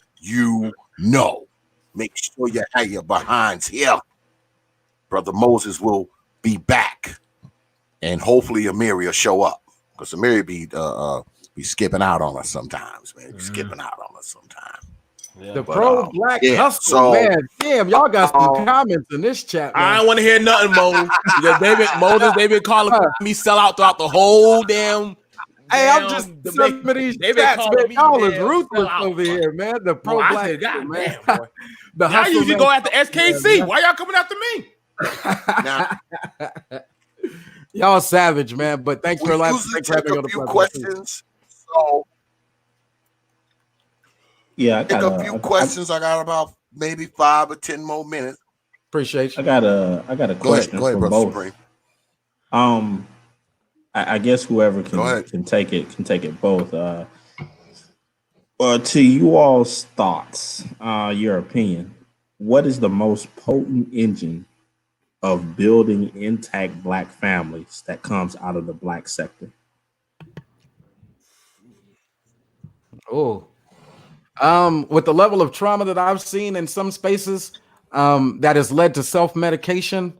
I'm still adamant about marijuana, especially a type that is actually like relaxing, calming of the nerves, anxiety, depression, any of those people who are, trying to save themselves. I think there is an anxiety with sticking it out here. I think there is a real case to be made for that pro-blackness that says, I'm so pro-black and I ain't going anywhere. I'm going to stay right here and suffer it all. And if that means that I'm assimilating or that now I'm beholden to the society and all of that, okay. But just because I'm here, don't think that will silence me. I'll continue to do what I do, continue to keep rocking. The non-disclosure, I won't be the person who just keeps bragging about what Moses is doing. I'll continue just to be pro-black and just let it be that. But then other than that, man, I think there's a number of ways that conversation can go. So I'll just leave it right there for B.M.T to come in and give his opinion. I want to say from my set experiences, it's an access to a better education or knowledge. That's literally what I'm watching a lot of these men are crying out for. They get the knowledge how to work on an engine, how to do certain said things, how to be able to have access to set better jobs and a better access of life. Your options open up to you. You have more options where you don't have to just take any old said little tail that walks by. And Lord knows I've had my time where I've laid on that mattress with that dumb bunquisha. But the minute I started bettering my lifestyle, don't judge me, X. The minute I done better my lifestyle, the minute I started getting my money up, and we talked about this, you have better access to having a more stable lifestyle where you can put your family in a more comfortable, more productive lifestyle, and you have more of an appreciation. Because see, when you work for something hard and you build up something, you are literally going to protect that, because you're like, well, damn, I worked hard to put these vehicles here, this house, this land, this property, to build this family. So the stuff that I worked hard and I built upon myself, and the woman that I chose, but I don't want her to fuck it up. I'm gonna choose a woman who can match me and do and build up the household. So my woman, she's going to school right now, but she's already got an education, and I already got at least about 2 educations under my belt. So when we can start, because mind you, we've been seeing those who have been able to gravitate and get a strong education, learn some skills. I ain't say they gotta go to college, but get some kind of skills or trades or schooling under their belt. They've been able to up their advantages of getting a said better job, better lifestyle. I mean, all of us brothers here have some stuff under our belt that literally we know that, listen, we're viable to building up our own said system, not depending on a system that literally we know that does not work. So since you said that, BMT, for both of you all, when will the Black marriage rate see an increase from its 65-year decline? Yeah. Listen. When will it see a? Yeah, I just said marijuana. So if you want to see, hey, that's me, man. When will you see a decline? When you actually see the full legalization and decriminalization. I think that the self-medication route is one that, look, you either got opioids, you got the major pharmaceutical companies, and then you have one legitimate industry where African Americans have a track record of super success. And that is the marijuana industry. It shows that like 80% of those minor arrests was for people who were probably self-medicating. If we can win that battle socially, economically, and politically, you'll see a better success rate. That is my point. I'm sticking to it. That 40,000 median income that you're seeing, imagine that when the black man has the right to his land and the cultivation of his own crop, and then his self-medication is no longer contingent upon somebody else's, or that entire industry and the millions, I mark my words, billions that are there collectively, but millions if it's your own personal business that you are able to comfortably operate in without the government enforcing or the state taking away your leverage there, which is your product. Man, self-medication is the thing. I'm thinking it's health. Health is going to be with us for a while. We had like 20% of the folks, which is the data that I showed from the Pew Research Institute of Medicine, 20% that are still uninsured. Those people may not have access to the same level of health care. They're going to need that self-medication option. And then for those who get older, they're going to look, even veterans have legalized marijuana as an option. And so they have that social, that state lens, the state sponsors their medication route. But for the rest of us, legalize marijuana, give that industry the leg it needs or the economic infusion that it needs politically. So that's not the criminalization route, and watch that black family with that source of income prosper. Sorry, long. It's not bootstrapping, but it is one that's deeply situated in our situation. Right now, we've been getting whooped since President Nixon put in this war against drugs. Even before then, President Nixon and Moynihan report in 1968, that era right there has been the one of where we started seeing the most rapid decline of our land ownership. Why? Because it's been an ongoing assault against our usage and utilization of real fertile land for cash crops. Cash crop 2020, marijuana. That's my solution. So Brother Moses, you say marijuana would be my solution. Once it's legalized will help to increase the black marriage rate. What do you say, BMT? What? Okay. I was hoping that we would probably go back to getting some trades and some viable skills. Literally, we had home economic skills. We had sewing. Or I should ask you, BMT. Do you think that the marriage rate will see an increase from its 65-year decline? No. In Black America. Hell no. That shit going down like the Titanic. Let's all just get on the board on the door and just watch that shit go down. Literally, now we are in the era where I don't have to fuck with you. As Big Sean said, I don't have to fuck with you. So, and I'm fine with that because now it's saying that I have a choice. If you don't want to do what's right, that's on you. I'm going to do what's right. That's all on me. I can't stop her from spreading her legs and pushing out 9 babies and going in front of that white man and saying, you need to take care of my damn kid. I can't stop that bitch no more. She free. She free. But me, I can stop me from sticking my dick in her and going out there and getting me a set job and doing well for myself. You do have that choice. Just like they're saying they don't want to fuck with you. And we literally have the videos and all the audios of literally said women saying they got girls trip, they got all these damn things. Show me the last time we seen a video of black men saying, listen, man, we ain't fucking with y'all. We going to do our own shit. Show me that. So just to get a understanding, because I'm trying to understand your point, Brother Moses, when you say the whole thing about the legalization of marijuana would improve the marriage rate within Black America. Are you saying that the marriage rate in Black America suffers only because of economic reasons? Now, it's not only because of economic reasons, and thanks for the follow-up question. But we got to have solutions that are big enough for a nation, and a nation that is equivalent to the size of Spain. And so you're talking land and the allocation of land and resources and products that can actually be created that sustain the Black household. That financial boost is definitely one. The accumulation of wealth and resources, that's nation thinking. And so because of that, I have to give you a solution that's rooted in national thinking levels, not individual. The individual and the personal decisions that women make. I can see accountability improve the Black woman's accountability, but that's not a solution for nations. That's one that's contingent upon personal rather than this big ethical argument. I think it's still restricted. Anyway, mine's is health as an industry, being able to provide a market that supports health as an industry. And right now, Black folks have been self-medicating since the 60s.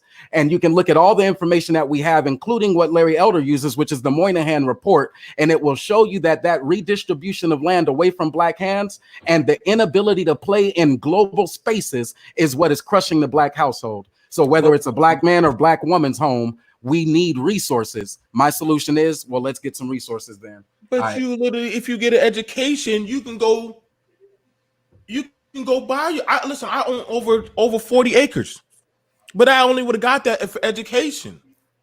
I only would have got that for said development of myself. Like, that's cool. I'm just saying, like, I don't see no Black people running out there whenever I got to do land development. That's the same Larry Elder argument. He says that we don't value education. So Larry Elder is doing the same education, and he's saying the Black household and what women aren't doing, and the birth out of birth wedlock and that single home. That argument has been made. And so to add to that, I would just tell you, look, you still need ethical economics, even if you do have that woman's accountability. I don't think that you can guarantee that that woman is going to be accountable. Is going to be accountable later. What I do see that is this conversation is about what men would create for their nation, and what men are to advocate for their nation is the land and the resources. This is a political and social economic debate of millions of men, right? And you're asking for the disenfranchisement of those millions, but what are you offering in return would be my question. Your solution for personal accountability, all right. What does that generate? Now, my solution of marijuana business, what is the dollar value of my solution versus what his is right now? I Prophet. Let me just do this. Let me just do this for y'all. I'm gonna show you. I'm gonna show you how if you tell them you have money, they will come. That has always been. Oh, the women will come. The women, anybody will come. Let me show you. Here on B.M.T. at the time, we made a POF account. All the viewers, LAR, all of us, we literally made a fake account. Now, when we made a fake account, we told them that we were 6 foot something, that literally that we want to be a sugar daddy, that we'll take care of them, that we get money, we got 100 roses, that we'll make it rain, and all that stuff. Now, literally, we told them all that stuff. Did you know that literally, and just doing that, mind you, look, I gotta show you. Let me show y'all this fake ass account that we made, and these people. That's the B.M.T. profile. Our name is Denzel Sausage. That literally is the name we go by. We work at IT. All this dumb shit we drink socially. I can't make this shit up. We did this real time. Hold on, make your point so I could counter this shit real quick. Good luck. Oh, good luck countering this shit. Look at this shit. And let me share my screen. Let me counter that shit, man. And us doing that, all these women, all these Black women started showing up, boy. It was like a Noah in the Ark. And all these women, knowing damn well my name is Denzel Sausage, they just start saying, "Oh, daddy, I'll take care of you," and all this shit. And I was like, okay. That's a good study. As long as I say I got money and I'll say I got resources, y'all don't give a shit. Y'all just, it's the same. And I'm telling you right now, listen, bro, this fake inbox, stay full. I got 23 that want to meet this Denzel Sausage, and another 9 that literally say, even though I got kids, I'll still treat you like my king. All right, we got it. Enough said. Can I not? All right, I'm just showing you. Man. That's I the gotta market. That's the market. That's the market. Denzel Sausage. You can't deny those. You can't deny those stats. And so while he's showing you that, let me show you the true mind of the pro-black then. While he's creating a dummy account, I'm creating an actual Hitch algorithm. When you do get those dummy accounts, you can actually start to quantify which of those candidates meets your standards, right? And so we got some basic instructions here on the right, or we also have the basics instructions here that you can actually read. So when you use this Excel spreadsheet, which has macros and pivot tables built in, as well as comments, I'm gonna show you what it does. Basic instructions. First thing is you list the characteristics that you're looking for. See, when black men are creating, we want you first to start with what's important to you. And even in this thing, this tool, I say that's being created, not a fake account, but an actual tool. You'll also see that when it comes to dating single women, that is an automatic disqualifier based on how many kids that she has. And that's also built into this formula. But let me go here. Each and every candidate now has to meet your standards. You get to choose what characteristics you're looking for, things such as ambition. I'm looking for a woman who cleans. I'm looking for a woman with, if economics is your benchmark, it's not always. What we try to say is stay away from the physical attributes like 5'6" or above, or more than or less than 200 pounds. But those real things that are not subjective, like is she trustworthy? Does she answer the call? You may have to learn. Pick your top 10 characteristics, you input those there. And as you're scrolling through all of those candidates, you just say next candidate. How do you list them? You list them right here. Are you body candidate. shaming? Next candidate, next candidate, next candidate. And so while you're creating dummy accounts, we're creating actual tools that make a difference and an impact. Even in Denzel sausage is this real. ain't no game. This ain't no game. Fuck Denzel, man. Real. We talking about Larry Elder here, man. We talk about doing real analysis of our OGs in this space, in this political space, and that's what we provide. That's a receipt right there. Pro-black action and activity at large. Do we have to share that though? Nah, man. I don't have to share you the open source code. I can tell you that we got that skills. Don't dismiss that we have skills. Don't dismiss our skills. Daddy, I will don't take dismiss care our of skills. And I will love up on you by making it about black our women. Nubian queen.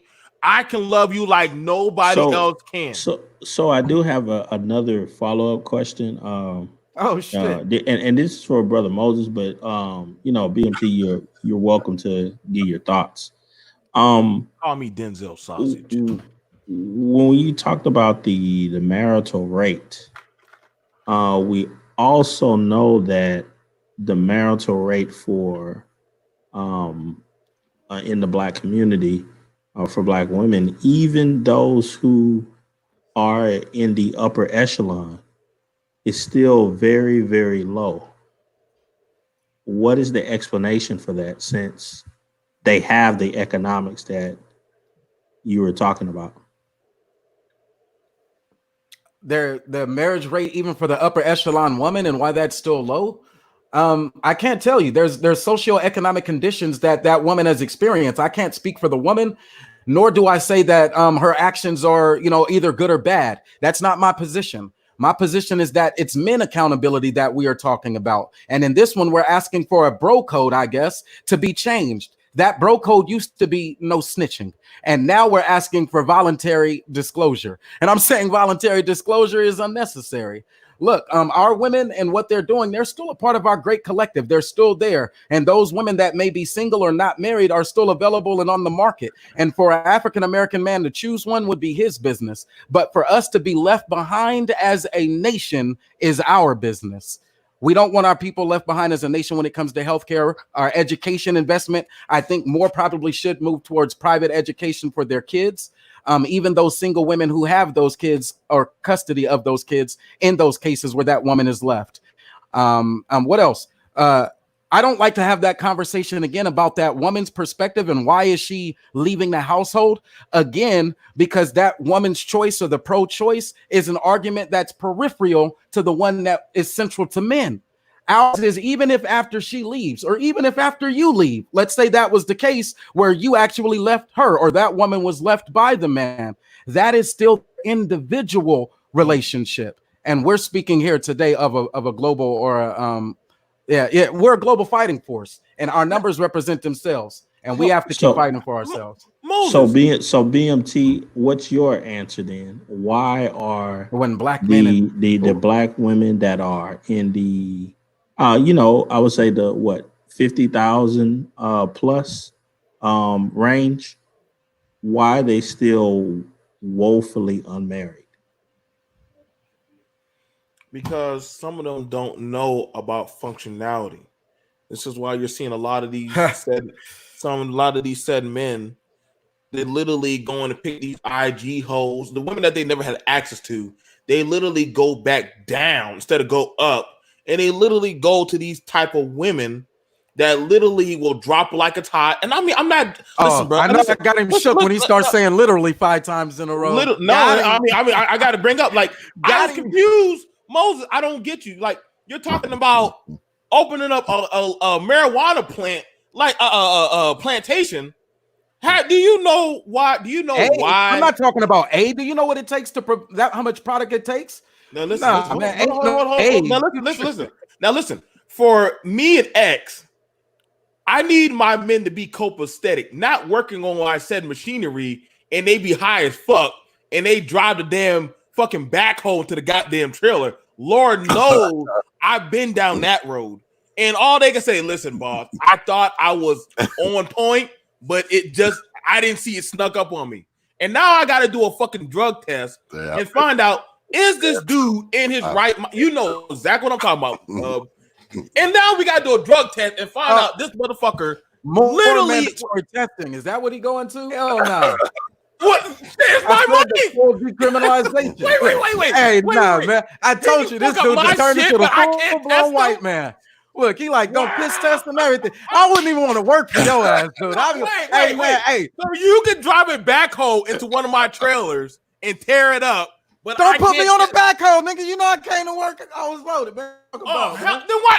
Wait. Why would I let you come to work? One of them office jobs over there. Wow. You don't need no marketing. Oh boy. Look. Now he's. I can't look. Well, right there now, you go. Look, that's why we ain't go. That's why you can't get mad, S.K.C. B.M.T, look though. Right now, the backhoe. I'm gonna trust you with the hose. B.M.T, look though. Right now, we got people who are already self-medicating every day. We have veterans who are approved for medicinal marijuana and Tylenol and all type of shit. We got people who can't get a day with a drink. Yes, we have experienced certain trauma that have made people operate within their levels of dysfunction. Not saying that high you risk is the suicide rate. You have how high is the suicide rate? How high is the suicide rate?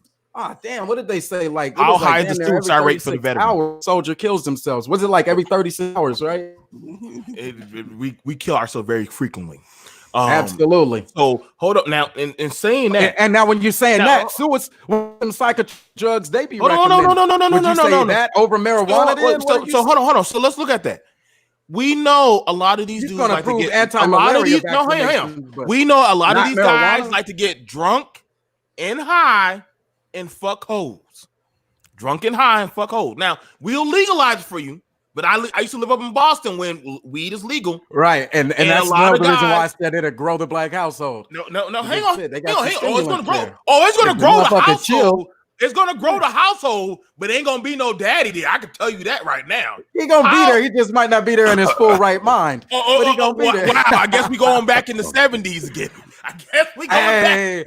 Hey, they say the Larry Elder argument. So we trying to make more bastard babies. God damn it! I didn't say bastard babies. I said he gonna stay. First of all, anyway, I'm about to wrap this up because I need to go to bed.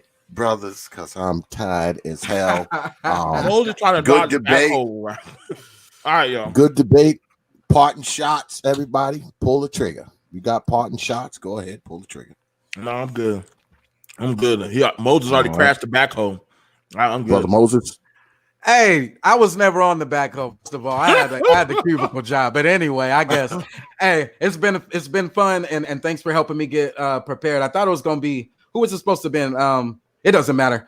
B.M.T, phenomenal job. Thanks for the opportunity to build on such a meaningful topic. I know they're trying to push vaccinations and shit. They're trying to make it mandatory. I would still say the right to refusal should be our right, but that is very real and that is very right now. I'm not going to rest on it. We ought to have the right to just say no. Fuck that shit. And in this case, If you're an anti-vaxxer, I would say just say no. And if you're not, all right, get whatever shots they recommend or whatever treatment they recommend. This isn't for you. But I say, yes, we still need the protection of those who did not want their kids to become guinea pigs for some new vaccination. Legalize marijuana. Stop talking to me about fucking malaria and Klonopin and all of that. That's current in today. And I can't share my screen to show that. We won't do it, but I'll close on that.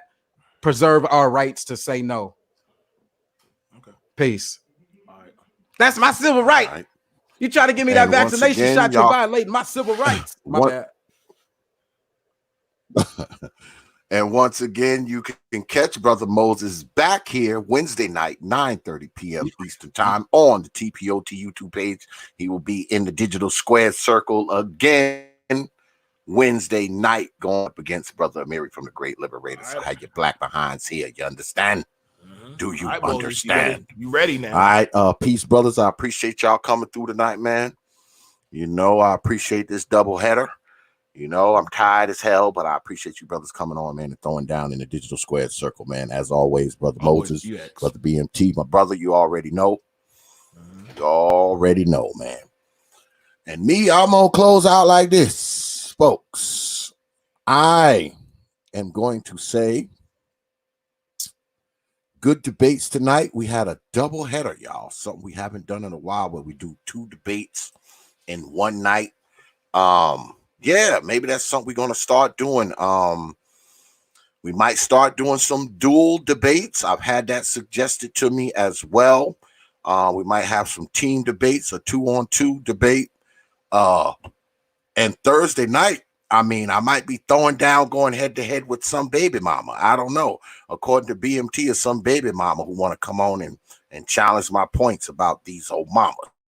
I welcome the challenge. But anyway, I appreciate everybody coming out tonight, man.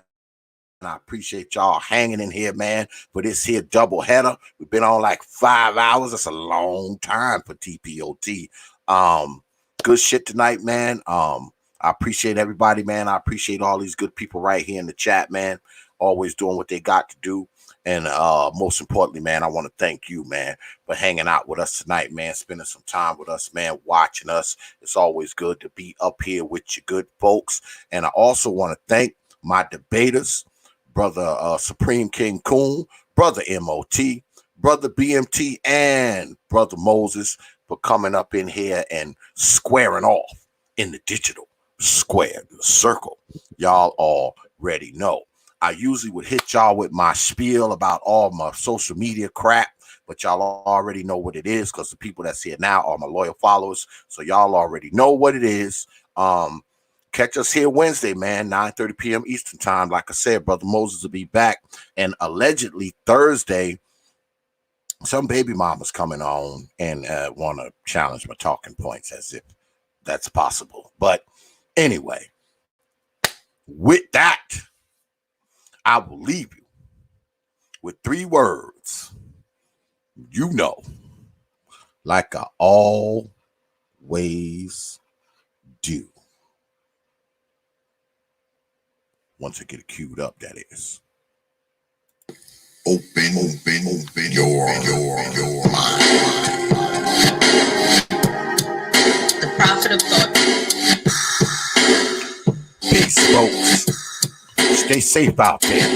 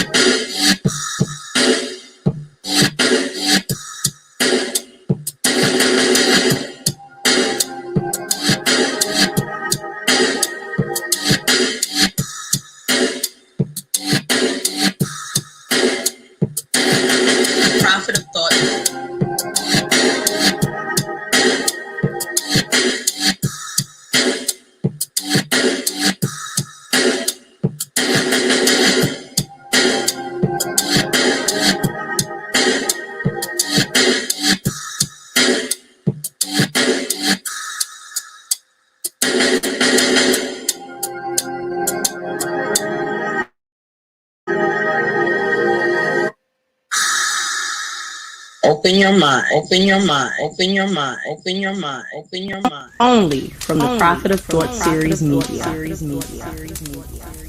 Open your minds.